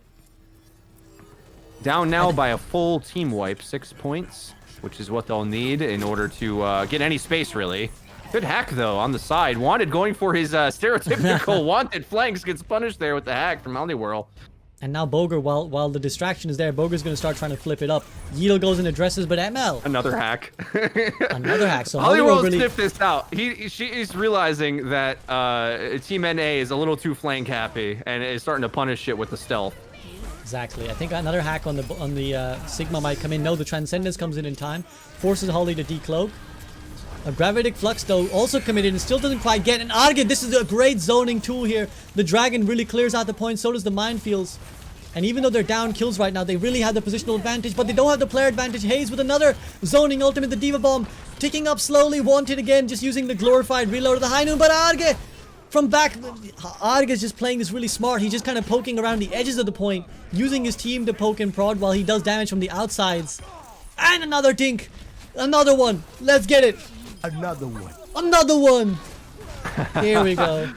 EU popping off in the kill feed, but without control of the point, it's been quite inefficient. And NA still now able to retake back onto B and just throw bodies onto point B. And now they're mounting a sizable advantage. That's sort of the issue EU's had in this game mode so far, where they can find those re-entries, but they're struggling to have enough gas in the tank after that in order to finally flip the point confidently. So good objective play and positional pivoting and awareness from NA. Yeah, and again, Bogur tried for a little bit to default to his strategy of backcapping, but again, he was shut down very quick. So the red squad are very good at splitting when they're asked to. But here we go, Transcendence from ML7, zooming in, another Dragon from Arrge, another kill. But Holiwhirl goes down inches away from her EMP. That could be quite crucial. 40% of this point is being flipped over by Team EU. I think both teams as well, what's interesting now is they've kind of stabilized the backcapping element. They're just always fighting for this point B. They've gotten good at denying people from this quick flank, but Arrge denies Nateson's HP. Takes it down with one hit. He's now going for Yeatle. Or Beaver rather, he's going for Beaver, but oh, the rally just in time might save Arrge. Nope, not when the roll through comes through. Yeah, as much as I've been just impressed with Arrge's Hanzo all day, it's this kind of mode that you can see how inefficient it is. Even getting these kills, it's like, it's not good enough, right? Like, that's why, and he's feeling it too. He switched over the Tracer, making the same read. You always love to see that, right? Where you feel like you're in the player's head. You feel, yeah, you know what they're seeing. Right, like he's hitting so many shots, but I mean, they have closed the distance now. They have finally captured B, but they're down by 9. Like, he doesn't need to just get kills. He has to be able to survive and rotate around the fight as well to gain that ground that NA has been holding so well. I think Team EU are a little bit too... They have this hubris. I think this is the second time I've seen it. They flip the second point and then they go for the jugular. They go for the third. Whereas Team NA, they take 2 points and they keep them. And you can see that heavily punished right here. Immediately after taking point B, after so much hard work, Team EU are going to give it up again because they tried to hard go for the point C. So that was a bit of a tactical error there. Even though this is very crazy and brawly, there is that tactical element and they misplayed it there, I think. They misplayed. Yeah, that's typical Call of Duty strategy, you know, hold A and B and spawn control. That's typically the most efficient way to play. You have to put in some, the advantage of power play is cute, but it might even have to be stronger than that to incentivize the power play in the rule set. Like all the characters might have to just get nuked or something. Like the fire might not be enough of an advantage to potentially like risk all your spawns being thrown in for a loop. Exactly, and yeah, it's kind of like, do we keep what we have or do we push more? And NA, see what NA have done. They've only sent Beaver over. So Beaver tries ambitiously to take it, but if he dies, it's not a huge deal. There's still 5 people, as you can see, camping the higher ground, making it difficult. So even though Holiwhirl has the EMP, it's going to have to be huge for blue team to flip. And she's waiting. She's got the right opportunity. She's got lots of people in her sights. She drops it. Surely she will delete the Zenyatta in a second. Massive EMP from Holiwhirl. Might just retake this point for Team EU, and a hack to boot on Eskay to make sure no beat will come online. But there's Beaver doing the back cap. Nateson comes to join. It's on Holiwhirl to try and fight 2 people at once. Team NA just playing this so well. They're just really understanding this mode, I think. Even though it's new to them. But in comes Bogur, the hero. Comeback very saves doable, it. though. They just have to learn from their mistakes and hold B now longer. I mean, that was such a great EMP outside of the range of Wanted's flash as well. Perfectly placed in space there. They do have the power to push through here with the sound barrier, though. But up against 2 support ults, I mean, that's a good trade, but holding the point's more important, I think, than even the economy. Now we're getting to that danger zone, right? When you get to like the 70s, if you can't flip the second point, you're really trading badly. And maybe early on you can afford to do it, but the later the game goes on, the worse it gets. Actually, they're running out of time. It's the 20-second time limit is running out. That's how close this game has been. And that means EU really need to start getting kills sooner rather than later, but it's just not happening. It's NA all over the kill feed, and maybe that double support ult stack will be punishing. 10 seconds left. Looks like the hope is gone here, Freedo. Looks like it's too much. Yeah, I forgot about the time limit as well. I didn't realize that was a factor, but overall, a much more competitive game. You could see the difference of two styles. You sort of mentioned it, and I wanted to elaborate, but the flanking happy style of NA, but like solo flanks, is very good in this mode when they have the rest of their resources at the power position, and then losing a life here or there to go for a big play for disruption is definitely worth the risk, because your death gives them 1 point, whereas your maintaining of the best ground, the B position, gives you 2 points per kill. So that was how they ended up playing that. I don't know if that was intentional or not, but it definitely worked out there. And just more times than not, they were able to hold that ground and have big minefields or whatever on point B. You don't normally see team fights happen there with that frequency, right? Like that's a whole other way to experience that map. So that was kind of interesting. Yeah, whoever knew that choke was so strong. So it was almost like we were on Kanizaka again with the way that B was playing. Did we like that one better? I like the hectic. I like the hecticness. Yeah. This map works better. Yeah. Yeah. Any other sort of overall thoughts about the game mode or anything really? I think this is better. Like respawns are fine and stuff. I think going to C and trying to capture C is kind of pointless. Unless you try to That's how it is for other games too, so I think it's fine. I think refining the spawn, it made this one a lot less snowball-y. It was pretty close for most of it. But the point is that usually people play these modes like alone or in a duo. It's rarely 6 stacks and people are not as organized. For sure. That's So true. it's gonna be such a messy mode. Like people will be so lost. Right. It's just I don't really know how to kind of organize it, but for sure it's gonna be an issue. Yeah, and again with all these, we're just kind of. I think this is probably best suited for like an arcade mode, right? Yeah, we're just testing to see what happens. Kind of like capture the flag, arcade for sure. For sure, yeah. Yeah, this feels very arcadey. So what we can do now, guys, I mean, it's completely up to you. I'm super grateful for any time you're giving me. It's amazing that you give me all this time. If you're enjoying, we can play more. If any of you got to go, I also understand. We can play any of the 3 modes we played tonight. I'm kind of gonna leave it up to you guys. And if somebody does have to go, don't feel pressured to stay. I understand. I would say we can play one final of the bands. Yeah, bands would be Final bands. Yeah. Another match. And King's Row. Yeah. King's Row, that sounds good. I can do that. Final EU versus NA show match. One final point I wanted to say about Conquest is that the game mode flows entirely differently based on where B is. So if B's in a small room, you're gonna have chaotic fights in a room. If it's out in the open, maybe snipers come into play more. So that's something that kind of dramatically changes that mode, which is the same in Call of Duty and Battlefield, etc. Like where the middle points are, those are the most important, because you kind of get your spawn flag for free. Yeah, we saw that on Lijiang, right? Where like the point B on Lijiang is a little bit more open, so it wasn't quite as like choked up fights where like 5 ultimates were going in a very narrow area. It was like, I think the teams opted to try and backcap more because they felt this open point might be a bit too difficult to dislodge. Whereas like they really felt like they wanted to bulldoze that choke point, because it kind of invites you, right? Like a choke point, you think, I've got EMP, I've got minefields, I can bulldoze this with this ultimate, and just kind of force this chaotic ult trade back and forth, as both teams try to wrestle for control of that very narrow bridge path. So it was very interesting. Very, very interesting. So we can see already the most hated heroes being Ball, McCree, Lucio. They don't know who the other team is voting for, but we can see based on the total, right? So if there's 7 votes, that means 1 from each side voted for that, right? Yes, yeah. Like their whole team said no ball, plus 1 more from the enemy team said no ball. Yeah, and I think there's basically, we're figuring there's some dissenters in one of the team. I don't know who, but you can see there's 666, but someone on either the red or blue team hates McCree and Paul so much they dissented from their team to vote for these guys.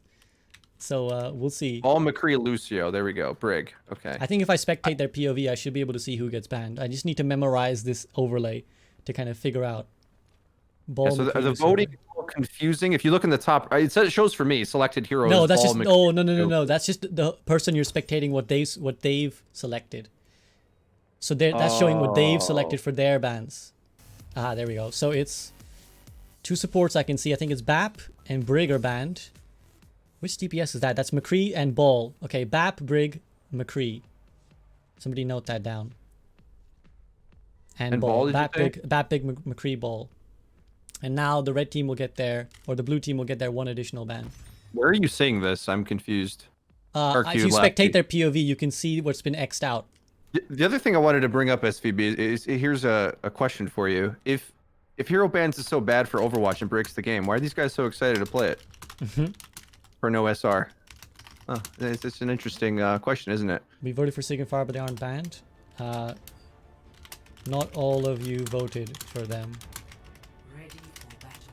There were some dissenters in the red squad. And even ties are decided by random. So, let's have a look. Final game of the night. Hero bans. Ball, Bap, Brig. Hero starting with B. And McCree just for wanted. On King's Row, the quintessential Overwatch map. We're going to see the Ryan Zarya trade off once more. Nateson on the Genji. Holiwhirl on the trade. Mark Farah by now. And already Arrge gets the kill. So, what are you going to, who do you think is going to be sort of on paper favorite here, Freedo? That's a good question.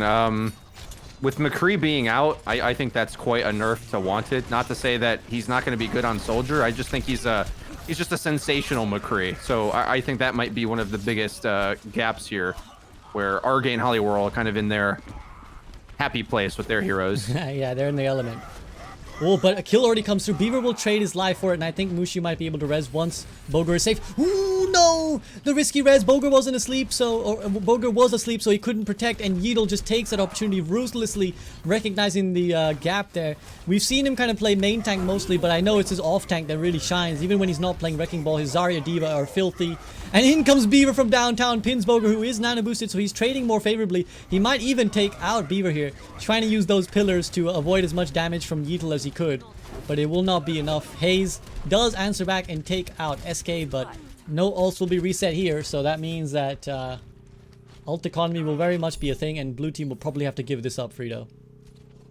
Yeah, I'm a little lost on what the bans were. I wish I had a thing on it. Again, so I forgot, and all the chat is Ball, Bap, Brig, McCree. And McCree, okay.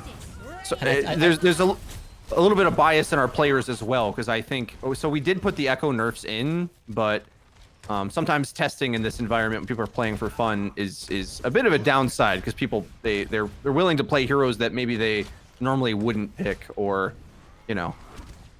So I don't know. I wish we had a sick echo, basically, like a very comfortable echo player to help test, but in any case, she did get nerfed, so maybe that's why it's being avoided, but... And Nateson not enjoying the ping. Welcome to EU Content Creator Live. So I think the extra pick was Lucio, by the way. The extra ban from EU team was Lucio. Probably maybe targeting Eskay there. Yes. Bogur with the pin. Doesn't quite connect. And he's going to watch as the point flips up. So that was a little bit over-eager from Bogur. I think he tried too much of the hero play when maybe just going for point would have been favorable. He waits patiently for his pin cooldown, but again, he's got no shield. He demands the nano boost from ML. He gets it. ML, again, enabling sneakily from the backline, as all good supports do. And he allows Bogur to shine and mow down, and they will keep the flip here. They will keep the control, rather. Yeah, unfortunately, though, fighting out here isn't the best. You almost rather, yeah, the backstab and crossfire was able to come in, so they almost would have rather just hit on the corner anyway, like you normally would. So they're going to lose streets because of... I think a little bit over-eager, willing to take that fight. I mean, they could win it, but if the enemy has shots on you, then, you know, especially with the Zenyatta in the back, I think really contributed to that being a punished angle where you could have just hit in the corner. But no SR on the line, so you're going to see some plays like that that may be a bit uncharacteristic for the meta. Yeah, I feel like the Bogur giveth and the Bogur take it away, because he kind of... You know, he was the king earlier with the nano boost, but then he went a little bit too deep. And you could see Yeatle just walk past and deleted his backline. And again, Yeatle, you can see he understands his aggression, but Hayes understands that he's got a Graviton Surge he can use. And with the pin damage over the top, Eskay's Transcendence is a little bit too late. An odd Valkyrie from Mushu there. I don't think Mushu quite understood that the point was already won. And nobody maybe communicated to her. Oh, KarQ is going to get a nice little greeting from Bogur. Greetings! To let him know that he's back to the spawn room. And the reason I was... Yeah, he is hiding here for a shatter. A bit risky to come down this way. I think it's pretty defensible. But now they'll at least have a crossfire on the cart, which isn't too bad.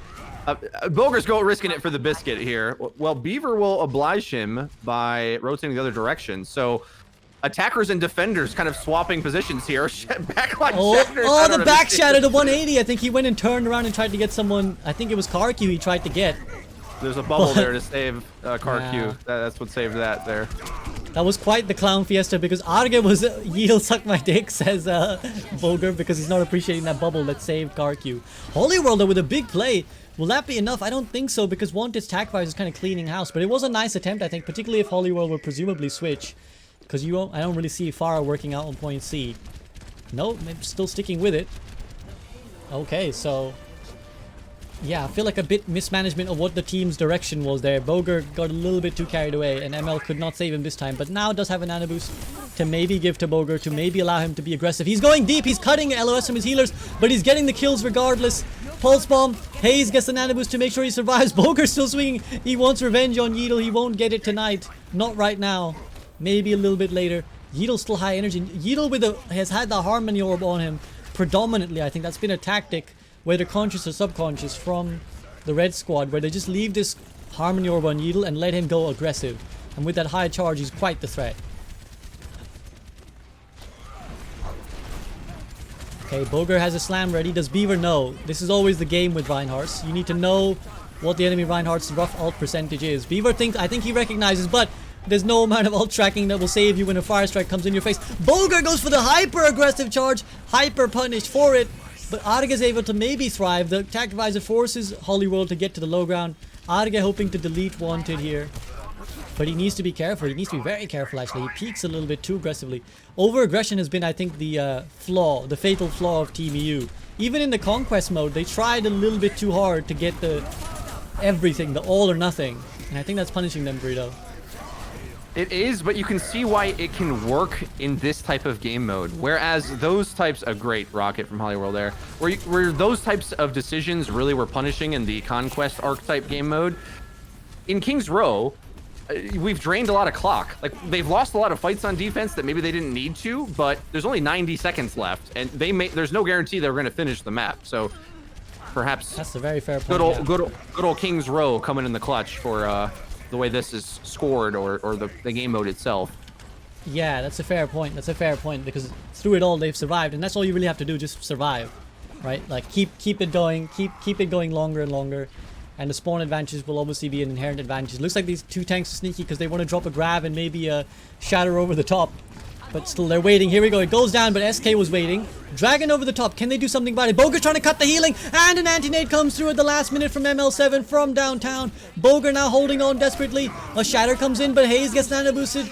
Again, ML7 just trying to pull the strings from the back line. Wanted with attack visor. He finds the Farah, but he finds the loving arms of Hayes' right click as well, sending him straight back to the spawn room.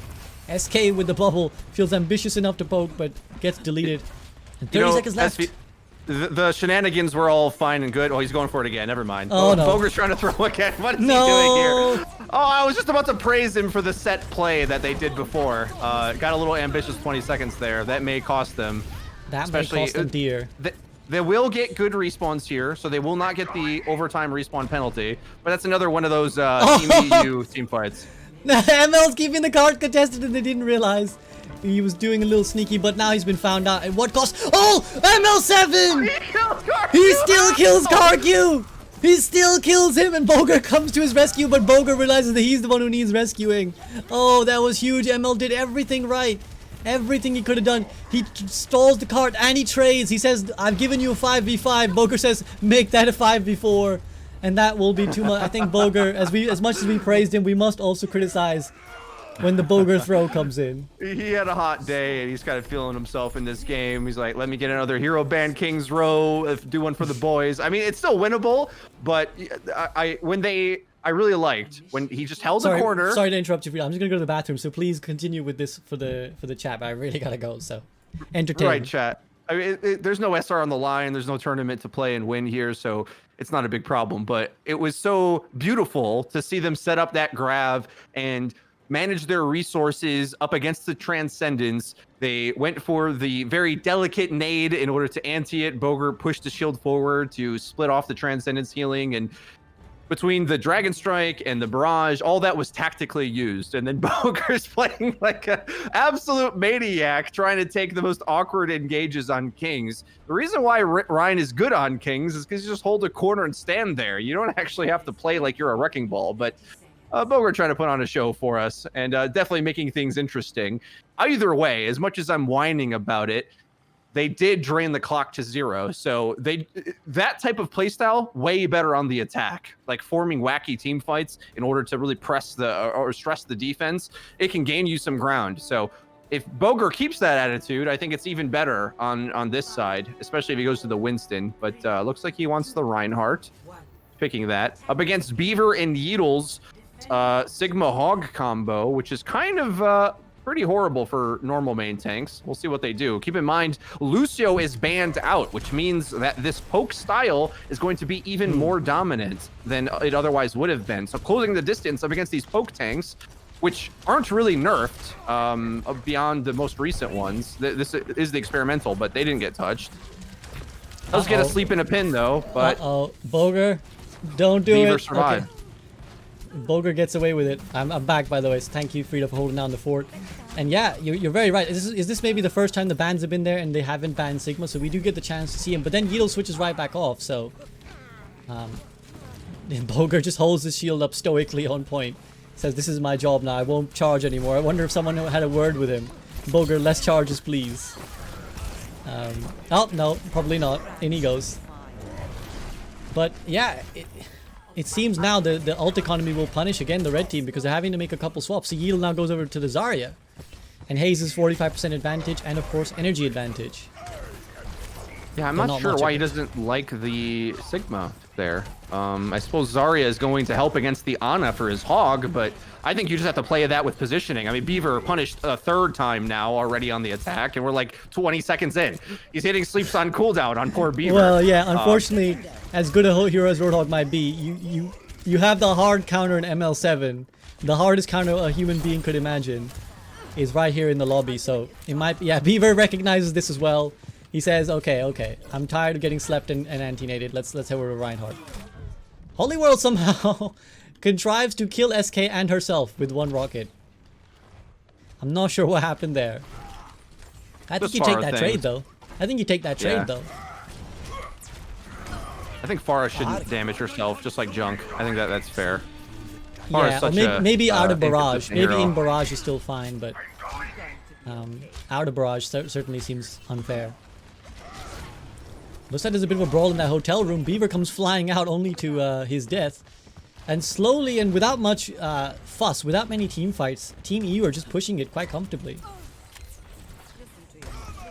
Yeah, I was surprised to see the Rein Zarya mirror being taken here, but I suppose it's just a stable thing to play on Kings, right? Like, I think the Sig Hog could work, but the positioning was a little bit sus, and so therefore Rein Zarya works out a little better.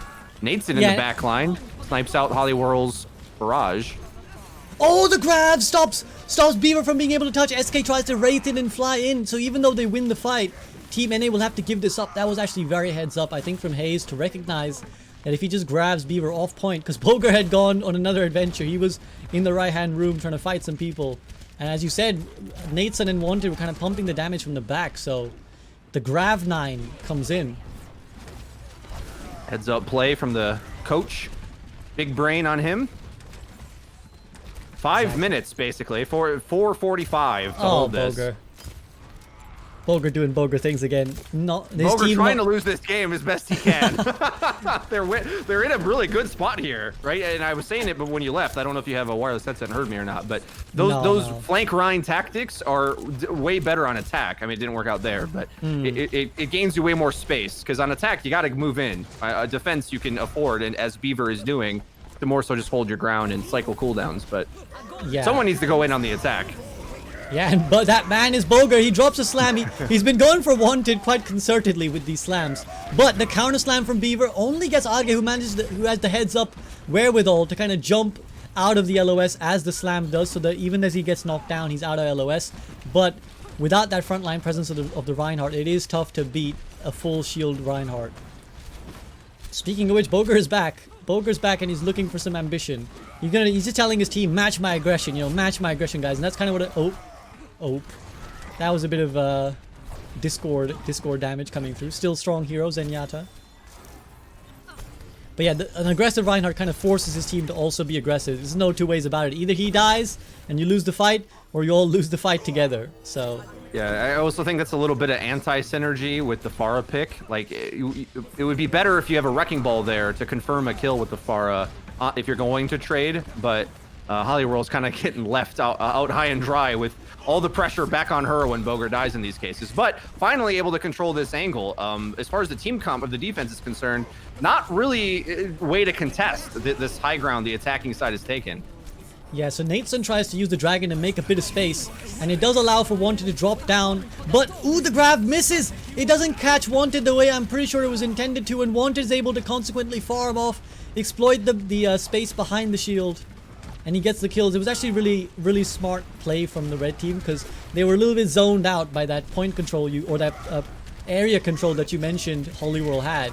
And they used the dragon to buy time for their DPS to walk out into the open, and then use the nano visor to then make use of that space. Yeah, now it's going to be all mechanics for a little bit here till the ults come online again. The Grav and Dragon Strike are probably your best shot up against this, but Barrage still has a chance to isolate a duel perhaps, or delete a tank, but you really can't afford, I think, to trade your life when they have 2 CP respawns on the backside of Kings here. Bogur has a slam, and when Bogur has a slam, Bogur has a dream. I think he's trying to bait Beaver into dropping his slam. That is an interesting decision from Yeatle. He just Kobe's it. Oh, but it allows for the shatter underneath the shield on Hayes, but again, not really impactful, and certainly not as impactful as KarQ's nade chucked in from the back. Holiwhirl tries with a barrage, but you can see the arrows peppered in her cold, lifeless body as Arrge jumps off the map, and another reset. Now Holiwhirl over to Ashe. Yeah, I think that's the better pick, because just anything that commits in is walking into this crossfire of death that Team NA is using. Their positioning in this series so far, if we can call it that, has always been really good. If you want them to defend some ground, they can do it. I mean, there was 4 minutes in this time bank, but win 2 ult exchanges, and now it's down to 1. I like the jiggle physics of the boxes, by the way. Shaking every time Bogur slaps him. Same for Beaver. Just a little point out. But Bogur gets the nano boost. He presses on down. He's got... Oh! That's an SVB pin if I've ever seen one. He shoulder boops Yeatle, who's surviving, who's getting all the heals. Bogur's trying, I think, to cut him off, but it's not happening. Yeatle has just been holding down the fort with this Harmony Orb and Yeatle, name a more iconic duo. They're buying time, and they've certainly bought enough time that even if the point pushes all the way, they will get another attack. But it might even be looking like they won't even get all the way with 45 seconds left. I think ML was reluctant to heal Hayes there because he didn't want to give ult charge when they inevitably die. As an interesting decision. Again, ML takes out KarQ before he goes. But that was actually very nuanced decision there from ML. Hayes was kind of waving, looking for the heals, but I think ML basically saying, we're going to die, let's not give them any more ult charge. Yeah, and without being able to really close the distance, Hayes hasn't really built up this Grav very quickly. It was over 2 minutes ago, if I recall, that he used the last one. So close to this one, but without any charge, it'd be kind of difficult, especially going up against the Yeatles, who's looking to flank it from the side. Yeah, I think they're looking to Arrge here and looking to the Holy Widow to try and get a pick. One to decide it's a match. It's a bit of a widow going on over there. They are buying enough time. This is good for the blue team because this might buy them enough time to get a set of ultimates. And Arrge buys enough time to get the flank off and get the kill. He's now looking at Wanted. Wanted takes out Holiwhirl, so it's 1 for 1. Arrge under tremendous pressure. I think he's holding this dragon for the Grav, but he may be forced to use it sooner. It's great discipline. The block slapped though by ML7. Now Bogur goes for the pin, but it forces the transcendence. Bogur drops a slam. It doesn't connect. Hayes finally has his graviton surge as he watches his main tank die. The dragon over the top. Takes out Beaver, but Yeatle in the back line. You know there's still a life. There's still a chance here as long as Yeatle's alive. Wanted also fragging out. And Holiwhirl on the Tracer tries to touch, but somehow, despite a tremendous time bank going into point C, Team EU are not able to convert that to a win. 4 minutes in the bank. Big hold from NA. You can see how they bend and not break multiple times there. Yeatle with good reads on when to go aggressive, just dives the backline with a high charge and takes out 2, I think, even with the Grav getting countered. So good plays, classic Kings Row. Edit domination. Real big. Okay, so what did we make of the final game of the night? I think my brain is overheating. Yeah. But it's okay. We saw that with your charge, too. Bogur. We saw. I'm which charge? Which charge though? Like there's All a of lot them. of them. There's a All of lot them. of them. Yeah. Yeah, I mean, just overall thoughts. I know you guys have enjoyed the bans, but anything else you kind of want to speak on about it? I really like the deathmatch earlier, like the hard point. Mm-hmm. The three capture point things. Yeah, Conquest. Yeah, that was really fun. I could see that as a really fun like arcade mode to play if they tuned it a bit. Mm-hmm. Yeah, you just need some tuning as well. Yeah, I think the same as Beaver. I agree.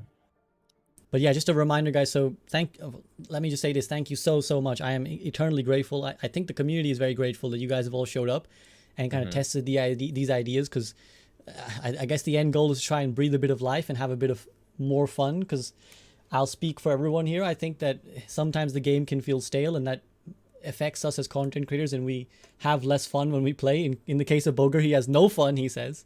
But Nada. you know, we kind of I queue into ranked and I wonder what the fuck I'm doing there. sometimes we need, we need to make our own fun. So that's kind of what this was about. So if you could just fill in those feedback forms, I will, with the help of my mod Morin, I'm going to collect the data. I'm going to make some graphs and bar charts. I'll put it in the content creator Discord so you all will be able to see. And I will also take all the feedback from chat who have been filling in forms as well. And I'll give Blizzard a breakdown of like what you guys thought, whether you predominantly dislike a certain mode, whether you want it into experimental, whether you want it straight into the competitive mode in some point in the future. And yeah, hopefully it will provide something for Blizzard to think about and give us more things to experiment with. Send them the clip of my 4K Primal and then tell them, save Bogur, do it for him. Just do it for him. Do it for him. It was a lot of fun. Bogur. Yeah. Yeah. Thanks for inviting us. And everybody was Pog. Thank you for having me. Except my team ML. was a lot of fun. ML wasn't. It was a lot of Pog. fun, I'm guys. sorry. It's the Bogur. ML was Thank you for setting this up, Bogur by the was way. shit. ML was Gigapog.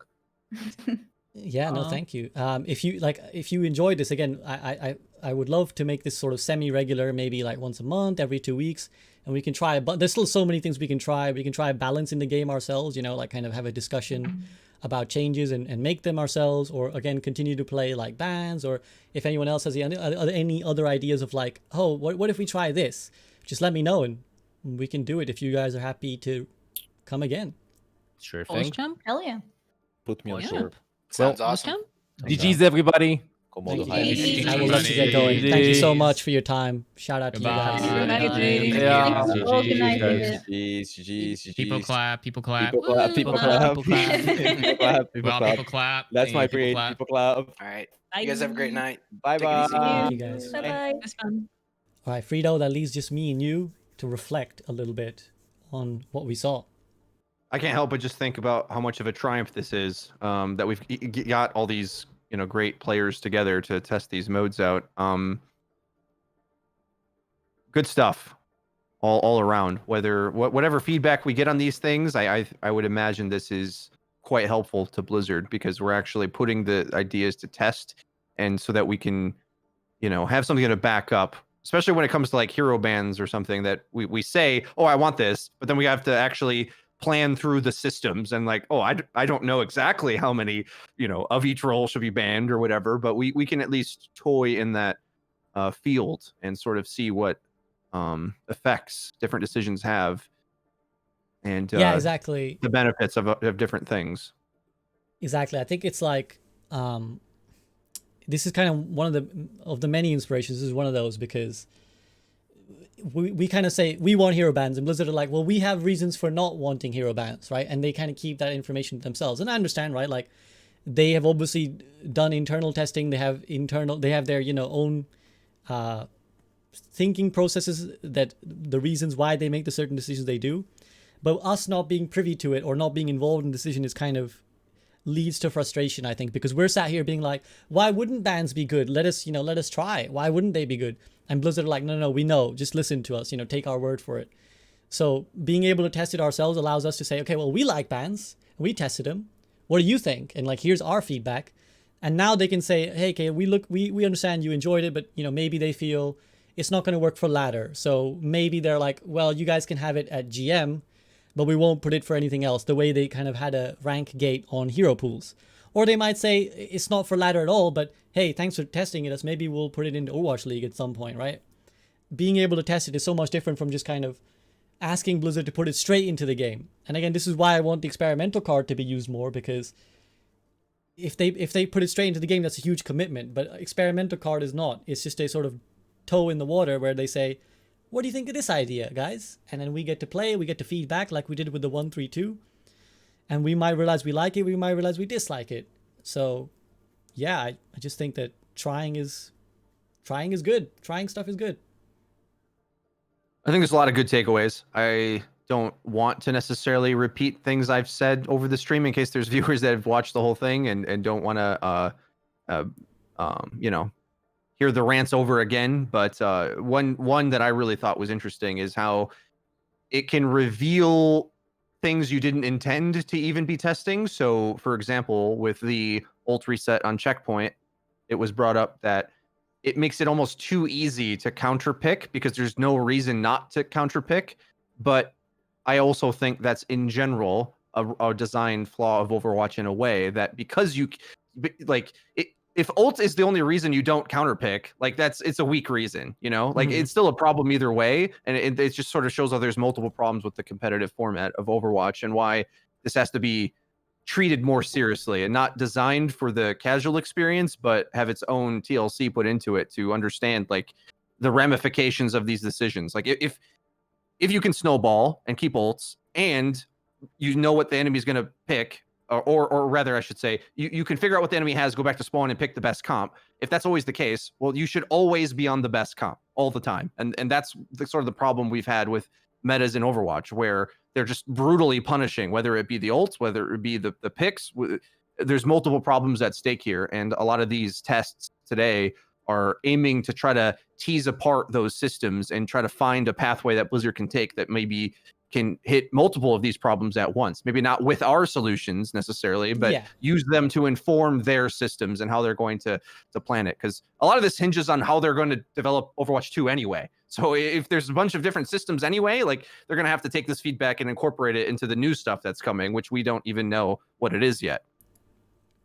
Exactly. And just to add to your point, another thing that we kind of discovered was precisely how strong or weak characters are without their ultimates, right? When they were resetting, we kind of saw this other meta that we don't actively always think about, I don't think. We're not actively always thinking, well, McCree's a strong hero if you took everyone's ultimate away.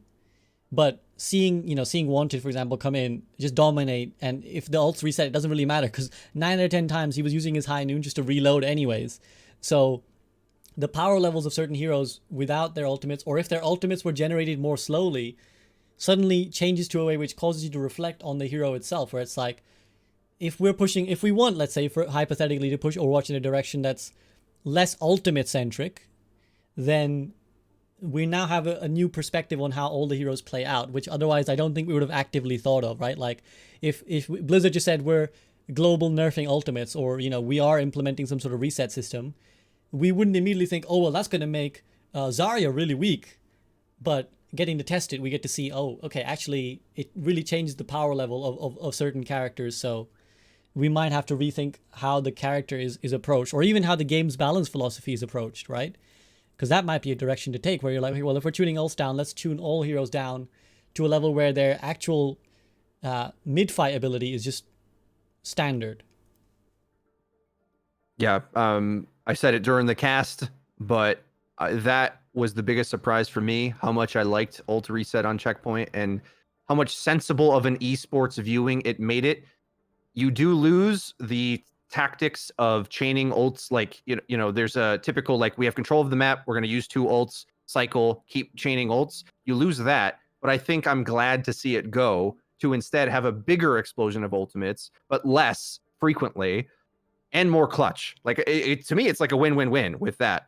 Would the game have to be rebalanced around that? Most definitely. But what I don't want to see, and my biggest bugbear with how Overwatch is being developed, is it seems like instead of thinking of these formats as the focus, we throw stats at heroes to try to make them better in the current format we have, which it causes all sorts of problems and makes the game a lot of negatives. I don't need to get into it. There's 100 negatives that does. The one positive is we get different heroes getting played, yes, but could we also do that with one of these different systems or a different format and have less severe balancing? That totally changes all the interactions of the game and makes it hard to play, teach, and learn and consistently enjoy. So that's my little rant on that. This has been quite refreshing, a very refreshing day. A lot of good news, I think, at least from our side.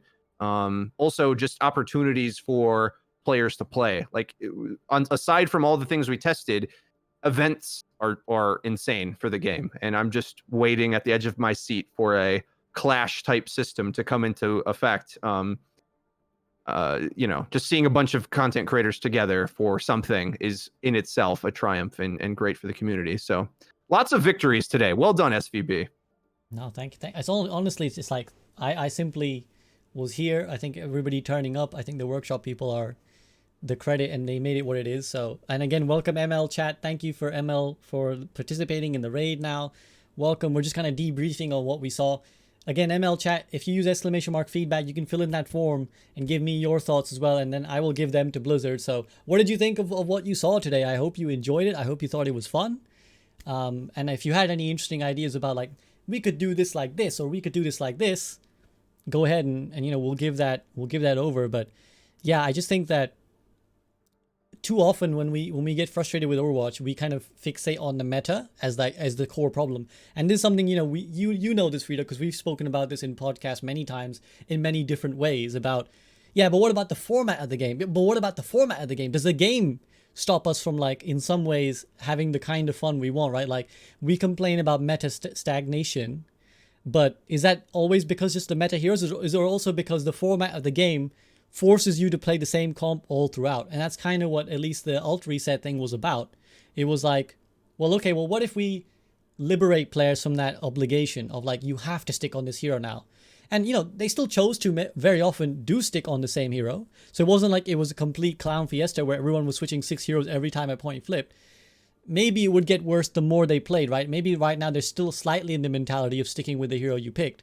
But I do think that it just gave them the option to switch if they wanted to. And like you said, I really enjoyed the timing of the ultimates, even though it was a bit crazy and a bit Pepega, where, like, 5 to 8 to 10 ults were being thrown into one singular fight. But that actually is exciting. And I want to slightly tangent here to I think Mushu might have rated us as well. So shout out to Mushu. Yes, Mushu as well. Thank you so much, Mushu. What's up, Mushu chat? Again, we're just debriefing. And once more, I will reiterate that if you want to give your feedback on what you saw Mushu play, !feedback, we'll bring in a form, fill it in. I will send that information to Blizzard. But I think a slight tangent, and I think you wanted to elaborate on it at some point, and you said, if I get the chance, I'll go on it. But the best esports, or the most popular esports, let's say, best is subjective, but the most popular esports, that's not subjective because we can look at the viewers. They have long periods of slow and then periods of frantic. The problem that I find often that people tell me when they haven't played Overwatch and they watch Overwatch, they're like, too much is going on. It's like everything all the time. There's like 5 things flying around all the time. And one, again, unintended consequence of this is that it made the game slower in parts, but then really exciting in certain parts. And that's good for the players, I think, and good for me and you as people who were casting at the time, because for the players, in that lull moment, they can really take time to kind of plan their engagements. They can go on the flank. We saw DPS so often go on the flank and try and get a pick. And then when it gets crazy, or rather to finish in the in-between moments, you and I can sit down and say, okay, well, in that last fight they did this, now they switched over to this hero, and this is going to be their plan, this is going to be this. And then when that all comes together, when all the ults come in, it's this crazy hectic fight that we've been building up to, because literally the players have been having to build up back to it. So I'm not necessarily saying I want this right now or that I think it's perfect. And obviously there's a bias in the sense that new feels good. New idea, we might be like, well, yeah, we're bored of the game, therefore new feels good. But at least from what I saw, I actually really enjoyed and to some extent preferred what we saw there. So I'll let you chime in on the large number of points I made there, Freedo. Yeah, I'm glad you mentioned that. I was thinking of bringing this up as well.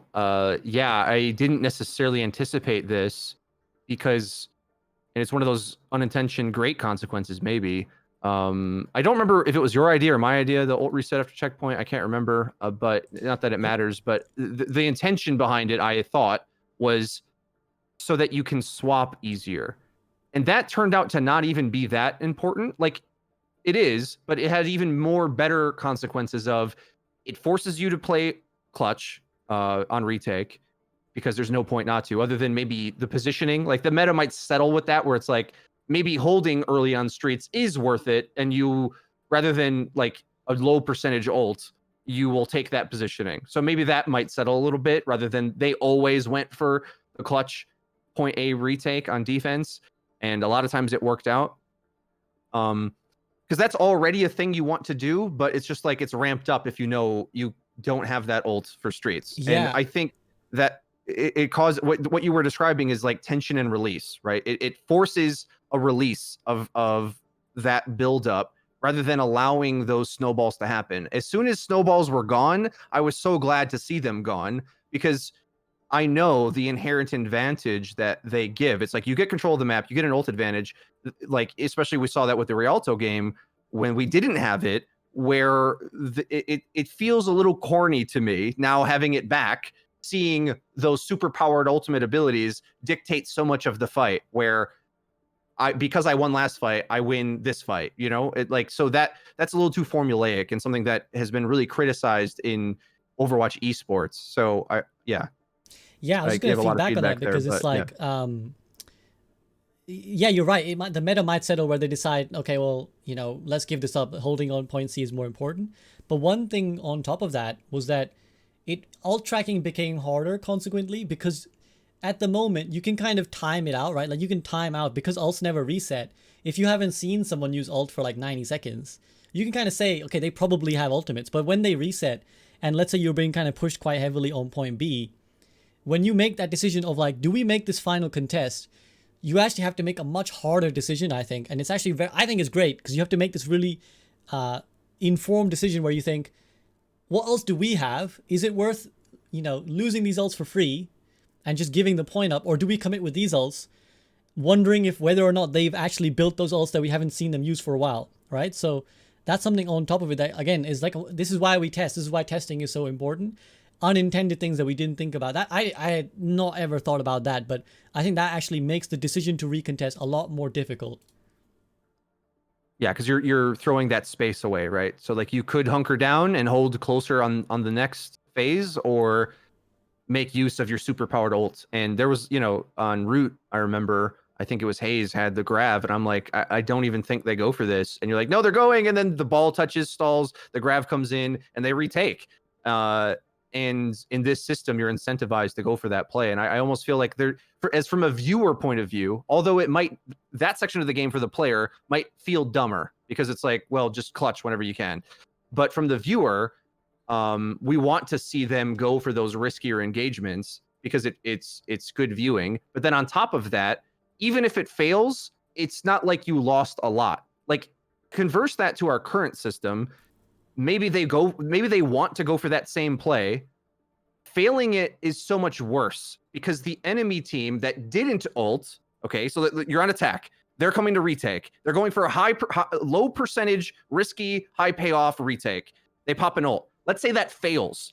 Because the new checkpoint and the attacking team keeps ults, that is a huge mistake. Whereas when everybody's reset, the next phase of the fight, or the next phase of the map, is almost like its own mini map, right? It's almost like, okay, that has finished. There's a tension and release where we have to now build up for another 2 minutes or so before we get all the ults again. So the pacing of that I really loved, where it's like the consequences of that decision, as you're saying, it's a big decision, but because it's equalized for everybody, it's like, that's why I think Bogur said this, it was more fair and more flat with how the performance of teams went. And the structure of the maps had a different cadence than we're used to, because you used to be able to be like, oh, you made that ult mistake? Well, I'm just going to roll you the whole map. We saw this when Team EU try to go for the Bastion and Torb, right? Like, that's why in competitive, you cannot do decisions like that on a phase of a map. You will just throw the whole map. You have to play meta all the time. Whereas when ults reset, well,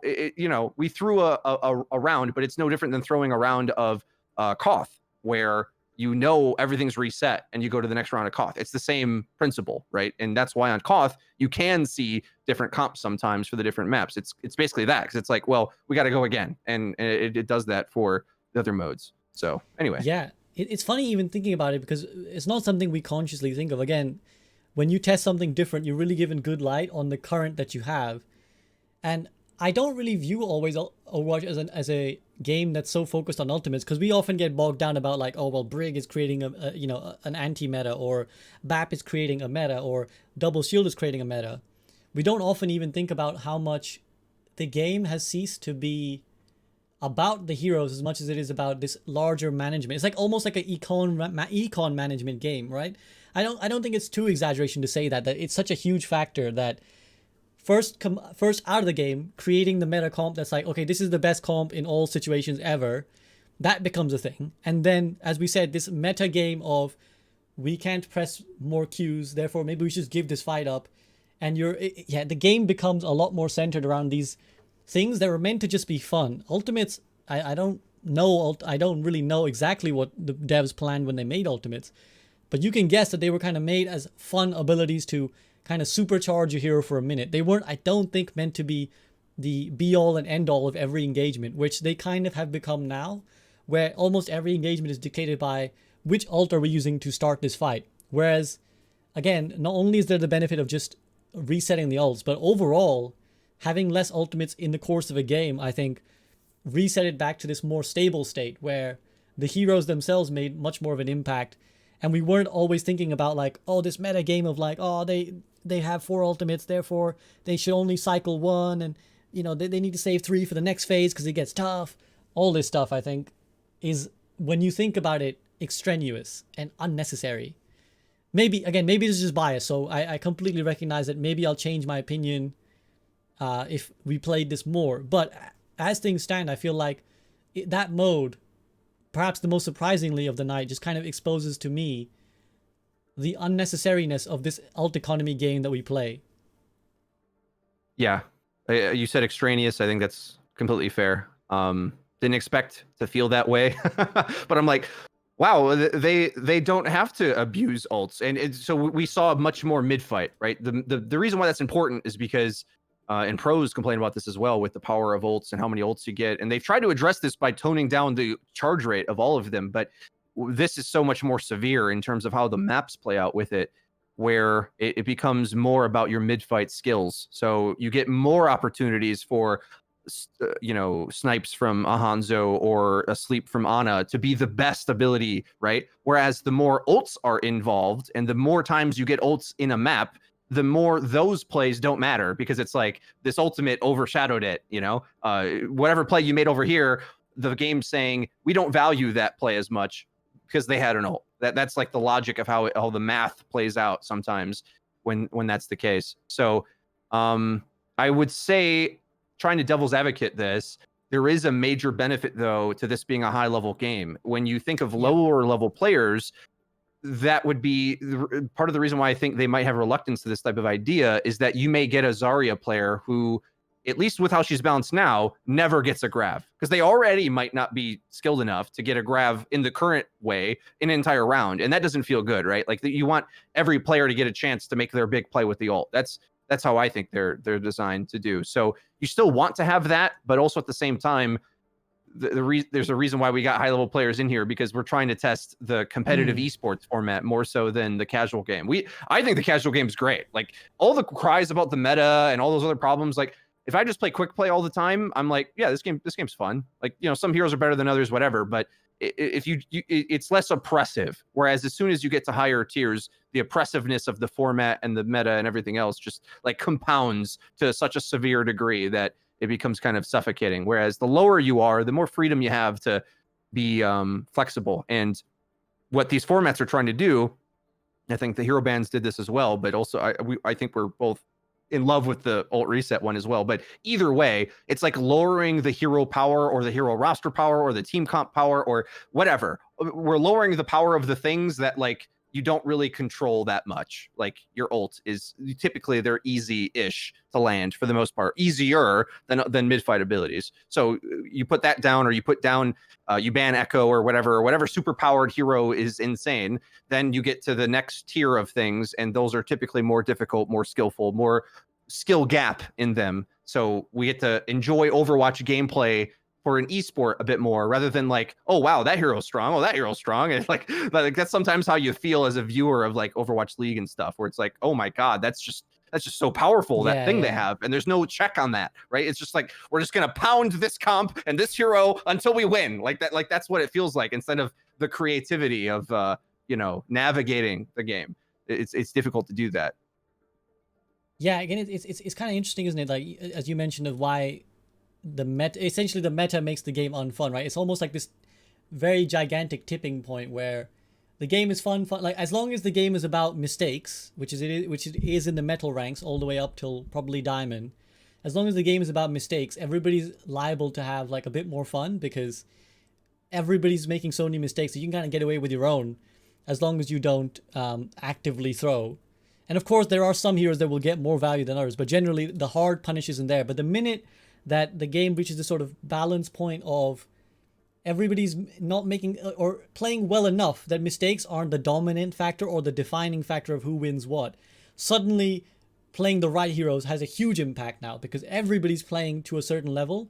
Therefore, if one hero is giving more value than others, you're now getting a double advantage. Not only are you getting the advantage of being potentially a better player, but if you're getting a better hero, now you're also getting more value. So that, yeah, and that's kind of the crux, I suppose, of why so many content creators get bored and mad or angry, because not only does that deny them from playing their own heroes that they like playing, but it just forces them basically to play one game over and over and over, even if it's on different maps. It's the same game, basically. It's the same 6 heroes. And yeah, I think that's one thing that the Ults and the hero bans kind of both address to some degree. But yeah, you're right. I also want to think about non-top 500 players playing this, and maybe we should take a little bit of time. It's always good that you always kind of bring up the devil's advocate, because there's a danger of us just confirmation biasing each other over and over and echo chambering. But thinking of like flaws of why some of these maybe aren't good for the game or aren't good to go in right now, well, certainly I think let's talk about the Ults reset first, because the hero bans I think we know, but we'll get to that too. But let's stick to the ult resetting. You kind of said that, having every player have their moment in the sun is part of the design philosophy, and maybe Zarya would never get a grab. But again, could we just bump up Zarya's ult charge, or like how quickly she gains ult charge to compensate? Yeah, the thing is, I don't think you want to balance for those players though. So here's how I would think of it. I would say it's typical for plat and below to be pretty bad with ult economy. So something that we've revealed as a flaw that maybe none of us were really thinking about is how oppressive good ult economy is to the game. Like, if you just manage your ults right, like on one hand, I enjoy watching it because I'm like, you can see the skill gap there, but also I still think it's not that difficult. Like, it's not actually as compelling as it seems, because there's a certain flow chart that it's immediately obvious to anyone spectating they did or didn't need that ult. It's like, oh, we messed that up, so now we're gonna lose. So, and that's almost the feels bad. Whereas them all climaxing together, now everyone's making a play, and it's like everyone's trying their best to make a play, and that feels bad moment of, I didn't press it at the exact right time, or I didn't squeeze out this team fight in order, you know what I mean? Like that's just lame to me now looking back.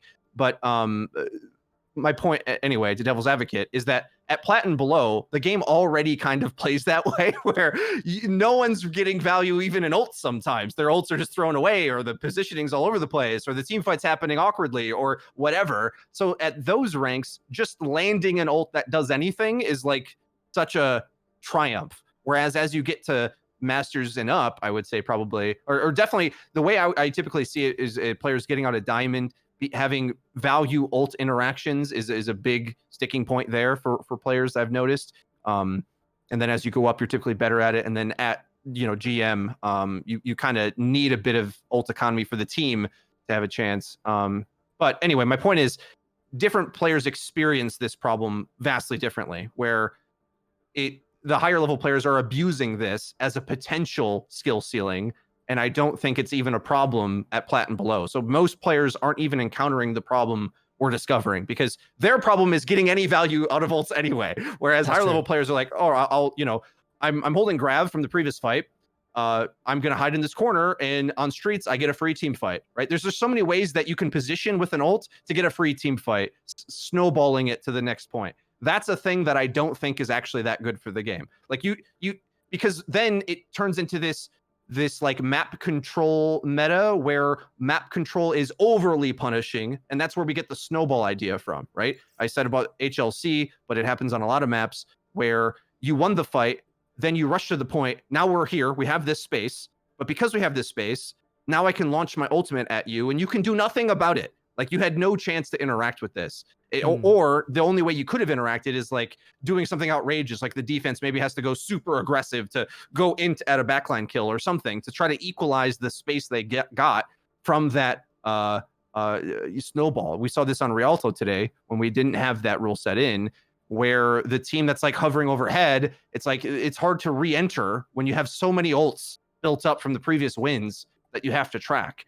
We as Overwatch players over the years have like grown to appreciate that skill set of like, all right, I know what ults they have, and at a high level you do that, but I don't think it actually adds as much as we think. And instead, when you remove it, then you can just focus on like the spacing of positioning of the fight rather than make one mistake on re-entering, your whole team's dead and the whole team fight is gone now, because ults are that strong that if you make a re-enter pathing mistake, it instantly destroys the entire game. So that was quite a long rant, but I think I got my points out there. Yeah, I think responding to the kind of core point there of like, in terms of this idea, or sticking to the ult reset idea for the game, in many ways, this is, as I said in commentary, this is already what it looks like in the metal ranks, right? Like, it already does look like 6 ultimates popped all at once, because I think obviously the symptoms are different, but the end result is the same. That in plat, it's more like everybody's too scared to pop their ultimates, and then they see one person do it, they're like, oh shit, I gotta press my ultimates or my team will lose. And that's kind of what was forced upon the content creators, where they were like, uh-oh, if we lose this fight, we'll lose the point, and I'm going to lose my ultimate anyway, so I may as well drop this ult. And if there's any danger, you drop the ult. So again, more playtesting maybe would reveal any like more shittinesses, or like a new meta that develops about when and how you want to use your ultimate. But yeah, generally, I think it was just a lot of fun, and I would just, I think more playtesting would be good. And in terms of this going into the game, I'm actually not, I don't think it would necessarily make it a worse game for people in lower ranks either. I don't think it would necessarily, at least not right now. Probably.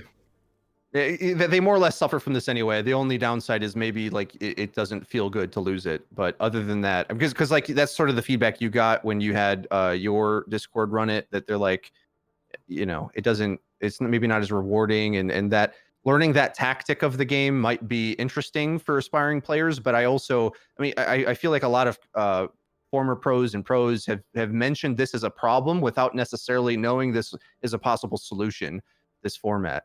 I had a point, and I'm starting to lose it now. We've been streaming for quite a long time doing casting. My brain's getting strained here. No worries. But I'm so interested in this as a thing, because it's I think, to summarize, there's 2 major victories, where one, the tactics of the game in terms of ult economy are kind of lame when you spread it across the map, and it gives you this weird snowball that's like perhaps too much of an advantage, and that is less interesting. And then when you remove that, you can think more about how you engage and the map and mid-fight, rather than I'm here with an ult, so I win this whole point. Like, that's when you're able to string out your ults like that, there's more frequent ults across the map, because you have one for this stage, or 2 usually. It's like we have 2 for this hold, we have 2 for the next push, we have 2 for the next push, and by that time we have our next 2. So that's what ult cycling is, especially on defense. So that's like core to Overwatch strategy. The problem with that is that the team that starts to get an advantage is ahead on that always, basically. And it takes sort of a Herculean effort to break out of that a little bit. You have to do something over the top. Whereas when you reset it, it flattens that a bit and says, okay, now can you go again? And it's sort of like, the best example I have is Counter-Strike, where your economy gets reset or something, and you just know you're going to lose some rounds or they're going to be tough or whatever, and the impact of those fights are a bit lower, and the stress is more on your positioning and mid fight and skill, basically, like things that are harder to do than press Q.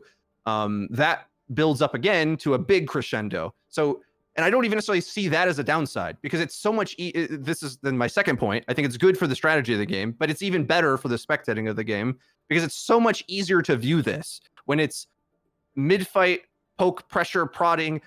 How are we going to enter this? And there isn't this huge threat looming all the time of someone's got an ult they saved from a previous fight of a thing or whatever. Like it's more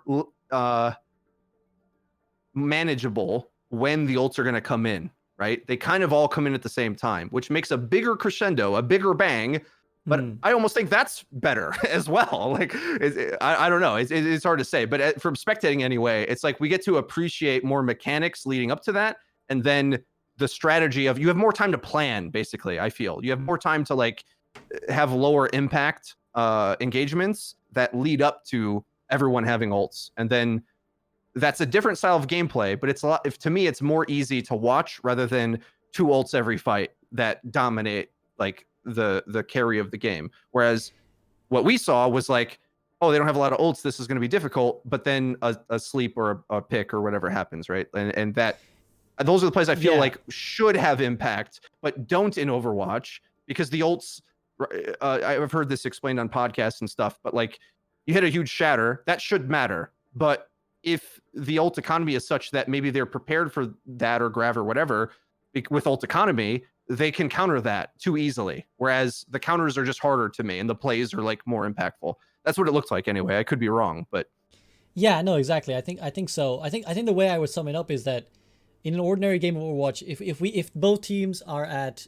a state of impasse, right, they're just both there and nothing is happening, then usually at the moment it's ults that are the trigger. Like ults are usually what you play around. You kind of poke and prod, and then you might get, you get a nano boost, you put that on your Winston goes in, he farms primal, then he uses primal, and it's like this chain reaction of ults that are used to start fights, and then we begin that cycle that you spoke about where you use 2 ults this fight to win, then you use 2 ults the next fight. So right now it's ultimates that dictate when and how fights begin and end. Whereas if you know that you're not going to have an ultimate for a while, now your play is what dictates when a fight begins or ends, right? Because if both teams stand there, well, as bad for the attackers, so they have to do something. And if they're not going to get their ult for a while, having just reset it on the checkpoint, well, again, we saw, maybe it's just specific to the players we had in the lobby, Arrge and Wanted, who did like to go on flanks and make that play style. But I think that's what it encourages in general, where it's like, go do something. Try and make something happen for your team.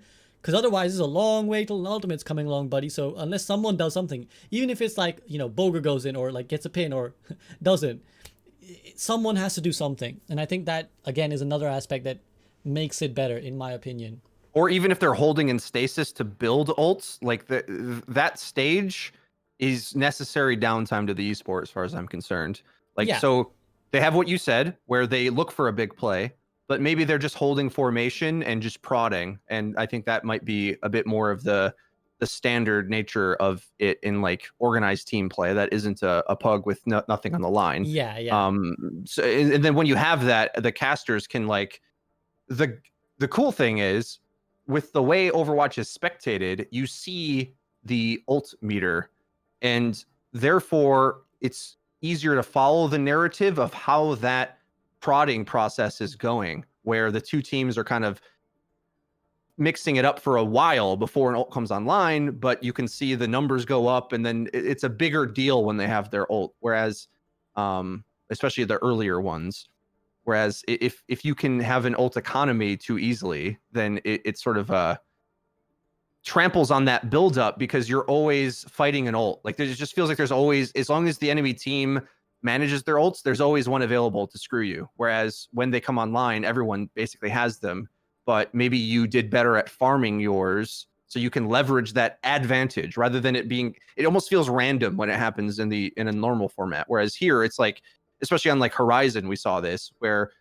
okay, the ult's reset, here's point B. It's kind of annoying to get, but you kind of saw how well they had to play that to like peel back and maintain and not overextend. And then they have an ult, then they can go aggressive. Whereas, with an ult advantage, then it you know, kind of takes that away a little bit.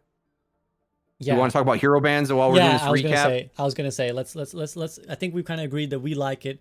I'm sure there are some people that have complaints, and I encourage them to kind of give their opinion, and you know, fill that form in. But I think at least for now, I would obviously, what I would say is I would want to test it more, right? As you said, there's like, it wasn't the perfect test. You know, these players were playing in pugs, they were playing for fun, and they also wanted to pick the heroes that they liked playing.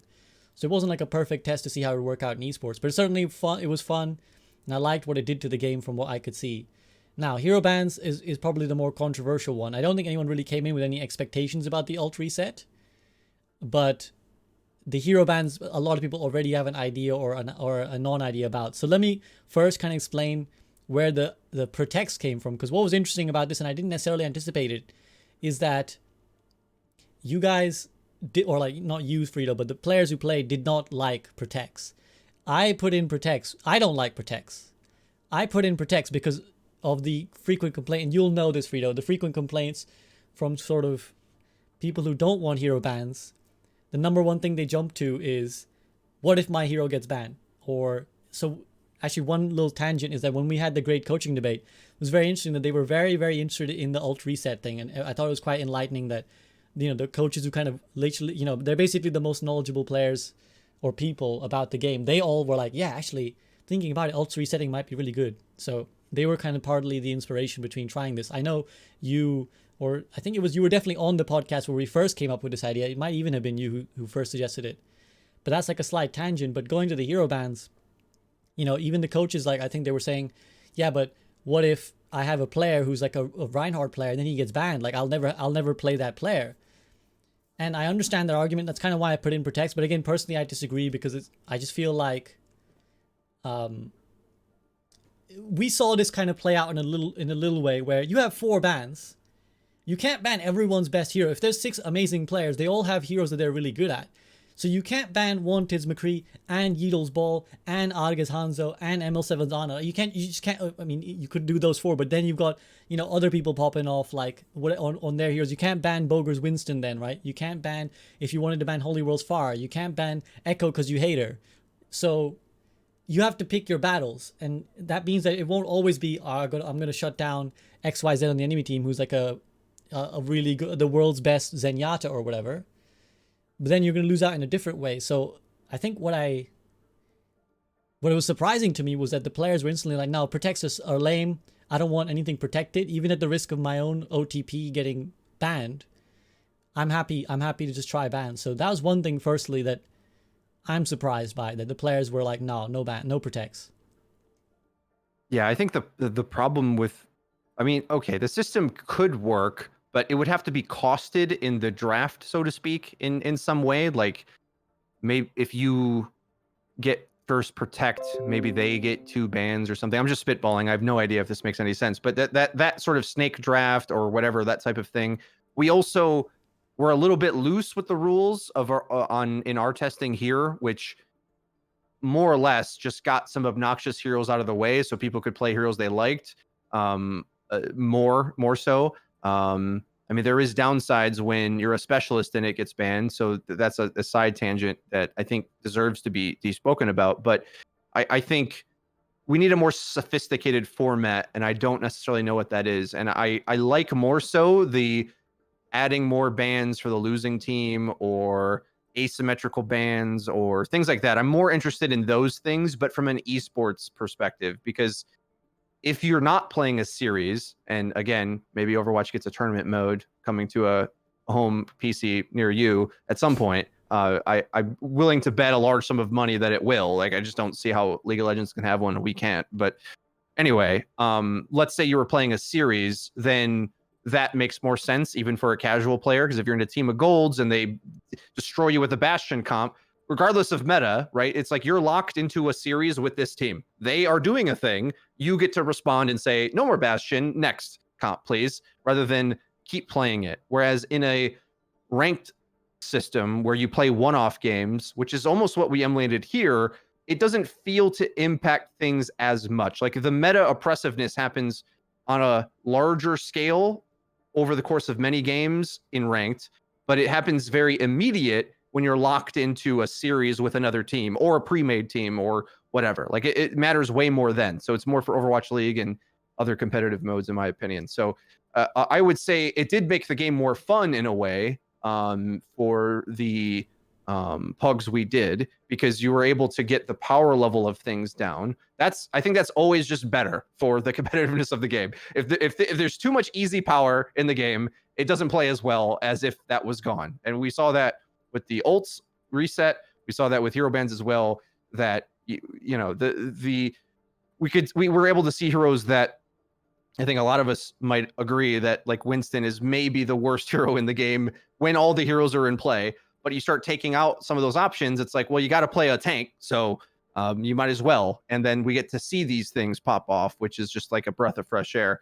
And I think you're spot on with you can't ban the whole roster. There's always trade-offs. Yes, you'd want to pick their best player probably and take that, but that's why roster depth is important. And then you have to pull out other things. Like I'm always a little surprised that people hold that view, because it almost feels like they are, can't see the forest for the trees kind of thing, where it's like, well, what if they ban my star player's best hero? It's like, well, yeah, but you do that for the other team too. Like you're both doing that, right? So, the whole point, in theory, as long as you ban well, you won't lose the ban phase necessarily. Like we might be able to debate that strategically, but it'll be more or less both teams lowering into the depth chart a bit of their team, but we get to play different heroes. That's the point. Otherwise, when all of them are played, the most broken things have to be played all the time.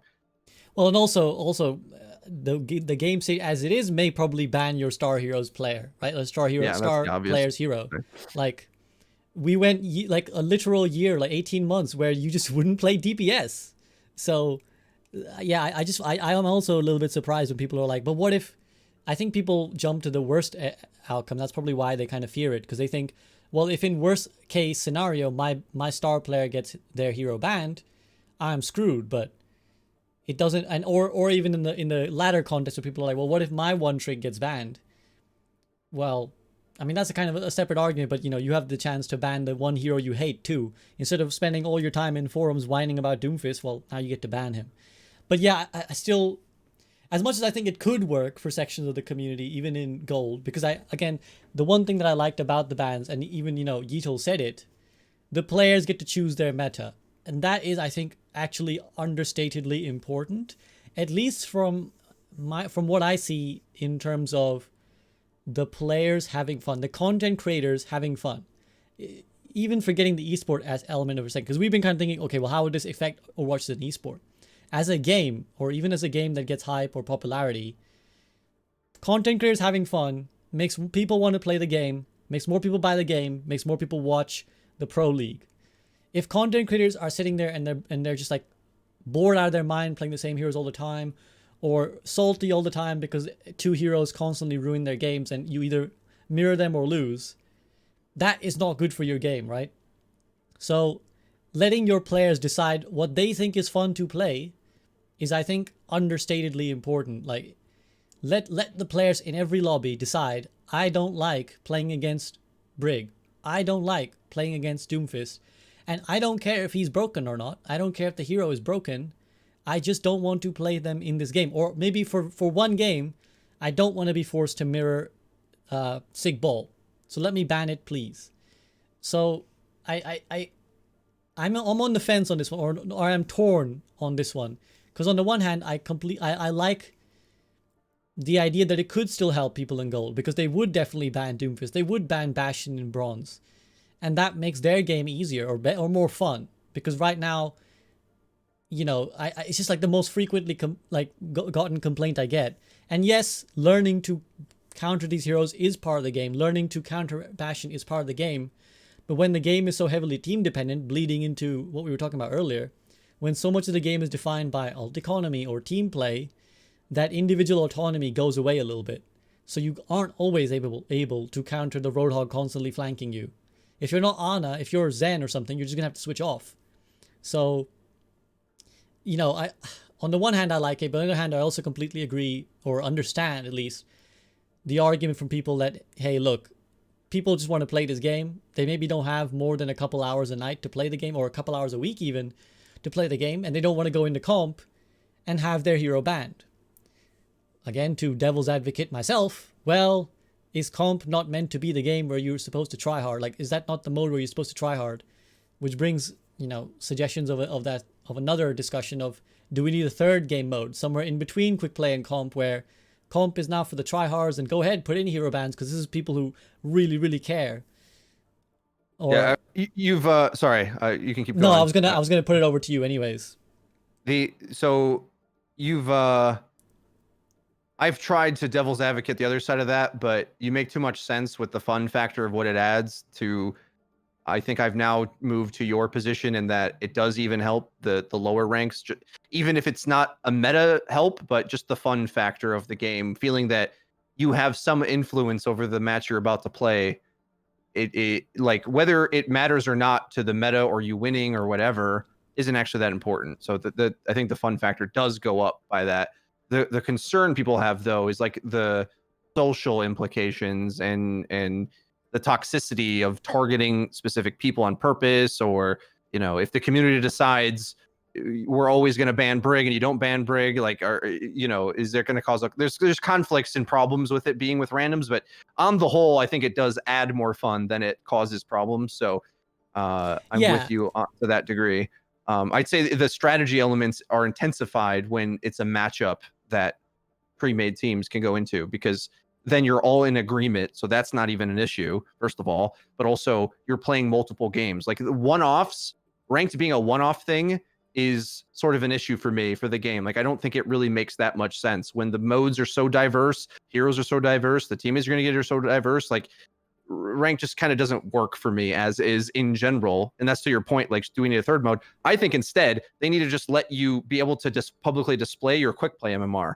Like, if to your point, ranked should be that I press this button because I mean it, rather than I grind this all day and I treat it like quick play anyway. Like, that shouldn't be the thing, right? Like, we should instead make quick play better, because I've been playing way more quick play as time has gone on. Like, every time I speak to you, I feel the percentage keeps going up.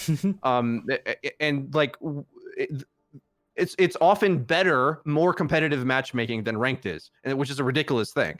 But anyway, that's a side point.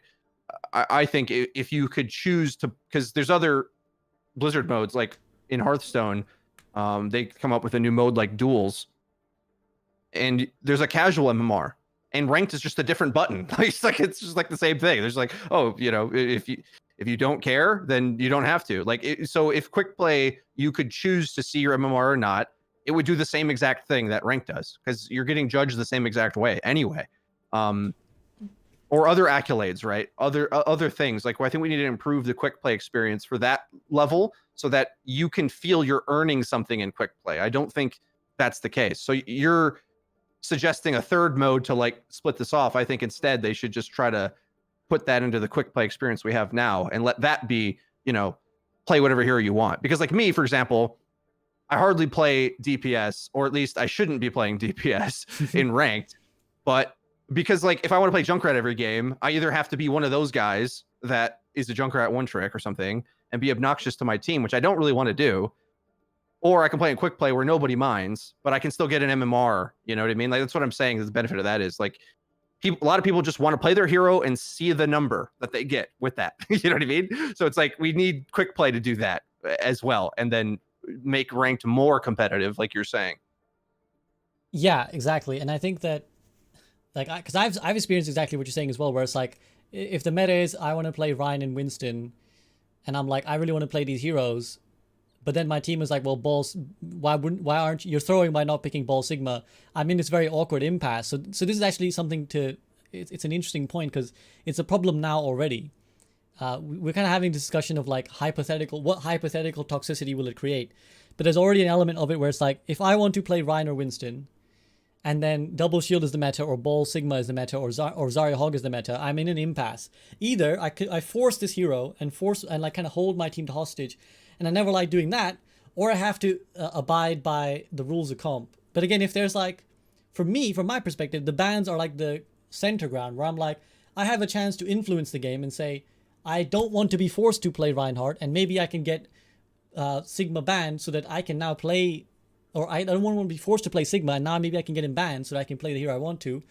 And if he doesn't get banned, okay, well, I'll suck it up because at least a different hero I didn't like got banned, or it opened up another possibility. So game to game, I'm not in that same situation which is why one of the reasons personally I stopped playing as much ranked as I did was that suddenly the heroes I played were like just not possible to play anymore, not even from a ban way, just because of the meta, right? And that's in a way a soft ban anyways, which hero bans counters, because if I want to play Ryan Winston, there's just no point. There's no point queuing up for ranked. Whereas again, if I'm able to at least take out some obnoxious element of the game, as we alluded to, if I'm able to take some level of the power down, that my skill on the heroes I like to play is more valuable, then actually, even if my hero is banned, I'm still, like, if I have two heroes, even if one of them is banned, the other one is now stronger because something else has also been banned down the chain. And the game's level is lower, therefore my skill on this hero is now more valuable. So that was a slightly confusing ramble, but hopefully it made sense. You made it perfect points there. I think, yeah, to some degree. So the bans would help that for ranked. But to some degree, the ranked community sort of has to acknowledge that you're going to have to play whatever the meta is. And even with the bans, you probably will need to play what's meta with that ban state anyway. It's just lower down the totem pole, right? And luckily, with reducing that power adds more flexibility in that lower tier pick, because like if say you ban Echo right now, there's like a ton of mid-tier DPS, I'd say. Maybe Hanzo is the best then, but you know, maybe we ban him too or whatever, right? Like there's a bunch of middle tier DPS that aren't, the gaps between them aren't as severe. So that's the good thing about bans. But I think also on top of that, just like this mentality of I want to get an accolade by playing the heroes I like, you know, and we play a lot of the same ones. I also play some more on top of that, whether, you know, a lot of them have been trashed for so long, whether it's Lucio or whatever. I'm a pretty good Lucio, but he's just been terrible for like a year or more, right? So it's like I have to make a decision. Do I irritate everyone by playing him in ranked so I get that accolade, or does Blizzard improve quick play so that I can get accolades in that mode too? But when we go into ranked, we all understand like you're gonna kind of have to play the meta. Like the game tells you that anyway, even if the atmosphere tries to not, you know what I mean? Like either way, the community is going to be mad at you, or the game's going to punish you, or whatever, right? Like there's no escaping it. Whether I feel somewhat Blizzard tries to have they've always had a very toned down approach to either, you know, to that problem, I guess, to sort of leave it to the community to figure it out. But I think these types of systems can help mitigate that problem as well. Yeah, this is what's interesting, I think, about the toxicity element of it, because, you know, it's a fair argument to make, I think. It's not like a dishonest argument or disingenuous argument to say, well, wouldn't it possibly create more toxicity about, like, well, which hero did you ban? Like, did you, if you don't, because what will probably happen, at least initially, is let's say bans go in tomorrow, because the content creator community is so prevalent, they're probably going to say ban Brig. It's like you would be dumb not to, or ban Echo, you would be dumb not to. And then let's say you get into a game in like Diamond or something, and then your team chooses not to ban Echo. The argument goes, is that not going to create friction between your team for not banning the right hero? I get it, but at the moment it feels like wildly hypothetical to me, because it feels like there's so many reasons for toxicity in the game, full stop, right? Like you may not get direct toxicity because of the bans are not there, but it's already happening. Like that exact thing's already happening exactly. Anyway, but in just different ways, right? To your Ryan and Winston example, that is just a problem in Overwatch, that your teammates' picks affects you. There's no getting away from that, no matter what. So yeah. Exactly, like the number of games where you get into and someone's like, GG, we have a X OTP on our team, right? Like that already happens. So I feel like this argument that it will create more toxicity is not, like, in many ways I feel like toxicity is stable. Like people, when they want to be toxic, like if we talk pure malicious toxicity, that will always be stable. Like people will always be shitty and nothing will change that. Then there's the other tier of toxicity, which comes from frustration with the game. So from my perspective, anything that we can do to make the game better automatically alleviates toxicity. So if you like the system of bans, I don't necessarily think that if it makes the game better, it will make players happier and therefore less toxicity. That's how I see it personally. If you're making the game more fun, as we saw for the content creators, they were like, this is way more fun. We enjoyed it. That trickles down. Like, they're going to be smiling. They're going to be having a good time with their teammates. Then, you know, they go into the next game happier. Their teammates go to the next game happier. Because right now, probably one of the biggest causes of toxicity is you lose a game, the team you were with were obnoxious as hell, and then they make you tilt in the next game so you're super short with your next team. And the minute one thing goes wrong, you'll hear some groan from some guy like, oh, GG, go next, like this team's shit. So anything that makes the game better to play, I think automatically alleviates toxicity. Even if there's an argument to be made that if you didn't ban the meta, like the right picks, then your teammates would be mad at you. Yep. On point as always, SVB. Other games don't feel this way, right? Like, I feel like Overwatch requires a level of discipline and love of the game to maintain playing it, and it's not the case in a lot of other systems and formats and game types. And so the more we can make it feel like you can navigate it rather than be slave to it, right? Just be, you know, I you know, a lot of people don't like ranked in any game, right? But I feel like Overwatch is particularly bad with the level of helplessness it imposes on its players, with how the suffering can feel, and without a real way to like fight against it. And bans is one way. I think it's public. I think I've said this on podcasts with you earlier, so I've already leaked it, even if it wasn't. But I think they said that like ways to select maps will be a thing. Who knows what they'll go with? There's a lot of ways they could do it, but that helps as well. The more agency the players have in general is just like, it's required. So BlizzCon is next month. There is some bad news looming overhead with leaks and stuff about what BlizzCon's going to bring us. Yeah. So, you know, who knows what they're going to do.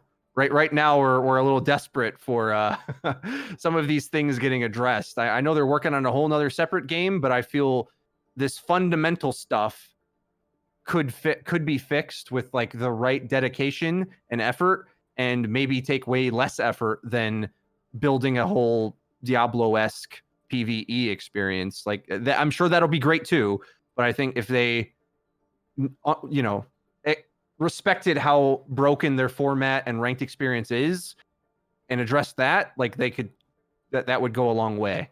Like, I already felt like roll queue was a big step. It always feels like they do one big step and then not the subsequent extra steps that, like, you know, goes again. Like roll queue helped. It did one thing, but we still have other problems. And yeah, I don't know. And yeah, that's kind of the parcel, right? No game will ever be perfect. There's always going to be complaints. We're always going to have to be striving to improve.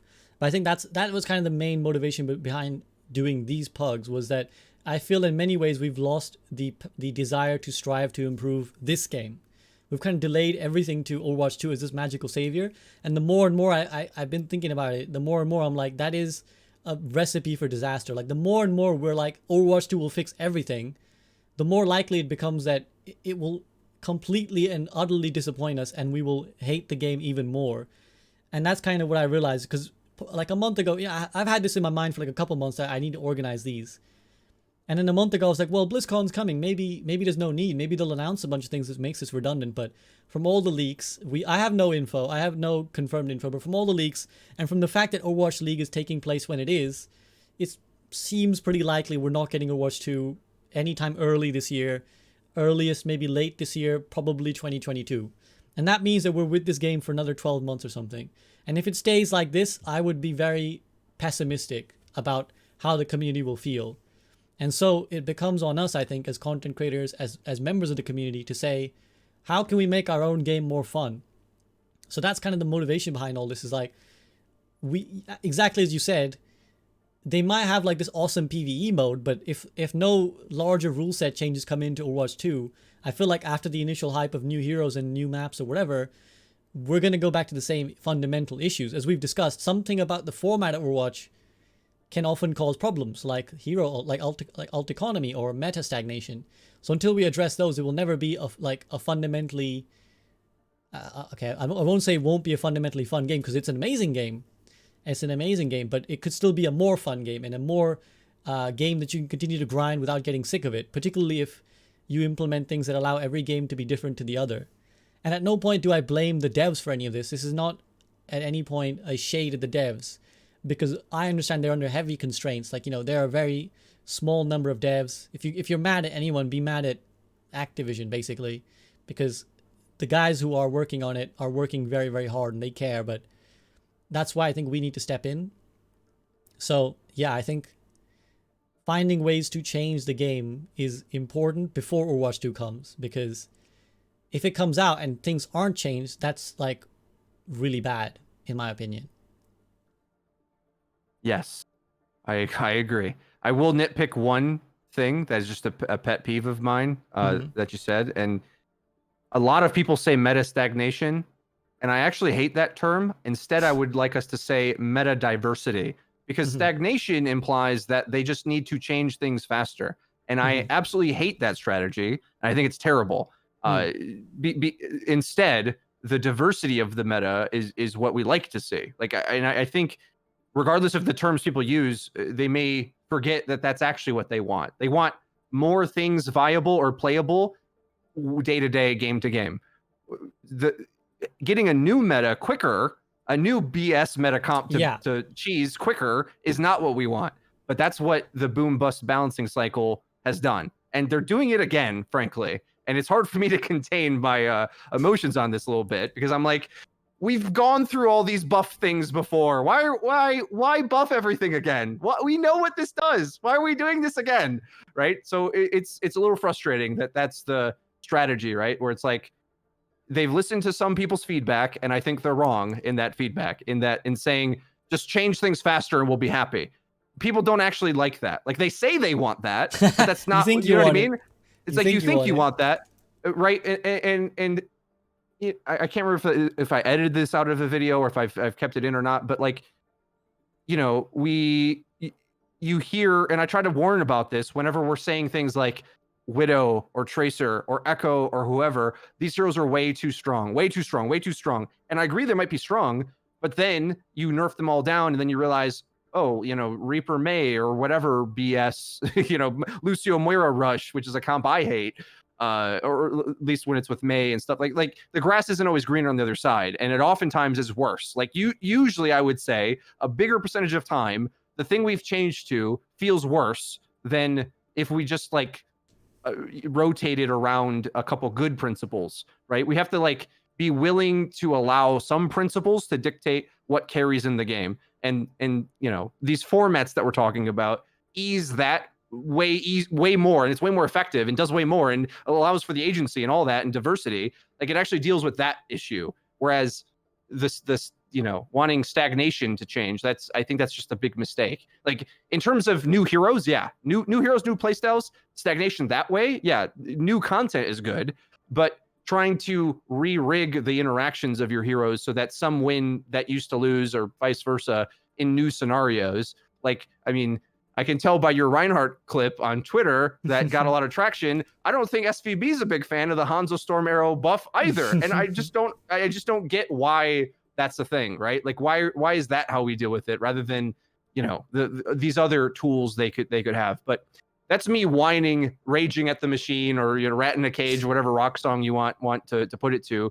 I know they are working on these things, but this is why I agree with you completely in terms of Overwatch 2 has to have format changes to it. And I think they feel that might be an opportunity to institute some format changes. I mean, they already hinted like 1-3-2 was in the cards, not going with it, but that's the type of thing they're looking to do. So I'm optimistic that with the brand new game, we will get that. I just don't know if we can afford to wait that long with the game being delayed. That's sort of my concern. Like, I like the improvements to this game happen way too slow in comparison to other games. It was a great victory when Overwatch League started doing tournaments and loser picks the map. Amazing. Imagine if we sped that up to have a ban system or whatever, right? Like other things. We could flip the switch with these things now if they wanted. And I know that's easy for me to say as a spectator who doesn't own the property. Yeah, just change everything. Like, it's easy for me to say, but I just mean, like, I think other companies are doing that. They are amping it up, and maybe too much, right? Other games maybe go crazy with it, and Blizzard's more reserved. Like, even Blizzard picking up the pace still is slow in comparison to what other teams do. And I feel we've been lulled into accepting balance to be the answer when even when we had a fairly balanced game, they just went around and ruined it the next month or two. So it's like, well, now we got to rebalance the whole game again, because the game felt balanced in October for the most part.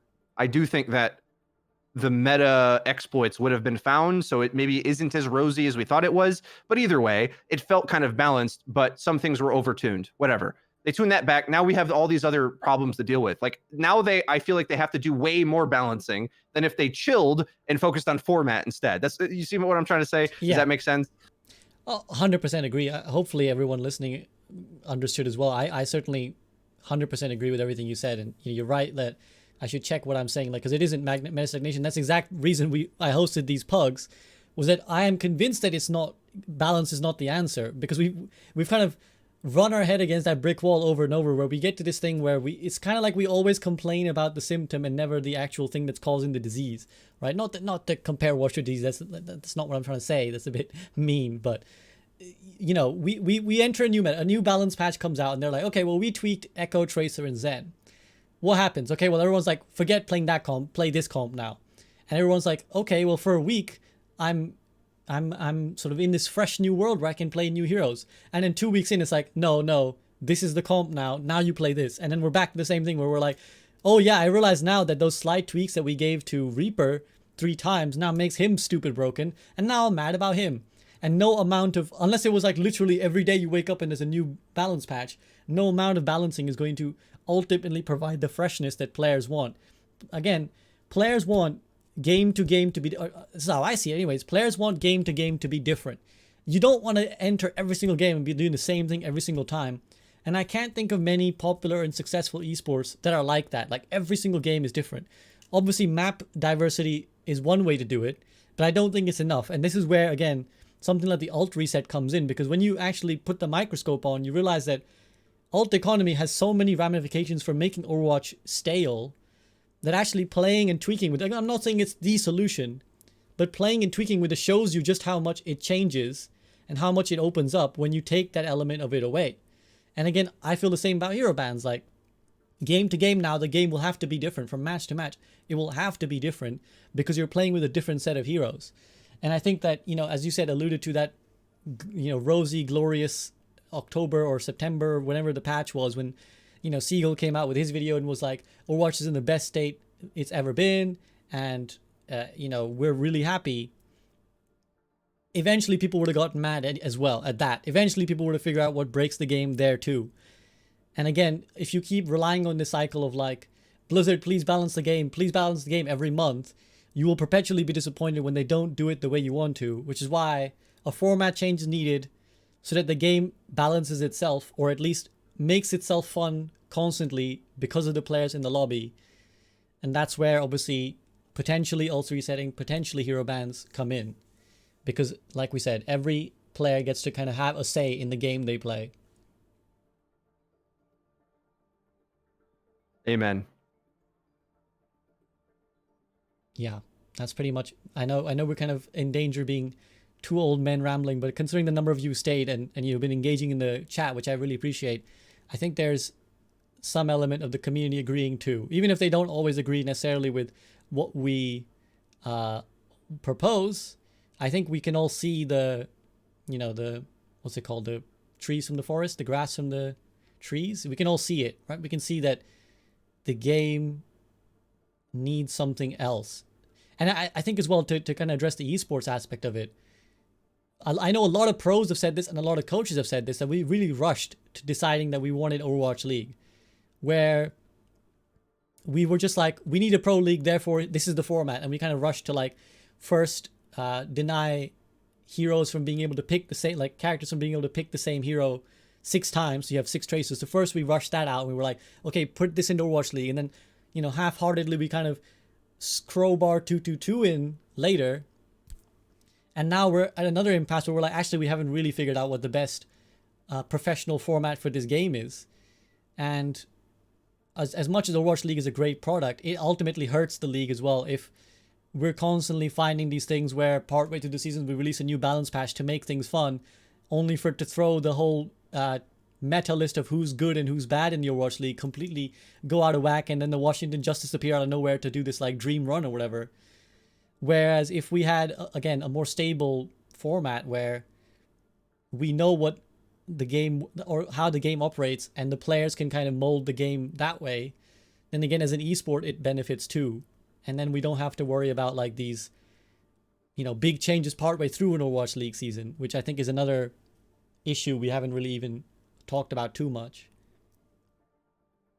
Yeah, I enjoy talking to you, so I almost always want to extend the conversation. I'm trying to set an end point, but then I just thought of things that I desperately want to say. So well, if you gotta go, then I completely No, I don't have to go. No, I don't have to go. I am getting fatigued as an old man who's just been speaking for hours now at this point. But the thing to me, I guess, to sum up this point is that if we think back to the history of Overwatch, 5 years. What percentage of that time was balance of the game in a strong state? Not a perfect one, because I don't think we can achieve perfection, but in a strong state where there was a desirable amount of diversity in the meta. Was it like 1 year? A year? I was going to say a year. I'm like, that sounds too much. 4 months maybe or something? Like, is that an accurate... When people were bad at the game, how long basically. do you think?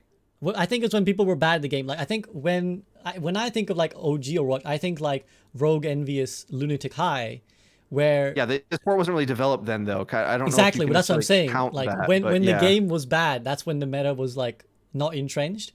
I think when the players as soon weren't as Overwatch, good, you mean? Yeah, You said when the game is bad. You meant when the players weren't as good. Right. Yeah, when the matches weren't as bad, like when the matches were worse quality, if you think about it that way. Like right now we have a lot more like perfect Overwatch played, whereas it was a bit of a Wild West back then. Everyone was trying to figure out everything. The players were amazing, don't get me wrong. I was standing over all these guys, but yeah, compared to now, the like quality of their gameplay was objectively not as refined.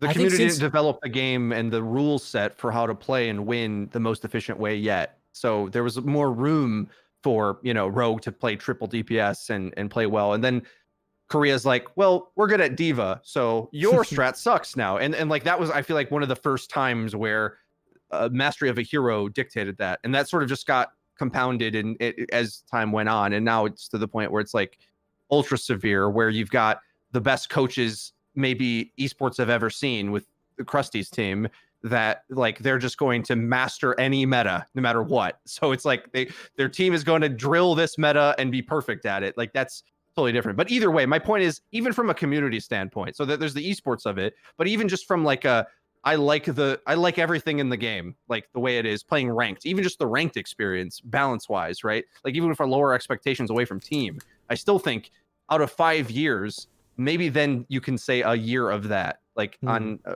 I don't know if you agree or disagree, but the point is, it's not like over half. I think you'd struggle to argue over half of the time it was in a strong state. Now the lower rank you are, or the worse the play is, the better that is. Before the esport was developed, maybe the pros weren't as upset, or before, or if you're like plat and below, this never really matters to you, in my opinion, too much, other than some obnoxious things. But as long as you're bad enough at the game, your play matters more. But the higher you go, as you explained earlier, the more punishing this gets. But either way, anyway, my point is, we talked about that at length on accident. I didn't mean to, but my point from bringing that up is, this is why we cannot expect balance to be the end goal. Like balance is a tool to like alter things, but it can't be the strategy, because even when that has been our focus, a minority of the time has it even worked. So it's like, that's why I'm like, that it's sort of a nonsense approach to try to solve this for the long term. It just changes things, and different people are upset at different times, and then different people want different things, and they're always upset, like more times than not. Whereas the benefit of like Riot's approach, and they make a lot of mistakes, don't get me wrong, but when they admit they need a ban system in League, they can make OPBS new stuff and it not destroy the game completely. I mean, I'm sure fans would argue it has, but you have at least some mitigating force to like have crazy stuff that you add while not always being slave to it for X amount of time, whether it's goats for 8 months or whatever, or mercy for a year or whatever it was, right? Like at least there's some way to navigate it, and so that there's diversity. That's sort of my point. Like the fact that it's not meta stagnation that's the problem. It's the fact that we have metas you can't navigate. That's the problem. Like that, no matter what meta we get, even when it's been a good one, not everybody's happy. So whereas when the players individually, to your Bogur point, what he brought up, or Yeatle said it, the players get to pick. So it's like, it's based on my desires rather than the meta's desires. The meta doesn't choose for me. I get to choose. Like, no, I'm going to ban so that ball's good. No, I'm going to ban ball because I hate ball. Or like whatever perspective you have, everybody's different. Yeah. Anyway. Yeah. No, you're absolutely right. And again, it just goes back to that diversity idea, right? Like, we'll never escape a meta. I don't think so. At least not, again, it's like a catch-22. We'll never escape the meta unless we change the format. And if we're going to change the format, then we should do it in a way that it creates meta diversity. And you're right. Yeah, I can't really recall too many times when, once the game got figured out, ironically, the more refined we got as an esport, the more the thrill and the diversity of the game diminished. So again, I just think that speaks to the idea of like, the game is too figure-outable. It's just, there has to be something else. Solvable is the word, but yeah. Sorry, yeah. Sorry to clown on you, but it was so adorable you saying that, figure-outable. That's how I speak sometimes, and it makes me laugh. Would you believe I have a degree in English literature? Yeah. I mean, I do as well, actually. But yeah, solvable is the word. Yeah, it's exactly. A game theory term, basically. It is too solvable. Yes. Now bans makes it way more complicated. The coaches said this in your podcast, right? And yeah, that is sort of a downside. So maybe we can transition to a conclusion here. I'm more excited about ult reset on checkpoint, and I don't feel bans are that powerful of a tool. Like I like them, but at the moment anyway, for at least short-term map to map, I'm not as excited for them. But a more sophisticated like snake draft system or persistent bans through multiple maps. Like I'm more excited to see a series develop in that way. Whereas I think it will be an uptick in enjoyment to ban based on what you want. But the problem is the percentage of bans you get. Like how many heroes do we want to ban? Because too few doesn't seem to do much. And too many might, once you have too many, then it's like another problem altogether, right? So I think getting that balance is very tricky for both formats, pre-mades and with randoms. I do think it helps you navigate the meta BS, but I don't know what I think about it in terms of like solving some of Overwatch's core problems. Because I think the next step is to really figure out what that more sophisticated format looks like. Like maybe if we were able to do this again in a month or whatever. I mean, I just desperately want a draft, right? And maybe we don't have enough heroes for that to make sense, but like that's what I'm excited for. Whereas these mirrored mutual bans sort of does the meta swap thing where it's like, well, we'll just mirror something else. And that's not as interesting to me, personally, anyway. So I'm more excited for those things, but yeah, it's just one man's opinion. Well, you probably know this more than most, that like, that is my secret end goal for Overwatch. Like my hidden ulterior motive is I do want a draft system. I do want to pick and ban. I have experimented with this. And I've kind of, again, I'm trying to compromise, basically. I'm trying to find a solution that I think the community will enjoy the most. Because if I had it my way, I'd go draft even now. Because I just think that that's just so much more fun. Even if, again, it's always about gaining and losing. Even though we lose in the fact that there's not that many tanks, we gain this like really wild and fun Wild West game, which I enjoy. However, I don't get to decide. No singular person should decide. It's a consensus. That's why I incorporated. That's why, first I toned down to bans, and I even toned it back further to add protects to try and find a middle ground solution that the community can kind of ease into or enjoy and see how it might change the game. To answer your point, and I guess to come to a conclusion, because I guess my throat is really sore as well. As much as I also really love talking to you and just, theory crafting Overwatch till the end of time. I think my conclusion on it is that I think you're right. The ults resetting was surprisingly effective. I actually thought that maybe in a couple games people would be like, no, this is just like wildly broken and wildly exploitable. But even though ML had his concerns, I don't think it actually is. It actually seemed a lot more stable, at least for the time being. Again, I would love to try this again another time, try it more strictly, with a more try hard approach so that we can't be accused of like, well, you just played for fun, that's why it was like that. I think so. Again, I keep saying I'm going to conclude, but to try and make it in a short sentence, I think the Ults resetting made the format of Overwatch better, but I'm convinced that hero bans make the experience of players better. And those are kind of, I guess you got to figure out your priority, because I think the content creators love the ban. Like, at least that's my inclination. Maybe they'll disagree. But when we were asked, what do you want to go again? They said go again in hero bans, because they are tired of having been forced to pick a certain meta. They're tired of being forced by the game's balance what to pick. So as much as ult resetting may make Overwatch a more fun game and make vanilla Overwatch more fun, like, you know, those mid fights, those engagements, those flanks, it won't address that problem. And that, I think, is what makes them sad about the game. That is what makes them put the game down, being forced game after game after game to do the same thing. So for me, hero bans will make, at least for the content creator community, more impact and more fun. And that has a trickle-down effect on making the community happier. And then the ults resetting, I think, is a better format change for Overwatch, because looking at it now, I think it just makes it a better esport and just better in vanilla, in its default form. That's my conclusion, Freedo. Hopefully that answers your question. To add my conclusion, I'll mimic that. Yes, the enjoyment goes up with bans. My criticism of it not being the final best solution is that I think it just also reminds me how much I dislike mirror matches. And although I hate that. Everyone finds them, I feel like it's another one of those things that if we were to test it, me and you as spectators would just be thrilled with, because we got to see a lot of asymmetrical matchups today, whether it's the ult reset means you can easily swap to Ryan or whatever. You know, there's the good point that it also means you can easily counter pick, because there's no reason not to just sit and spawn and counter pick. So that is a concern. But whenever we had asymmetrical matchups, I just felt like it was more interesting Overwatch. Now, is it unbalanced? Like, you don't have the same tools as the enemy? And does that mean you might have a competitive disadvantage based on either your draft or your hero choices? Yes.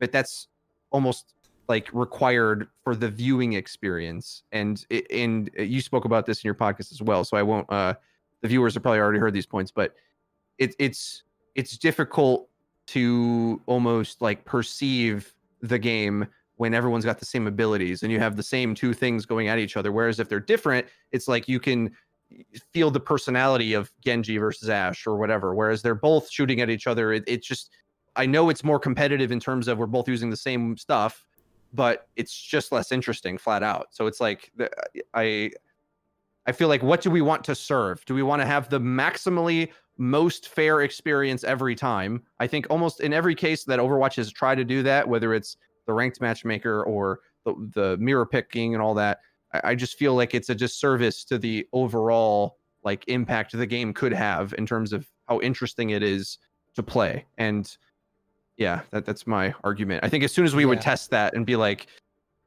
you know, there might be some boom or bust to it. It's like, well, we don't have Pharah counters and now Pharah is destroying. It's like, yeah, well, draft better. I don't like, you know what I mean? Like well, it's like, yeah, that can happen to you. Yeah. And that might feel bad to lose that way, but like in the same way that players have to learn how to not get clowned in different formats that we try. Like, it's just something that comes with experience. Like, I don't know. Yeah, there's so many points here. I want to, you know, we keep going around in circles. Like, I just want to, I'll just address everything there and hopefully that doesn't trigger something more. But one is, yes, it's so difficult in Overwatch to recognize what caused the game to go wrong that I think often when you try to introduce something new, people immediately point to that new thing as the reason why the game is now broken. So to give an example, a lot of people are coming to me and being like, SVB, do you not think that priority passes are ruining the game because like the games feel so unbalanced? And I'm like, I really don't know. Who can objectively sit here and say they know it's priority passes ruining, when if we cast our mind back, we try to expand our memory, games have been shit for as long as you can remember, right? Like, games can go wrong for so many various reasons that it's impossible to sit here and say we lost because I'm convinced that my private profile off tank doesn't play off tank. And it's the same when you introduce a new rule set where you might put in, for example, a draft pick, and like you said, maybe Pharah runs rampant now, but the game could have been run rampant by a different hero also in its current format. Like, we get diffed all the time in our games. Like, how often do you get on Havana and you get Widow diffed, or you get like, you know, a certain map where a certain hero is really strong, or like if a certain meta Echo's really strong and you don't have anyone who plays Echo and you just get diffed. So these variables go wrong anyways. So it's so hard to tell. But on top of when you introduce something new, you have to remember that we are learning the rules of the new thing. So again, as you said, if you draft and you realize, oh shit, we didn't think of any good far up counters, we don't have any far up players, and we don't have any hit scans available to us, and now we lose. Okay, yeah, that feels shitty for the one game you play, and your feedback will be, I don't like a draft system because we lost, and you see how shit it was. We played that game and we lost. But that's because you don't know the draft system. That's not because inherently it's bad. It's because you're new to the rule set and you need to figure out the way you figured out Overwatch over all these years. You need to figure out how that rule set dictates a certain ebb and flow. The idea overall should always, the perspective that should always be kept is, will the perfection of this new set of rules make the end goal better? Will it make the game better? If we refined draft picks and we got used to them, would that Overwatch look better? Or will it look worse than we have now? For me, I think the answer is yes, because even though there's silly things that would go wrong, like I know the pros and the coaches, I think coaches in particular always rush to the like, because they're always in the mindset of how can we immediately break the game? Because that's how they win and that's how they get an advantage. So when they think, okay, well, if I ban, you know, Sigma from their side and I ban Orisa, then my Reinhardt can run rampant and GG is over. That's the worst case scenario. But think about what if you figured it out and, you know, there wasn't like this wild imbalance that comes when you're in the wild west of a new thing. And will that Overwatch be better? And I think when mirror matches go away, yes, it looks better, it plays better, because you, as much as it, you know, a Ryan v Ryan might be fun, do you really want to see like two Winstons tickling each other for the end of time, and two sets of Winston Genji Tracer diving, two sets of Zens annihilating him, and then the rest is history? Or do you want to see a dive comp play against a brawl comp and see how they stylistically compete against each other? And that's my opinion. I don't expect everyone to agree. That's the vision I have for the game, but I'm, again, as I've tried to demonstrate, hopefully, I'm trying to find the system that I think feels the best for the players to play. I don't want to, but I don't want to keep going. Oh, I'll try to say so a few words.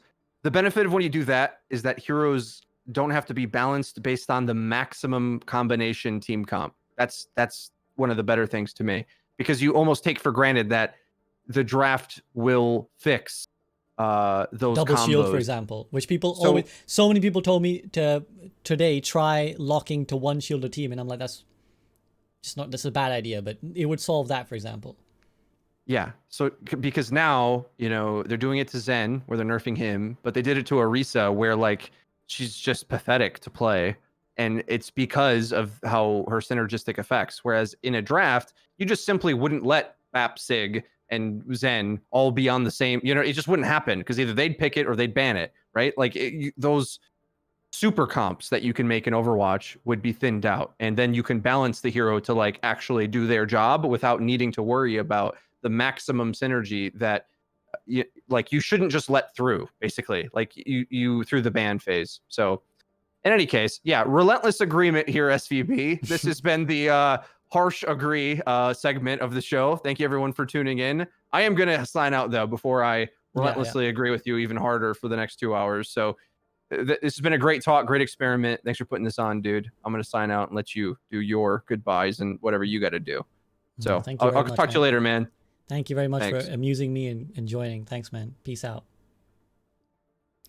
All right, chat. That leaves just me, and it has been an experience. It has been great. I've had a tremendous amount of fun watching. I've had so much fun. I haven't played a single game of Overwatch, and I've had so much fun, like just observing, figuring out what's happening, trying to see how that might be good or bad for the game. And yeah, it's just been an absolute blast. It's just been an absolute blast. Yeah, you're right. I should raid leg day. Where's he at? I can't see him on the. Where's he at? Is it just leg day? Is it just leg day? Yeah, there he is. Leg day gaming. There he is. Yeah, let's go raid your boy leg day, who's always, you know, speaking of esports and all that, he's always holding it down. Schedule is soon again, SCB. Thank you, Andy. So now I get to the shout out section. This is like an award ceremony where I get up on the mic and I shout out everyone who made this possible. So please do stay and bear with me. If you enjoyed this, please do take time to give credit to the people who made it happen. So Andy himself, who made the alt reset mode, thank you to him and for all the hard work he does promoting the workshop people. And he then put me in touch with Grandeur Hammers. Shout out to Cactus Puppy and Joe Spurred. If you want to, there's a !GH command that will bring up the Twitter for Grandeur Hammers. Please go follow them because they do awesome workshop stuff. So much of the workshop goes understated. So appreciate the tools we have because we would never have been able to do these experiments without something like the workshop, which also makes me want to shout out Zach Metcalf, aka Magsy, if you ever see him around. He goes by Magsy in most places. So shout out to him for being the sort of rock that allows the workshop to continue as it is. And Dan Reed for helping create it in the first place. Shout out to the amazing content creators who, again, this would be not possible without them. So thank you to them for joining me, giving me so much of their time, putting on a great show, and just, you know, running with these ideas and amusing me for whatever random shit I wanted to try. And I would love to do this again with them. I would love to invite them all again. I would love to try even more ideas. We can try and refine the band stage. We can mix the bands with ults resetting. We can try a draft system if the content creators like it. We can also try to balance the game ourselves. That's another option as well. Obviously, bands kind of take the need for it so heavily out, but we could also try and remove certain abilities we don't like or dislike, or tweak certain numbers we like or dislike. So thank you to all those people. Thank you to Morin. So Morin has helped me create the forums, my mod. If you want to give your feedback, again, one last plug. If you want to give your feedback on what you saw tonight, or, you know, I would like it if you watched the game before you gave your feedback. If you really want to give your feedback, you can without having watched it. But I'm going to upload this to YouTube in some form. I don't know if I want to highlight this down because it actually feels so insightful. Maybe all I do is just take out the in-between bits where we're like picking teams and, you know, arranging the lobby, because everything is like, I feel really insightful. So maybe, I don't know what you guys think. Should we cut it down to a highlight, or should we just upload to YouTube minus all the downtimes and just let everyone watch, because this was so insightful. So yeah, if you want to give your feedback, as the content creators will be doing, enter this, use this form in the chat right now. Use that link. Fill in whatever you thought your opinion was. Again, alongside Morin, we're going to collate this data. We're going to make some nice visual representations of it. I will share it with you in some form. I'll put it out in some form in a video or in a tweet or something. I will put all our results out and I will send them to Blizzard. So the devs have kind of already let me know that they are interested in what the results of this are, and they want to see what we get done. So I'm going to give our opinion to them. So please do share. And yeah, am I forgetting anyone? I guess thank you to you guys, right? Thank you to you guys for sticking and watching and making me feel like you actually like this and you want to see more of it, because, you know, this could have been horribly flopped and you guys might have said like, nah, the game is fine, fuck this, like we don't need this. But I feel like you guys enjoyed it. I'm glad you did if you did. Thank you for sticking around. Thank you for the follows and the subs and the cheers that you did. I'm sorry that I couldn't acknowledge it, because obviously I was trying to give my dedication to what was going on the screen. Thank you to the mods who helped me try these maps as well. Yeah, to my regular mods who helped me test these out. But yeah, once more, just thank you to everyone who made this possible. I am now going to raid Leg Day. So go say hello to Leg Day. Awesome, for those of you who don't know, awesome tier 2 caster. Really deserves to be Overwatch League caster. Maybe with Jake gone. I would love to see Lemon Kiwi and Leg Day in Overwatch League as well, but let's go say hello to Leg Day. Check him out. And enjoy the rest of your evening, guys. I will see you Sunday, probably. Otherwise, just stick around. We're going to try more stuff like this. We're going to try more fun events. Peace out and enjoy. If I don't see you anytime soon, enjoy the rest of your weekend.